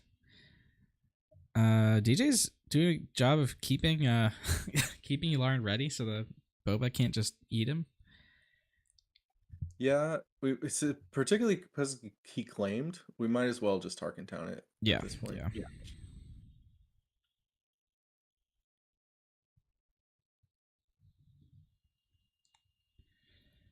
Let's see. Resupply carrier in DJ's hand. Oh, that's a 6 cost, not 5. Ooh, but he can do this this fun trick with the blue leader. Yeah, and the Jango player, has to ask himself, do I just keep trading into units, or how much damage do I put on the base? And there he decides, I'm going to go base. Yeah.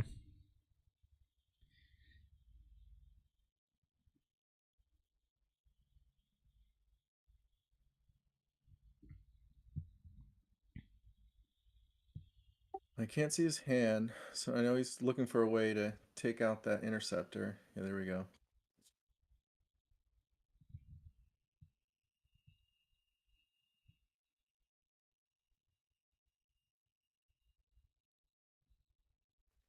An interesting thing here for the Jango player is this 5 power unit doesn't really threaten anything on the ground all that much. All right, here's the Kill my resupply T2, carrier. I don't care. That Yeah, that's gonna flip Lando. Yep.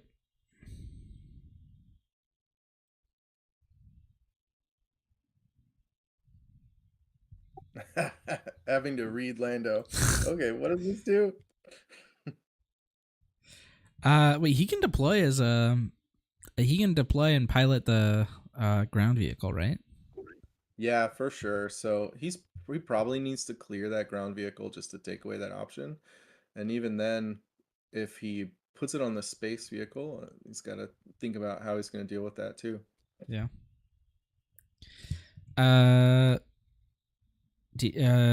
Major does have a waylay in hand, which would help in either instance.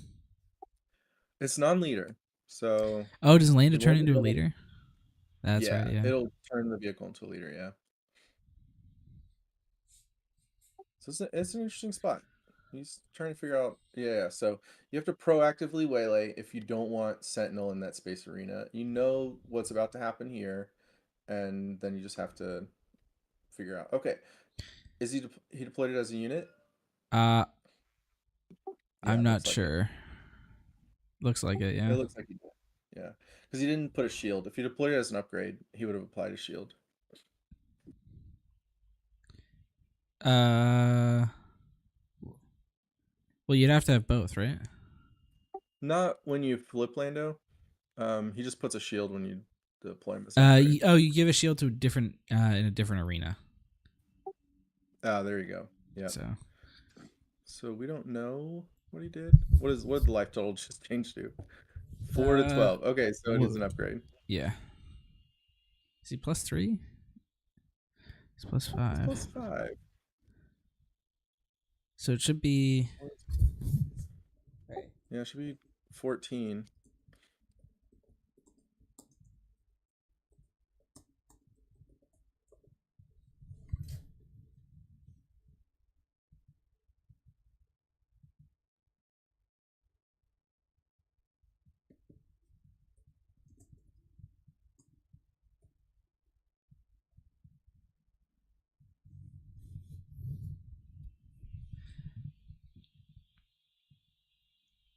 Yeah. Okay. Yeah, you're right. There we go.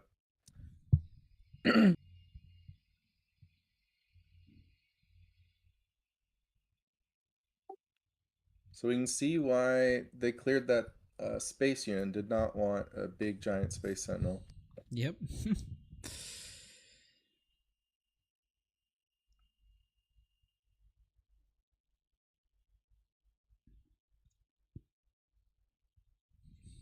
They're gonna get a slightly smaller space sentinel instead. Although the B-38 does trade Yeah, nicely there. yeah. And he's one off from lethal. Any sort of pump or something would kill the Jango player, but I don't think it's in the deck. All right, manages to send everything into that Lando to get it out.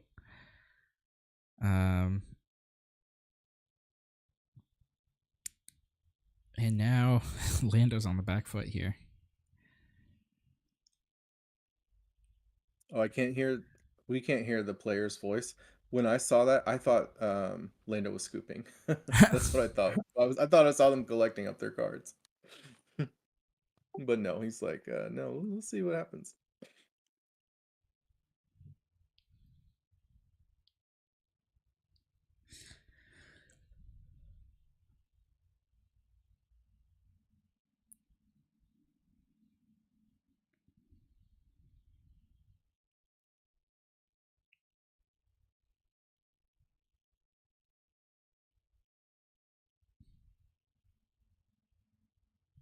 All right, I mean, Yeah.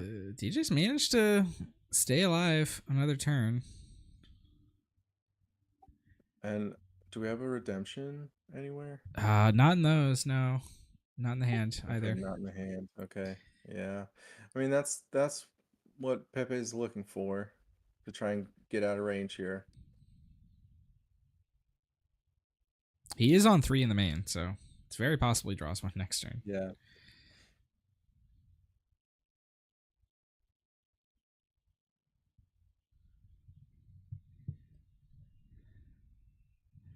Didn't get it. And I don't think home one can get him there. Yeah.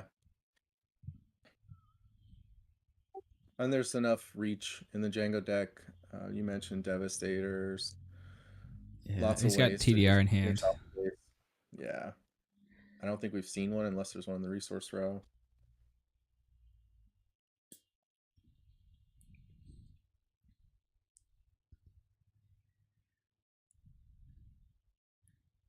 Let's see. I mean, theoretically, like if you can pull back like the Conquered Dawn Interceptors. Oh, you can pull back Bright Hope. Yeah. I mean, and then the shield has to go.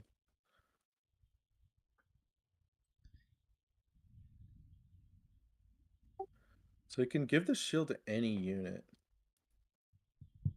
Doesn't have to be opposite arena on the front Yeah. side. I think he needed the restore from the attack, so he wanted to guarantee that, I think.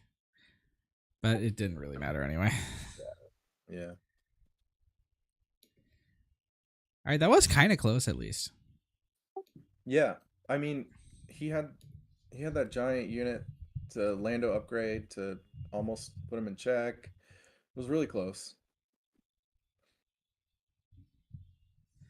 Yeah. All right, let's take a look The at Sentinels are- the list again. Sorry, what were you saying? No, go ahead. Yeah, which list do you want to talk about? Look at the Lando one right now, the sideboard. Okay, I've got it pulled up. Okay, he's got a bunch of one-ofs in there. 3 regional governor. Regional governor is great against these TDR decks, in my opinion. Yeah. And I think he's gonna bring that in. Perilous position, also excellent. Takedown and fell can be good here. Fell's one of the only ways of dealing with Devastator. Right. So I that's 3, 4, 5, 6, 7 cards. So the question is, does he have 7 cards that can come out in this matchup? Yeah, it's difficult. I might trim down some of the home ones. Probably some of the pilots also. Was that actually not in too many pilots? But like I'd probably cut Chewies here. Resupply carrier is interesting, but I think it can come out for this match. Probably, yeah. And maybe the fleet lieutenant, like, I don't know. He's done the math on ground units and stuff, so he's got to make sure he doesn't ruin his deck. Yeah. All right. Let's take a look at Majars. Oh, did the TTS crash again? I got kicked out, but Well, it looks like we may have all got kicked out. We're rejoining. All right, it should be. Yep, I was able to rejoin. I tried All a couple times and it worked. Yeah, my internet's been funky. I'm not in the place that I usually am for these streams. Yeah, TTS is peer-to-peer, so you become a server. That can be a little rough sometimes.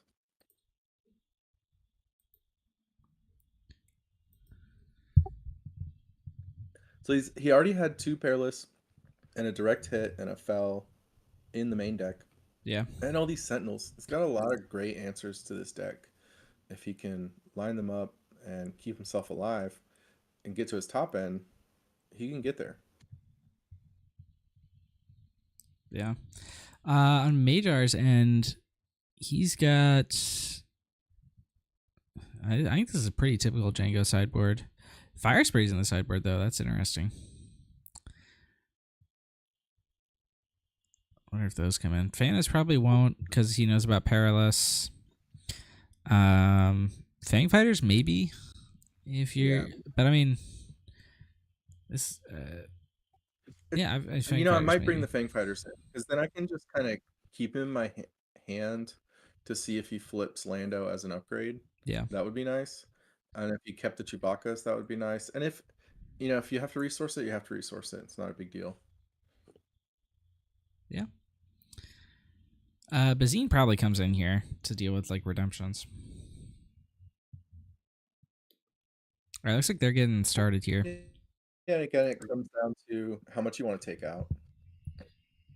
So regional governor comes down calling Triple Dark Raid. And there's that Perilous. Okay, nice Perilous. Keep that governor alive. Or not. Yeah, there it goes. Yep. He doesn't have one in hand, though. So, future-proof. Still, like, Tarkentown is great for clearing a Bright Hope, and now it's gone. So, yeah. That's still nice.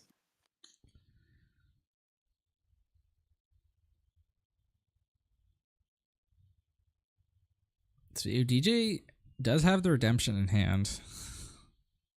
in case it comes up later.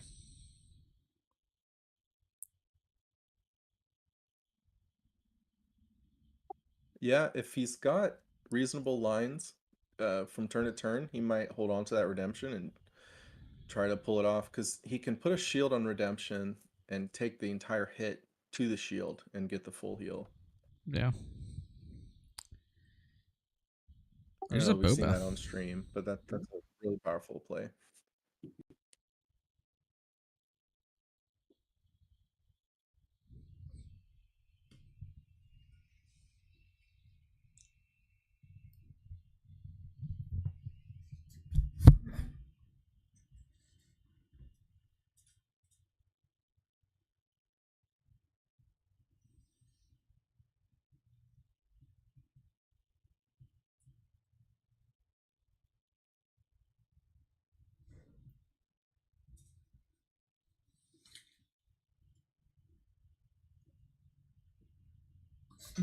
So these perilous are nice, but it means when it is time for triple dark raid, they're not going to be available.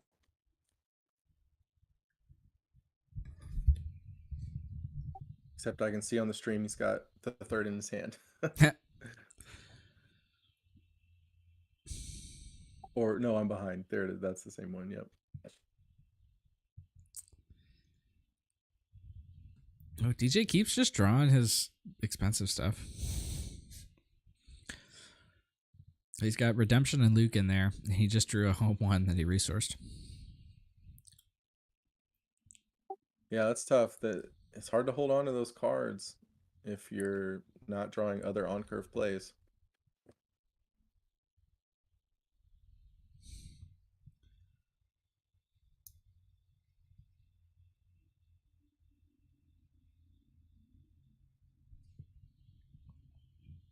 All right, there we go. There's that shield the interceptor play.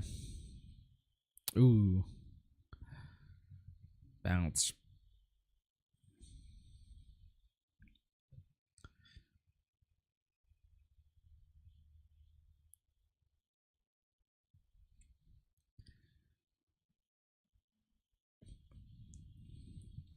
All right, so we're on the flip turn. Yep. Do we have a Fang Fighter in hand? Yes. So we'll see if he's played Yularen. That might mean we're gonna play like a Bright Hope vehicle and then try to put Lando on the Bright Hope, and that'll be great here with the Fang Fighter. Oh, is it a CDI? Yeah, okay.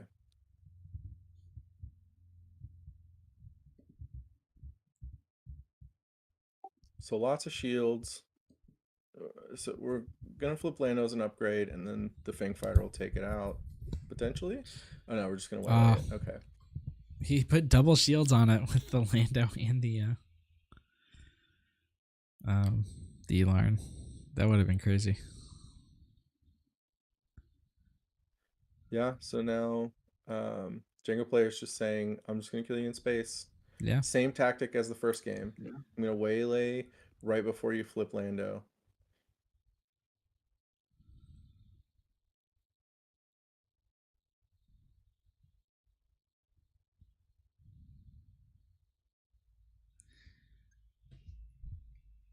He does still have the Yularen, so all of his Space Sentinels are going to be shielded. Yeah.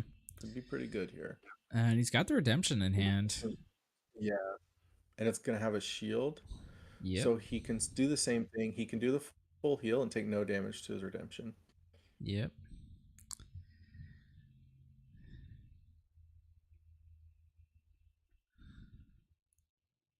All right, here's TDR. I think that's our first of the game, right? Ooh, and that's... Oh, okay, he had a Raider. I didn't see that on the end. The other 6 cards were no good.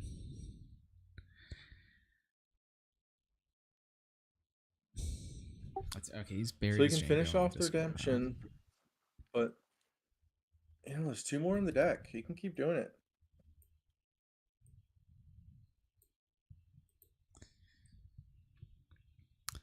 Yeah.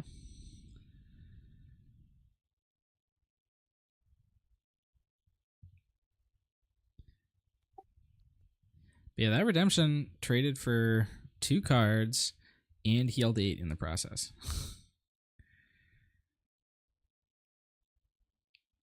Yeah, and the Triple Dark Rage ship did not go back to hand, which is Yeah, something because you're he attacked trying it to do into. usually.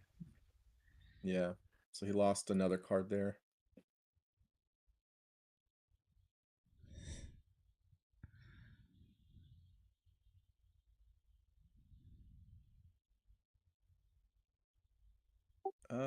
Okay. So he's got something for 6 in his hand because he could have shielded that. He's got 2 3s. Okay. He's just gonna keep doing it. The other one is a Chewbacca.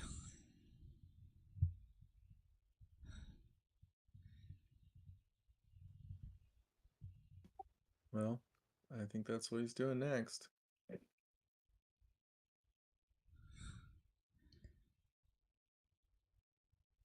All right, IG 2000 just replacing the other one.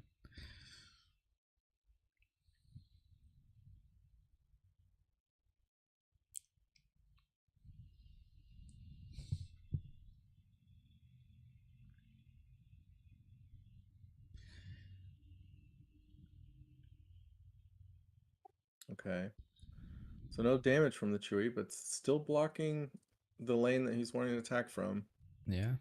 DJ's got a Luke in hand, which can come out with Oh, he doesn't land it. He's got a 3-drop in hand, the Echo Base Defender. And it looks like Major's just gonna scoop. So we're gonna go to game 3 here.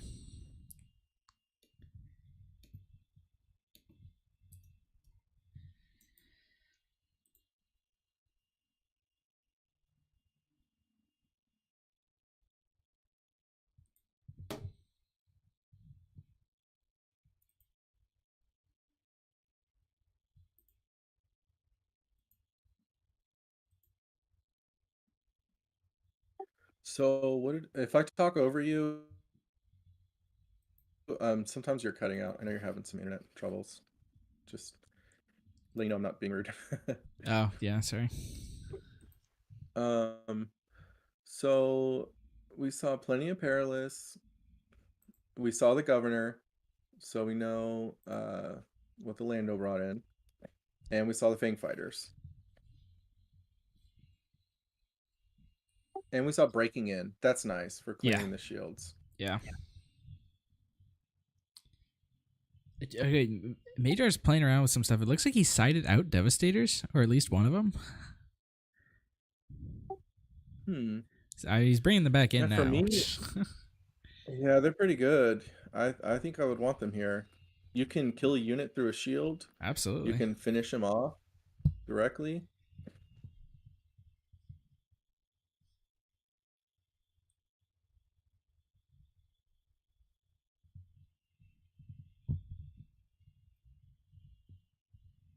And you can see being on 2 tanks, he's not as powerful in the ground arena. He's really committed to space quite a lot. That tank can put a huge threat in the ground arena, which would have been good last game. Yeah. All right, DJ's deck has Artificery Approval from chat. I thought you were naming a card. Wait, what?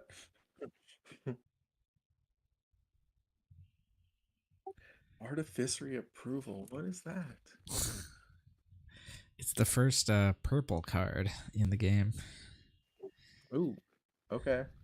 Of many. We'll see.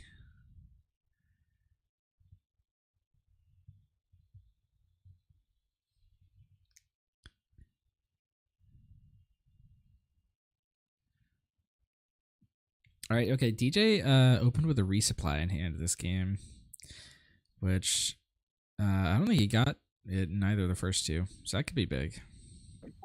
Yeah. I think it is because you're paying 1 for that shield. The Jango deck's not going to clear that Mon Mothma anytime soon. So you can get your resupply, and then you can start deploying Bright Hope, which he just found, with a shield. Exactly.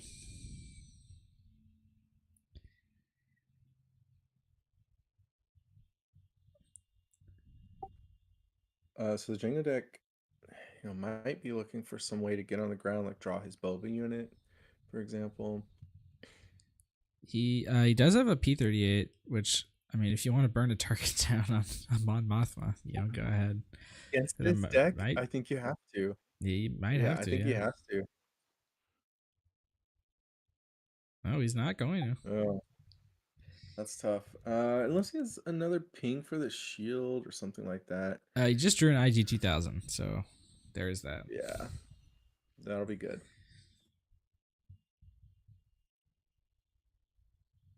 Look, the deck was on his side. Because again, you do want to use it to clear one of these Bright Hopes. And I see Bright Hope is going to keep the Mon on the table. Presumably just to keep It's setting up probably future gonna landing die plays. here. So we're gonna do a damage. We're gonna clear the shield, and the P-38's gonna attack into the Bright Hope, finish them on Mothma, and then Tarkentown's gonna Yeah. finish the Bright Hope.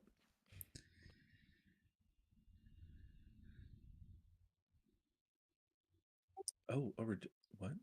Oh, keeping the Tarkentown, Oh, I we're guess. Oh, he really wants it. Okay.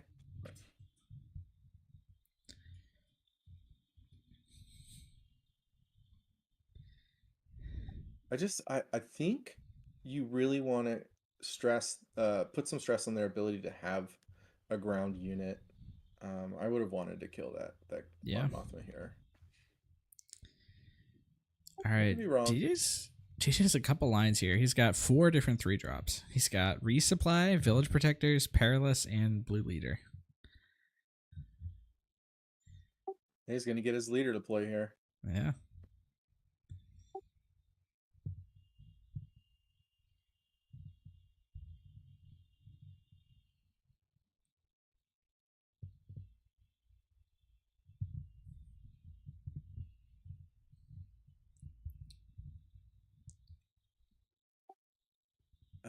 If so, maybe part of DJ's theory here would be I'm actually gonna kill you, maybe. Maybe. Oh no, he's setting up the Space Sentinel. Oh, okay. Yeah. No Fang Fighter in hand. Yeah, let's see if he finds one. Did bring in the Bazines. Yep. He's got 1 in hand.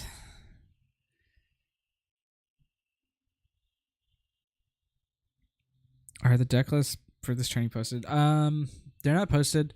I've gone over the ones for this match, so you can scroll back in the VOD and find them. They're in the take the initiative Discord if you're part of the invitational, and I'll post them publicly later. Okay, so you can't see this. The Bazine just discarded a Luke and he drew another Luke off the draw. All right, here you go. So here he's saying, okay, this lane is blocked. I'm actually just gonna kill you. Yeah, pretty much. And the Luke is very strong.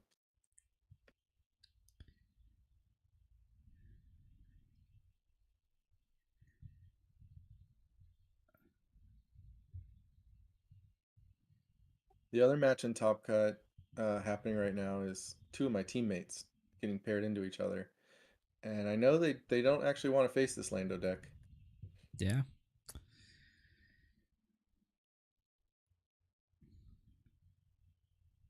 Ooh, that's a whiff on the TDR. I mean, not a total whiff. He gets like this thing, but nothing big. Not what we're looking for.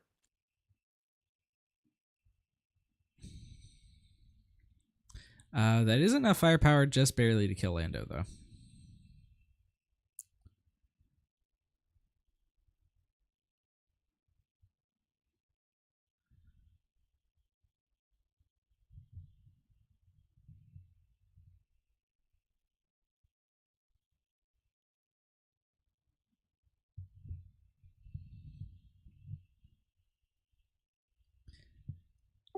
This Luke is a problem. It is.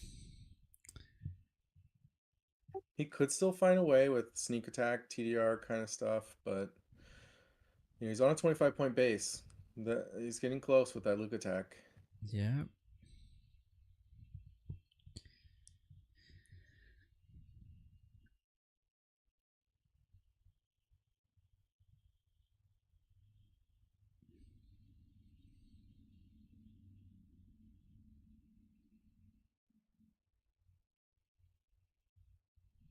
All right. DJ has a Bright Hope in hand. It looks like he's thinking about going for that. Yeah, he is. He's gonna bounce back though. And he must have a 5. He's not using his Lando. Yeah, okay, yeah, he's gotta make sure he gets the card draw off though. Bright Hope.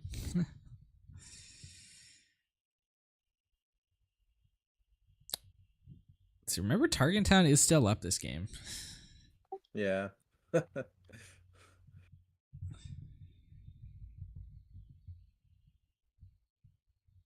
see. Okay, if we go into next turn, and Major gets the initiative, he has a War Juggernaut in hand, and the Jango on the board, so we can do the crazy combo. No, I think it's time to do that. It's time to take the initiative right now, probably, and Yeah. not risk losing it. You've only got 3 damage on board. If you let Luke get an attack off, he's gonna heal that much. So Yeah, that's pretty bad.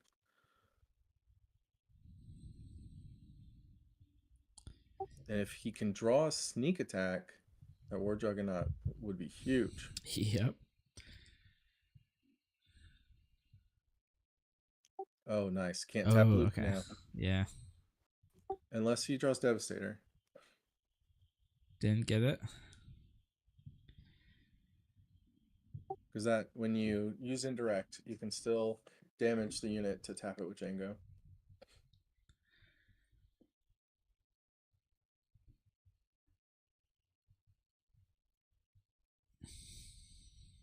Okay. Good start. Not enough.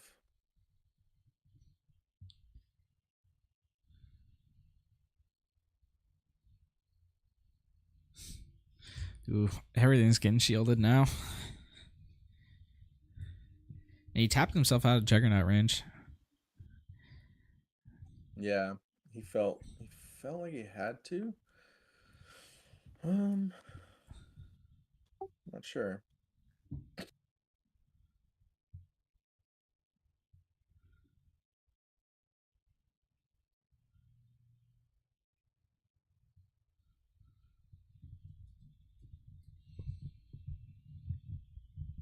I like that. And I like Perilous on the Jango leader. It's really hard to do 7, but 5 Yeah. is much easier. Ooh, there's that breaking in. Best followed up immediately by another Sentinel.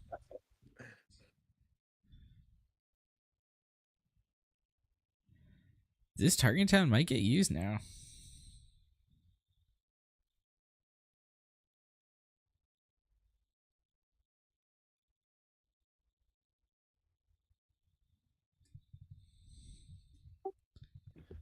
Yes.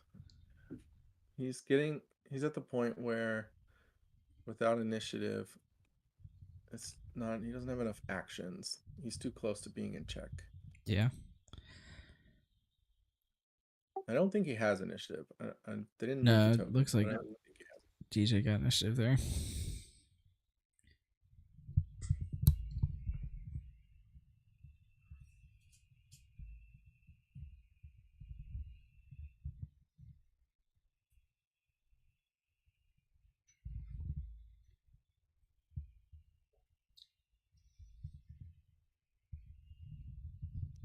But the No Good To Me deck keeping the Luke tapped is pretty strong here. Yep.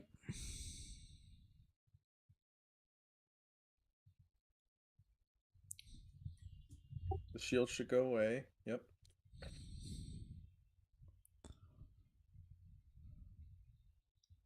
So that War Juggernaut hits for 8 right now. Yep. Needs to get him to 24, not have that Sentinel, and then have initiative. I don't know if he can do all of that.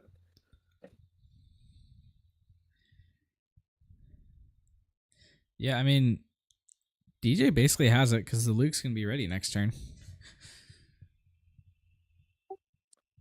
Let's see. 420. He can. Oh, Sentinel.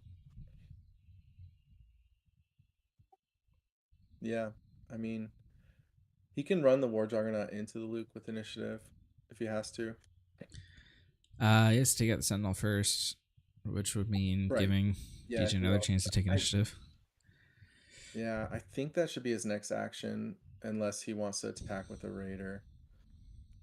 Yeah, here he is. So he's clearing that in case he has to claim. Yep.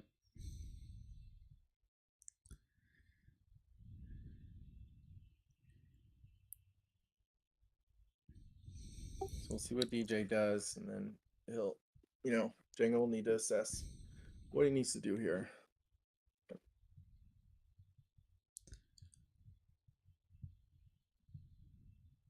Yeah. Right. I mean, I think DJ's still gonna get this. He saw the Echo Base go to hand. He knew this was happening. So.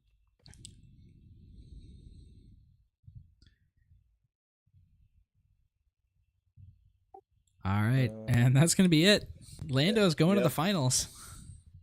Wow, against another Jango, which we know he can beat. Yeah.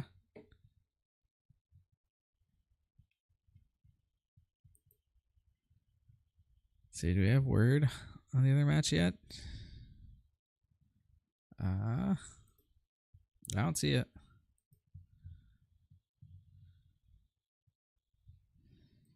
So I guess the other match is still going. Buku is in the chat, so.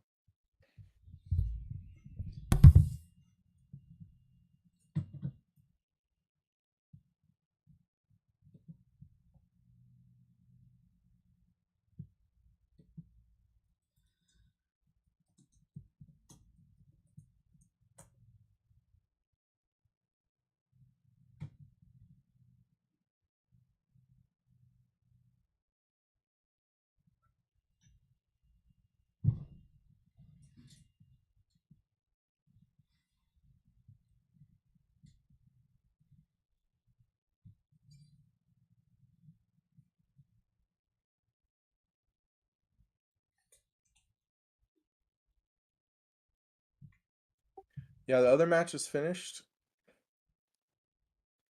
Junior said he even had time to eat.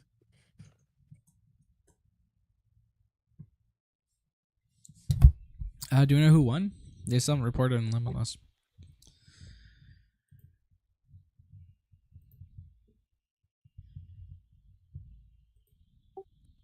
Let's see. Junior's the one that replied, but Buku's in the chat channel.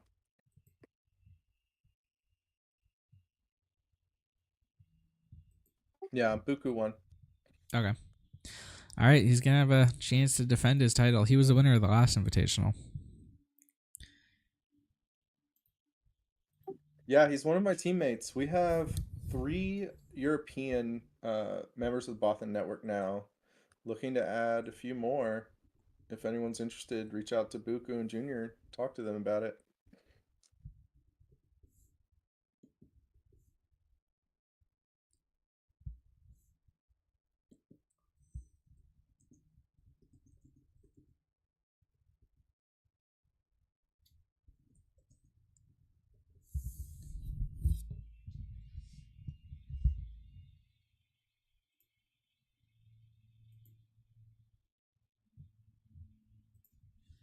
All right. Let's see, let's take a look at the deck list. This is still Majors. I'm gonna get Buku's on stream here.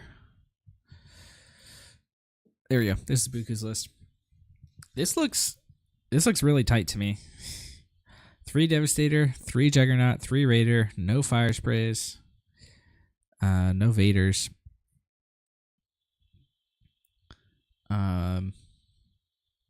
Yeah, just all the good cards.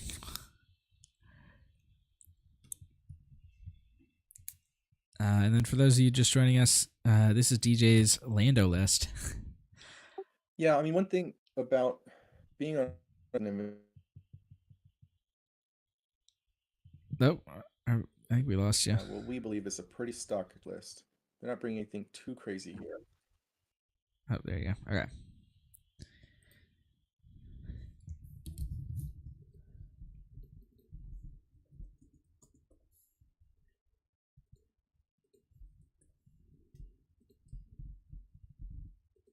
Sorry if I spoke over you. I heard you start speaking as I was.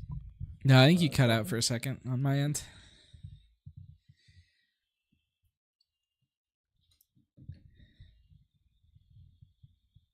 All right. So for those of you just joining us, this is the finals of the Take the Initiative Invitational. To qualify, players either had to make a top cut over the past 6 months or play in 2 seasons worth of games. And we had about, I think, 90 people or so that met that qualification. Only like 20 or so showed up today. It's just hard to get, everyone free on the same Saturday, And so we had 5 rounds of Swiss, cut to top 4. Now this is the finals. DJ lost his first round of Swiss. We actually streamed it on this channel, and he won every match since then.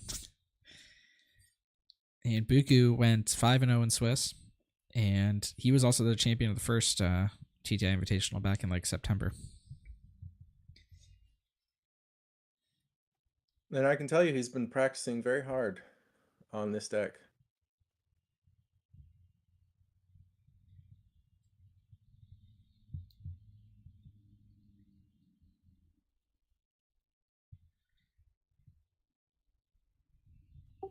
And for those that don't know me, I'm Jonathan Fisher, member of the Boston Network, just hanging out with Rebel Trader to help commentate this final.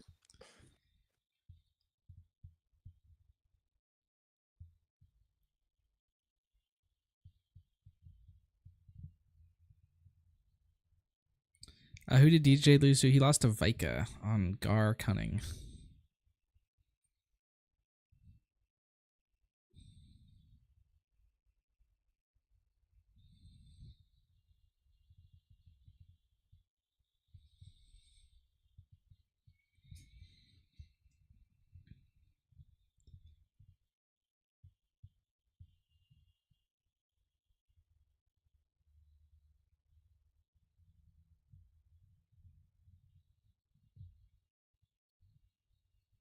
DJ he's played in a lot of leagues. I think he's made the top cut at least once. Might not have though. I might be misremembering that. But he's been a pretty consistent league player. Buku has Buku won a season? I know he's done very well. I think he's made the finals. I'm not sure if he's actually won a season, but he's won the Invitational, so he has the champions role in the Discord.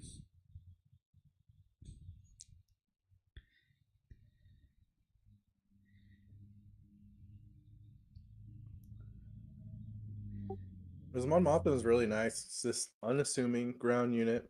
You don't necessarily want to waste a bunch of effort to kill it, but it sets up all these space sentinels with shields. Yeah, and it has a pretty powerful resource loop with Bright Hope. You can go Bright Hope, bounce it, draw a card, play it again, get another card.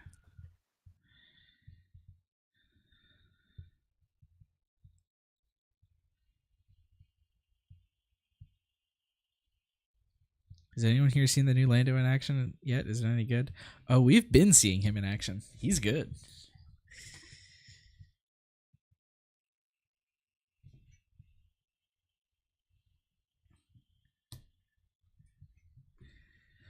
We had another Lando player who was 5th place in the top 4 cut. He was doing really well in Swiss, so we've had a lot of Lando on stream today. Oh, now there's going to be a lot of shields.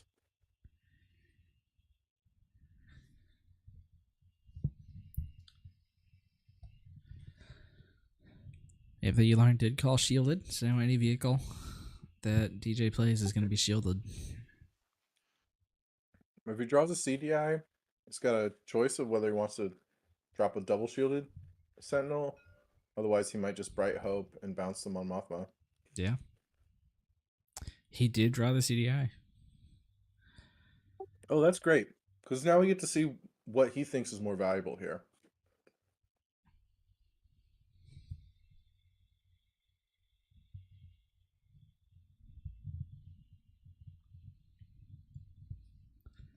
And it's the CDI. He did have the Bright Hope in hand also, so you're right. Mhm. So he thinks the 2 shields is better than putting out the Bright Hope, Yeah. which is probably right. This does more damage back. Kills the Starhopper. Bright Hope does not. Let's see.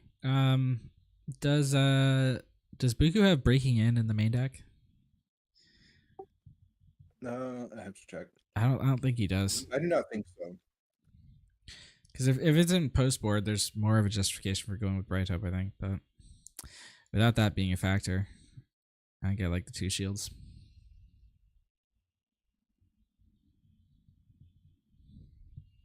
No, they are only in the sideboard.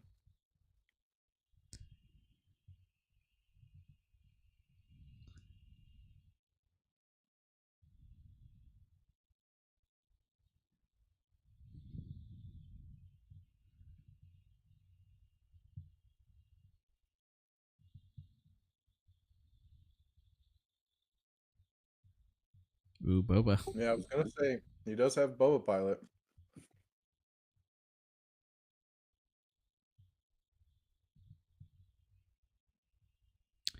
All right, able to get rid of the Yularen there to stop the shields from coming down in the future. But DJ's going to go up to 5, and he's still got that Mon Mothma. So he can Lando out of Bright Hope with a shield. I just played the wrong card there. Yeah. Huh. Pretend you did not see that.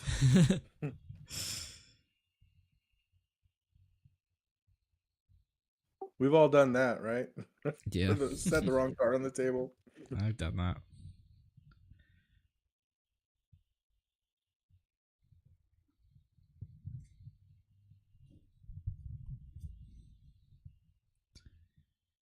There's that play we were talking about. Now, does he bounce the Mon here or not? I think there's a good case for it. Looking at what he has in hand. It's also his ground unit enabling these shields. Yeah. So But I'm saying, looking at his hand, I don't know if he has a good line to make use of that or not. Because his hand is CDI, Fell the Dragon, Home 1, Resupply Carrier. Because if the play next turn is Resupply Carrier, you can't give that a shield. Yeah. Which, resupply carrier is pretty interesting in this deck. Yeah. Since Lando can deploy as a sentinel right onto it the same turn.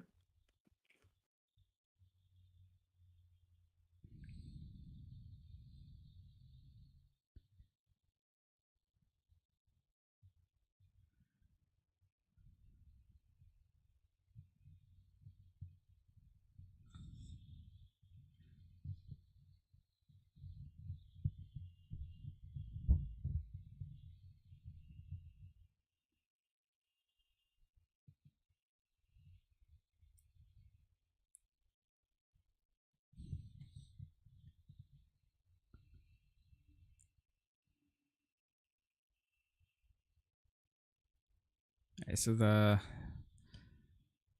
Juggernaut is getting +4 right now. So it's a 7. Yeah. 7 to base. See, this is Mon Mothma just sitting there doing her job Yep. of being a ground unit. Now, I will say, if he had bounced Mon Mothma, Juggernaut would have done 1 less damage. Oh, you figured it out. Here, now we're saying, okay, get rid of that ground unit. I've had enough.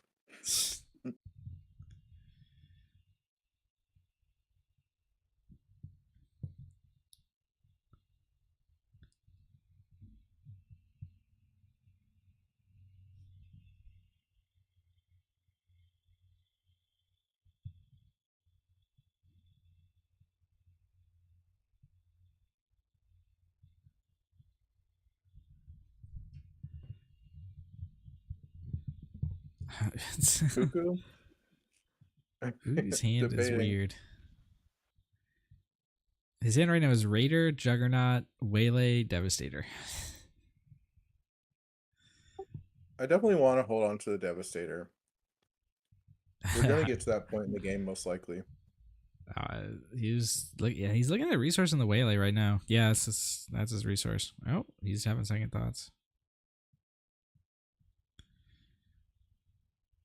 Oh, You gotta think about what you're gonna do next turn. Are you just gonna drop another 6? You don't know what you're drawing. yeah. You could either resource a 6 or resource the waylay and combo it with whatever you draw next. All right, he Whereas if you resourced the keep both waylay. sixes, yeah, if you keep both sixes, you know you're at least gonna play a 6. Yeah.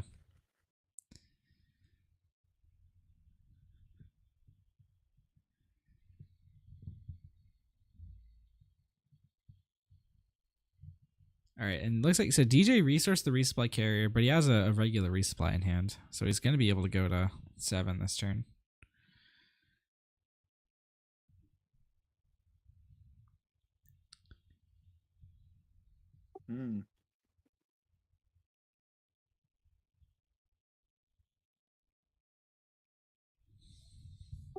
So we get to tap the Lando here. That's really nice. Yep.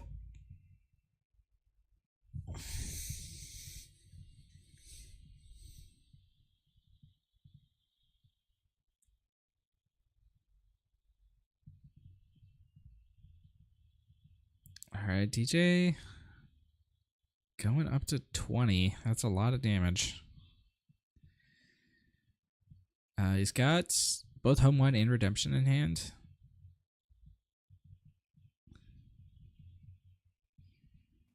Well, it's risky to home 1. Yeah, he's going for it. You can do it.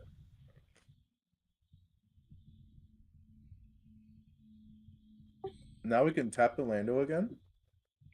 Yeah. And then finish off the CDI with your 3-2. Yep. And then go 7 to base. They're at 23. Pretty close to game over. He's got Devastator in hand too, so he can get there. Although the Redemption might stop that.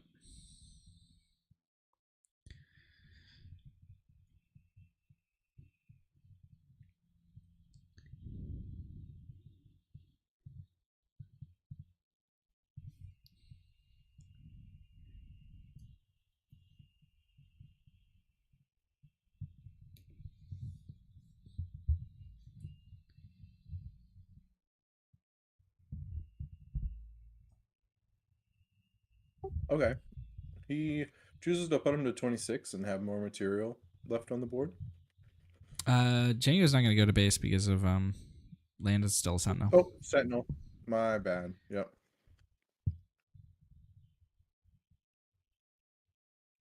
That's an interesting choice. Yeah. It's 1 away from dying, so it dies to any of his pings. Yeah. He just picked up an IG 2000 and a P38. He already has a Devastator. Yeah, yeah.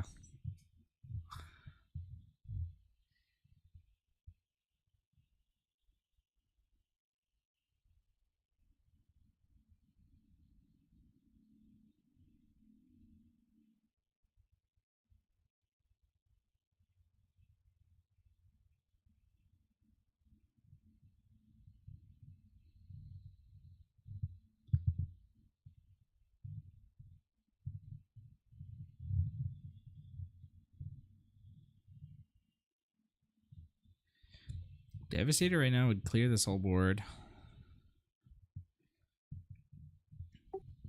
Yeah. Right now, he's like 1 away from just killing him with the War Juggernaut. Yeah. So yeah, you definitely want to clear the Sentinel out of the way. DJ does have Fell the Dragon in hand, which can take out either the Juggernaut or the Devastator, whichever one is a bigger threat. Can't take out both, Yeah, though. it's still a good position to be in for Jango. Yeah.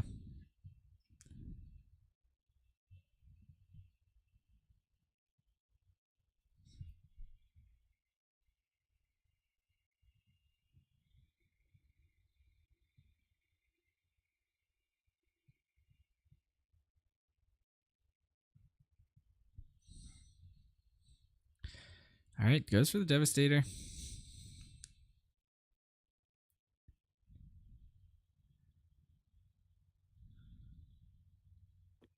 So Redemption would heal 8 and block the Ruthless Raider, so that's 12.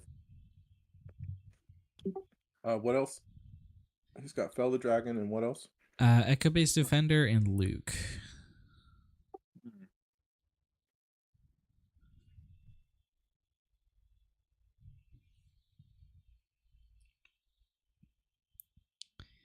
So he'll just use his leader here. Yeah. All right, that officially takes the Juggernaut actually out of Fell the Dragon range. Yeah.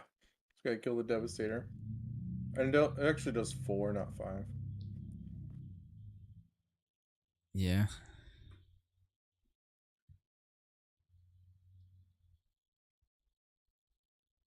All right. He still has that redemption. Yeah. He's going to get that big heal off.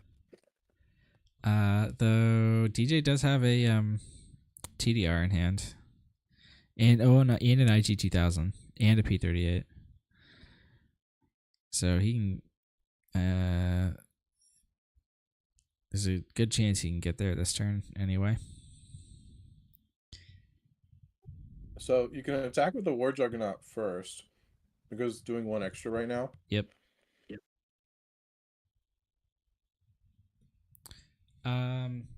He didn't take an extra one.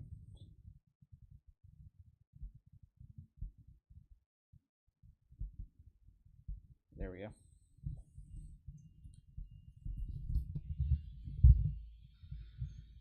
All right, and that's going to be it. So Buku takes game 1. 1 away from defending his title. Pretty impressive after we saw how good this Lando deck can be against Jango.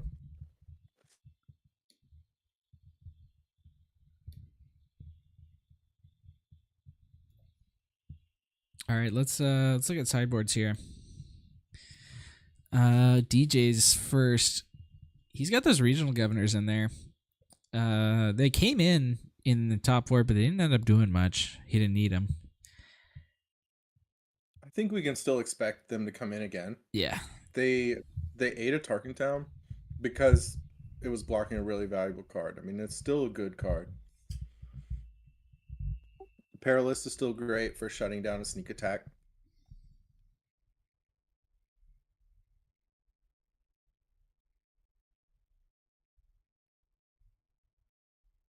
And then for Buku, I think we can expect the Breaking Ins again, and the Bazines, and possibly the Change of Hearts, because there's all these Sentinels. You can just steal it and then kill them. The Patrol Fighter for CDI, Concord Dawn. Like, a lot of the sideboard is good for Buku. Mm-hmm. It's going to be interesting to see what he brought in, because you can't just... You probably don't have 10 cards to take out, right? Yeah. So, we'll see.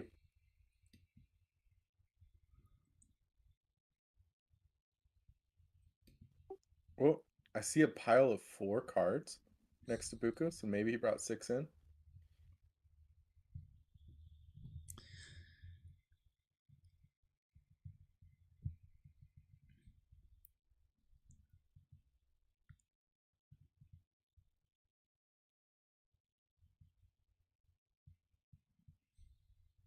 Yeah, looks like it.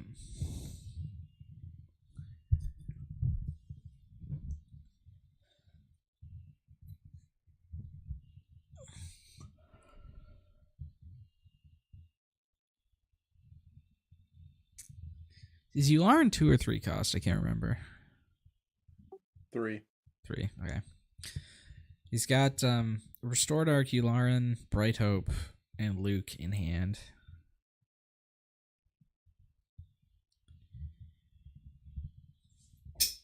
That Luke is just a hope that you won't have to resource it all the way up to 7. Yep. On Buku's side, he's got double TDR, Sneak Attack, Raider, Boba, and Pride.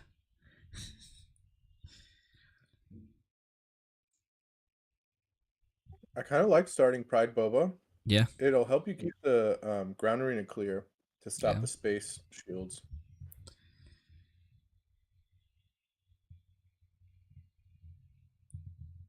He doesn't have initiative though for Pride at the moment. Yeah, we don't have initiative, but that's okay.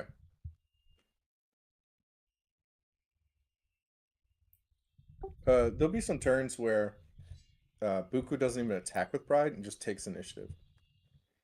Probably, yeah.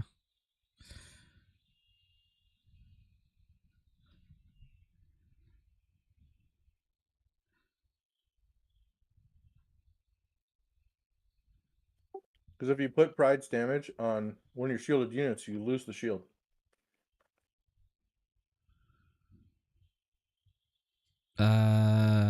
Yeah.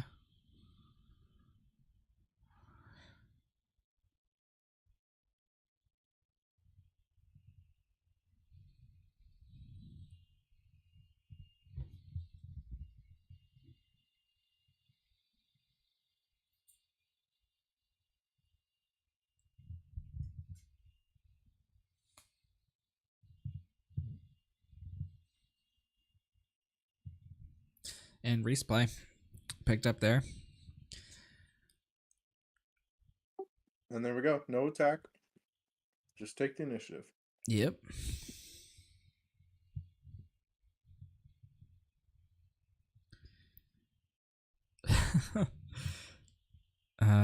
Buku's hand now is Daring Raid, Double TDR, Breaking In, and Silencer.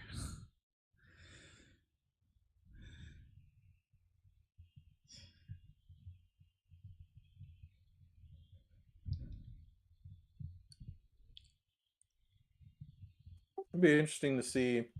I suppose he's popping off a TDR and just seeing what happens. Oh, Interesting. Is he trying to stop a ground shield, maybe. maybe, yeah.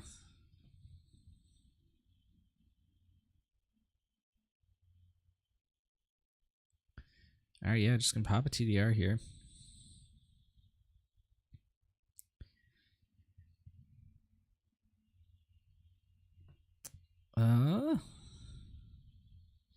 Not, I mean, no sixes. He's got either IG 2000 or 7th Fleet Defender here. IG will do 4 to the Bright Hope. It won't really matter. So it's more about what do you want to go back to your hand, which Yeah. IG's a better card to put back in your hand.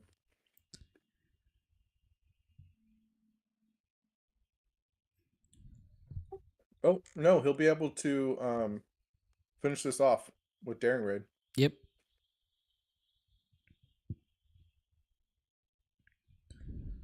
Very nice.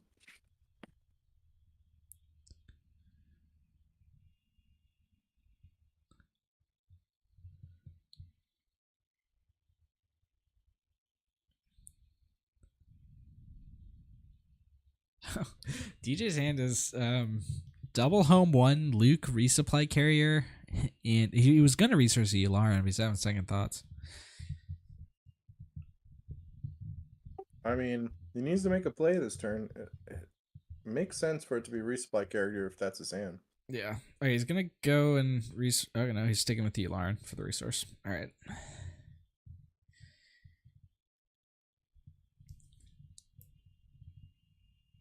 And there it is. Okay, so Buku needs to recognize Lando can flip into a Sentinel there. He does have the breaking in to kill it. But I mean, even flipping on the ground here is pretty big. Yeah, so if you have a way to deal with it, it's interesting to think about just giving him the opportunity to flip as a Sentinel if you have a good way to handle it. Just so you don't have to deal with Lando on the ground. Yeah.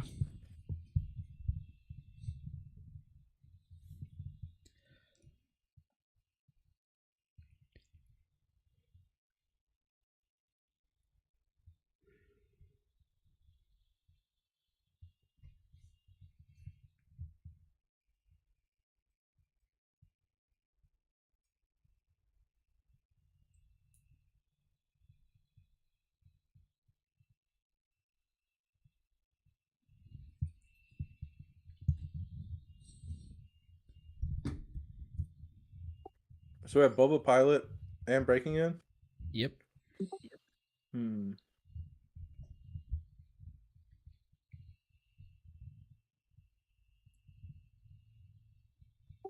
I think he wants to offer the Space Sentinel here, and then he Yeah, it might looks like pilot. it.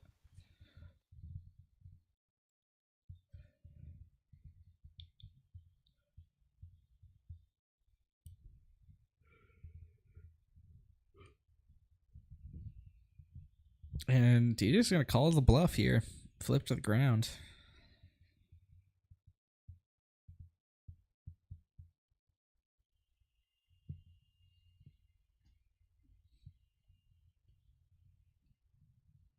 So it's an interesting question of whether to TDR at this point. See what you can get to hit that Lando. Yeah. You could also like Boba Pilot and hit it that way.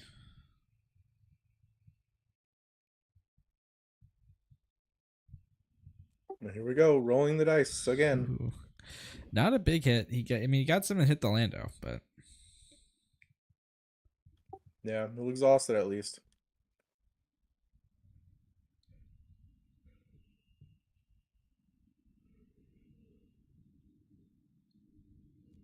One of our teammates, George the Hulk, hates variants. So every time we're practicing this deck, he's complaining about Triple Dark Raid the whole time.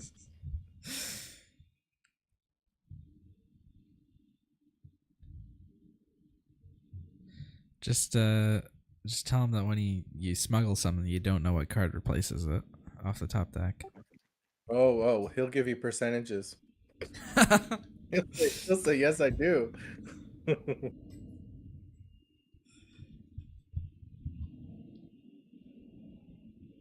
Sounds like you do know George the Hulk.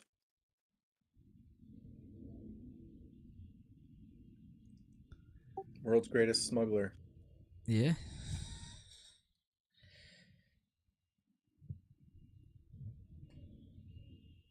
Okay, this ended up like in a pretty good spot for Buku. Like, Yeah. Yeah, being able to finish off Lando without losing the unit that attacked Lando was yeah. really good for him. Did have to sack a unit into, this carrier for that. And we got some big top end from DJ, so Oh yeah. it's going to be interesting to see if he can pull this off.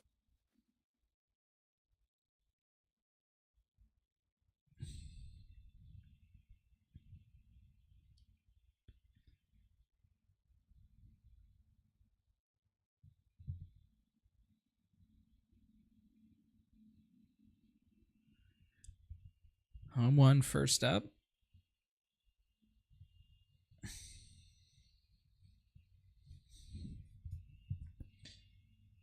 Buku does have a Juggernaut in hand. Yeah, these are board states where you're asking yourself if you just claim, Yeah. so you can drop the Juggernaut first action. You can't do that turn after turn. So, you're asking yourself, which turn do I need to make that play?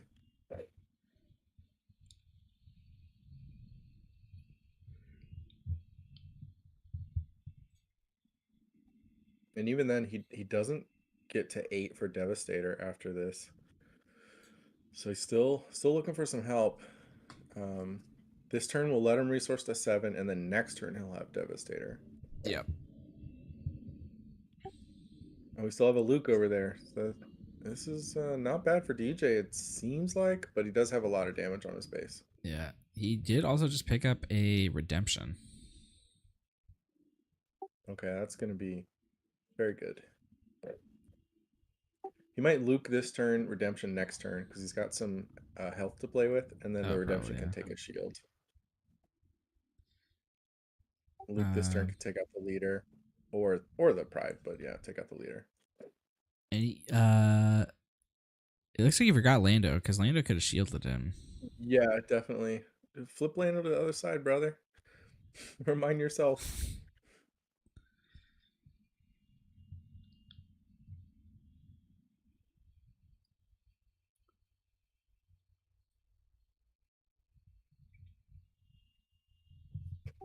And now that we don't have our Django leader, the whole idea of claiming and just dropping a unit and tapping the board is not available.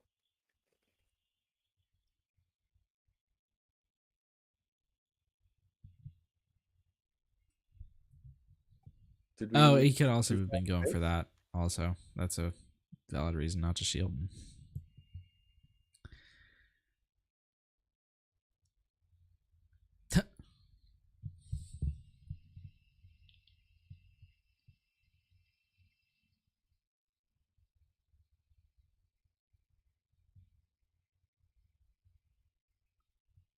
Yeah, Juggernaut was this turn.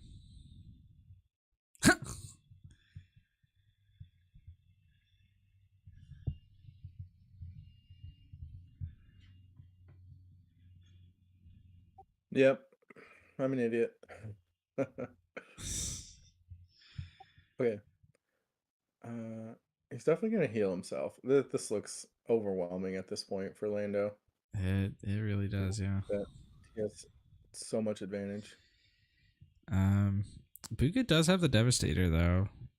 That gives him something. Devastator, Raider, Bizine also.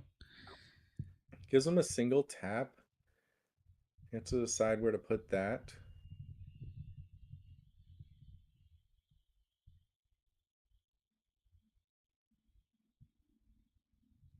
Base first. Luke heals for 4. It's a big Yeah. heal.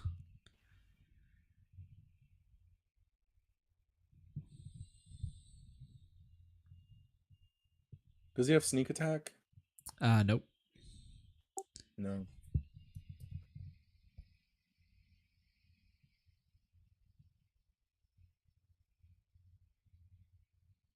Now what's the call for Governor?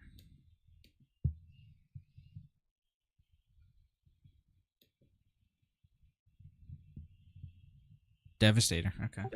Devastator. Look Makes at that. sense.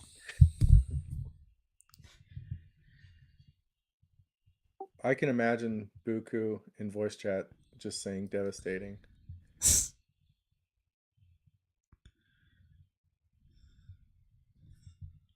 This is pretty rough.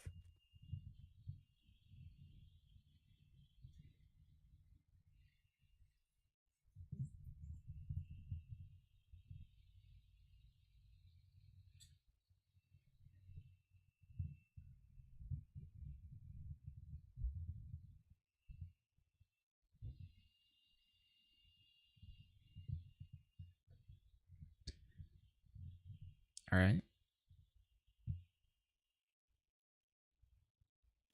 So that we have surprise strike, right? He does, yeah.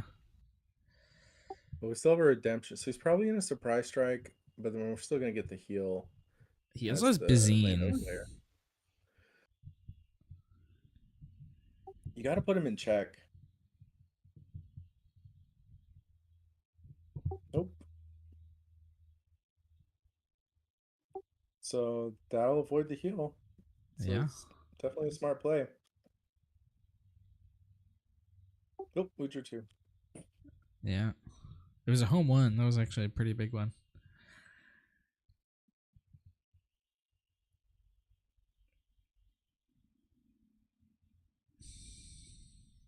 All right, Fleet Lieutenant coming down with Lando.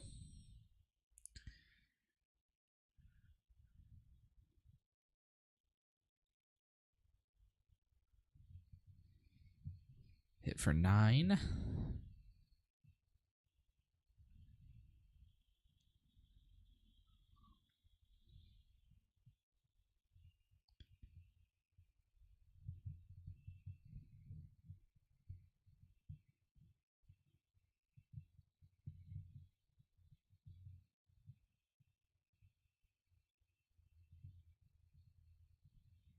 He's got Did 2 indirect. he not do the indirect? Is it a May? It's not. Uh,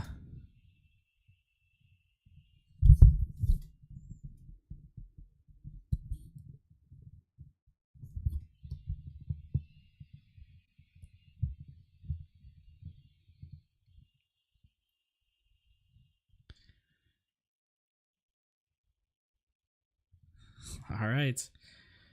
One hit Yeah. away. Raider take can us to game 3, crash I'm sure. here. Well, I mean, he's in check from the home one. Home one Yeah. just kills him. Yeah, I mean he can Raider into home one to kill the home one. You can surprise strike into it to kill something else along the way. I mean, he can survive this turn, but he's not dealing with the Luke next turn.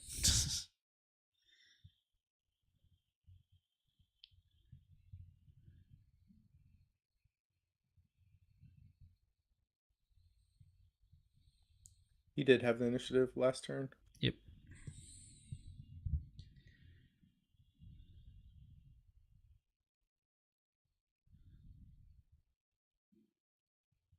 Takes away almost all the healing.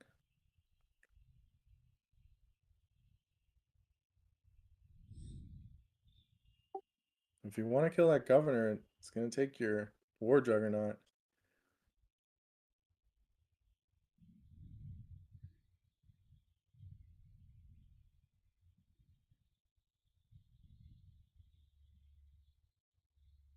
All right, they're rewinding it. So okay, now he's gonna attack with fleet.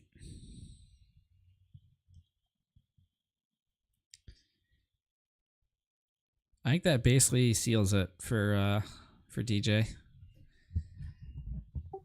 Buku accidentally peeking at the bottom of his deck. Anytime you look at your resources and you scan your deck, it shows you the bottom card of your deck. Oh, there we go. He's got the fleet to win this turn. So we're going to game 3. Buga did make it close. He did. Yeah, there were a lot. That's an interesting game to like save and go back and try some other lines as well.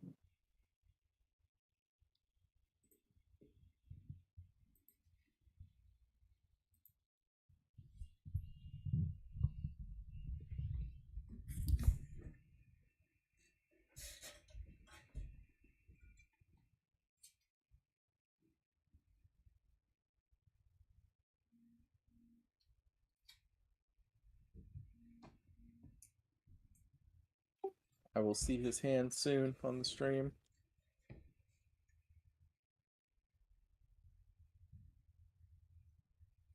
Oh, we found a pride, and he already has the initiative, so that's nice.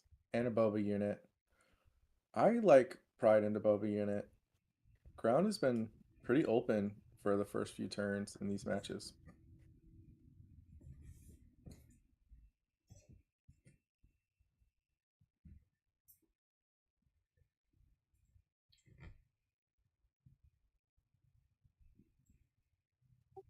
And I see he keeps the breaking in. That's definitely a key card here. Yep. DJ got resupply again, and he has a resupply carrier in hand.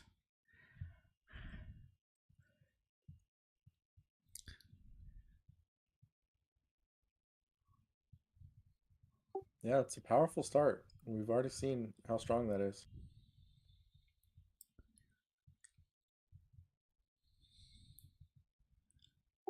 These hero decks, they now have access to a ramping unit. They don't need super laser tech like the villains do. I think I want to point out, Boogie's got a Bazine here, but he's kept it in his hand the whole time. Yeah, if you're wanting to double spell, the Bazine from hand is so much better.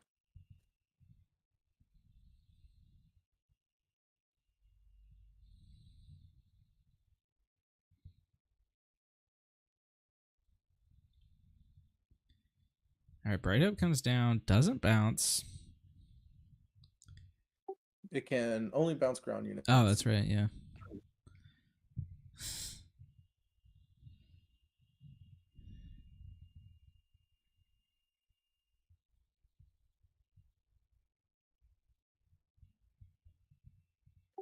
It is an interesting win to attack with pride. Because if you could claim instead of attacking with pride, sometimes that's just fine. All He right. did lose the initiative here. Here's resupply carrier. And there's not really a way to stop the Lando into space here. Yeah, there's really not. He can deploy Jango, get all his ground damage in, and then use the War Juggernaut. But since he's in ground so much, DJ might even go to ground with Lando. Yeah. But he also doesn't have a War Juggernaut right now. He's got TDR, but no Juggernaut. Okay. Oh, he resourced it. Okay. I thought I saw one. Maybe it did. Although I'm wondering on DJ's side, like I might actually just want to deploy to ground to start dealing with these ground units. Right. Yeah, I think he might. I think he should. I mean, Juggernaut's always a threat. There's 3 in this list.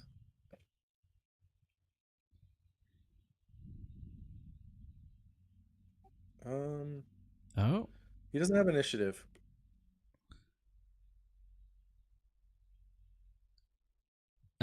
Oh yeah, for the indirect.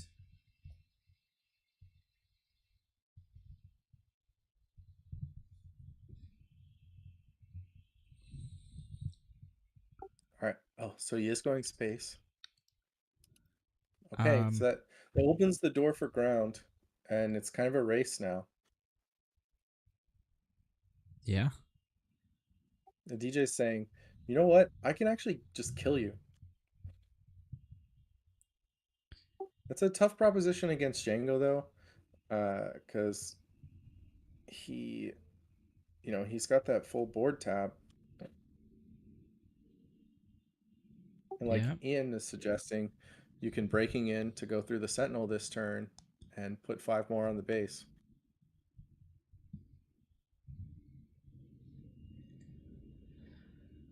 He also has P38, which can exhaust the Bright Hope this turn. Yeah, you can do that right now, before breaking in.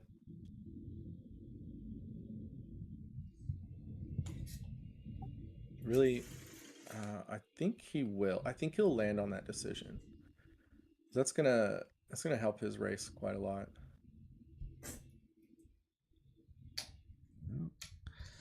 Sorry if anyone can hear the noise. There's a fighter jet just flew overhead.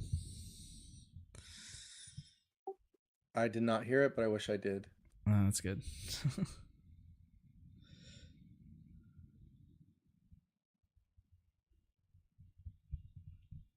All right, Buku.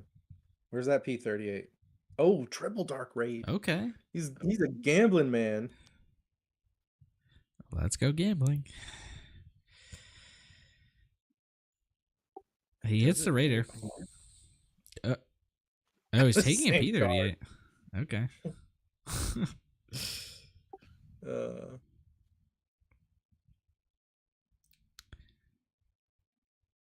I mean, there's a giant Sentinel, but still, the Raider would put a lot more damage on the Bright Hope. Yeah, he there might be like he might want to play the Bazine in his hand. Yeah, that's a consideration.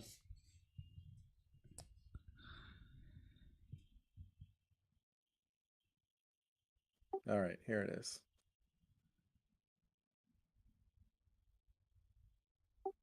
So if DJ does not respect the IG-2000, we still have breaking in for a future turn.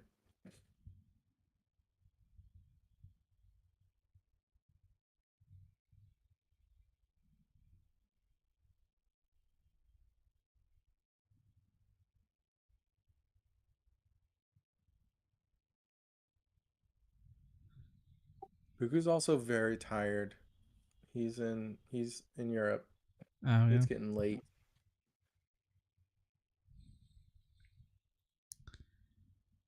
So it's gonna put 9 there. Is it +5? So it's got 11 total. Can kill it.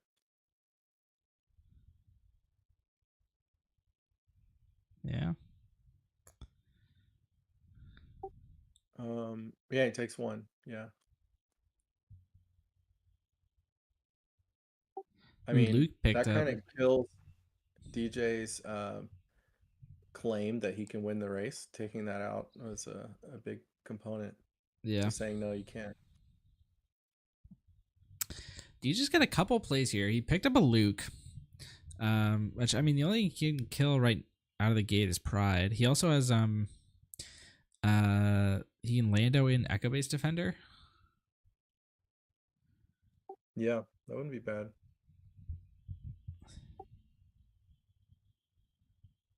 He's Oh, he's going aggressive here. what Possibly, do you like, take? Playing around a Juggernaut. It's a lot of healing from Redemption, Yeah. but it will die because he doesn't have a ground unit, so you can ping it with P38. Unless you decide to heal 7. It's gone. It's gone. All right, but Yeah, you could leave 2 health.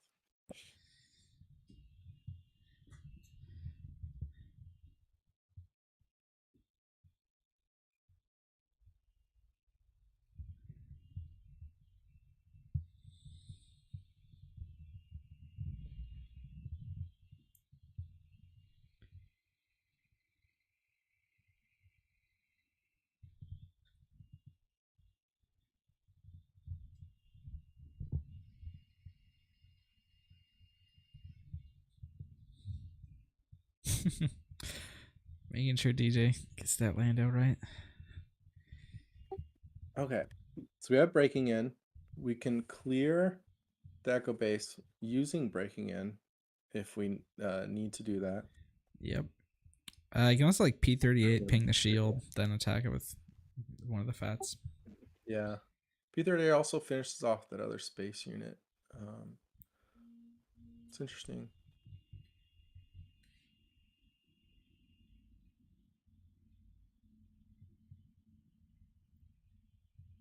Okay, so we're just gonna clear it, get 6 damage on the base this turn.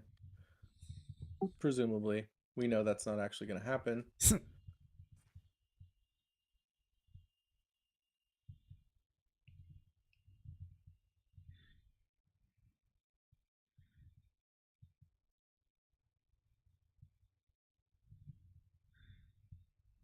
All right, Target Town. I guess he hadn't used Target Town yet. No. Ooh, he's got Sneak Attack P38 in hand. He's thinking about doing it. I mean, it puts him at 28. It's not, and you've got a. Oh, the breaking in's gone. Yeah. Maybe. It's pretty close to lethal. Yeah. I mean, it makes Boba lethal if there's no out to Boba. He's kind of difficult to out. And he already claimed. I mean, I'm in for it. Yeah.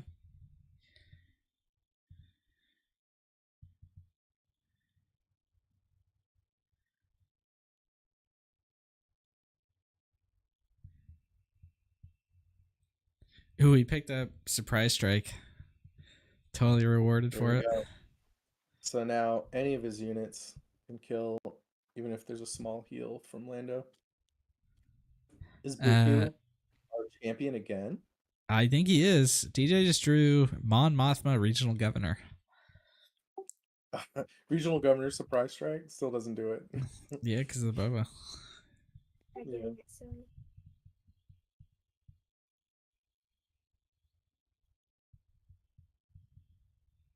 All right, good game. Buku, Wow. the king of the TTI Invitational, strikes again. Title defended. Congrats, Buku.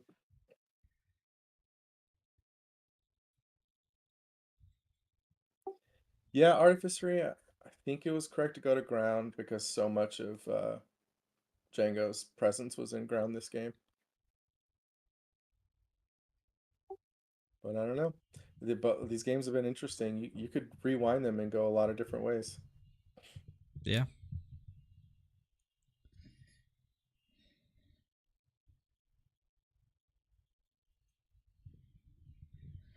All right. Congrats Buku, congrats DJ for making it this far. Congrats to everyone else that played in the Invitational today. Thank you to everyone that tuned in. If you want to join the league yourself, maybe play in the Invitational yourself next time around, just join the TTI Discord. and go to the league sign up channel, and it'll tell you everything you need to do. And yeah, anything else you want to plug yourself one time, Jonathan?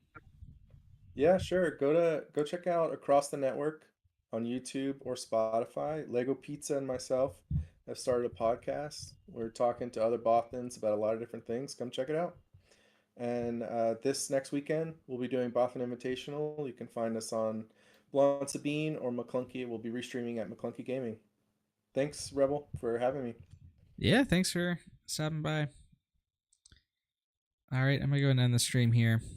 Remember to always take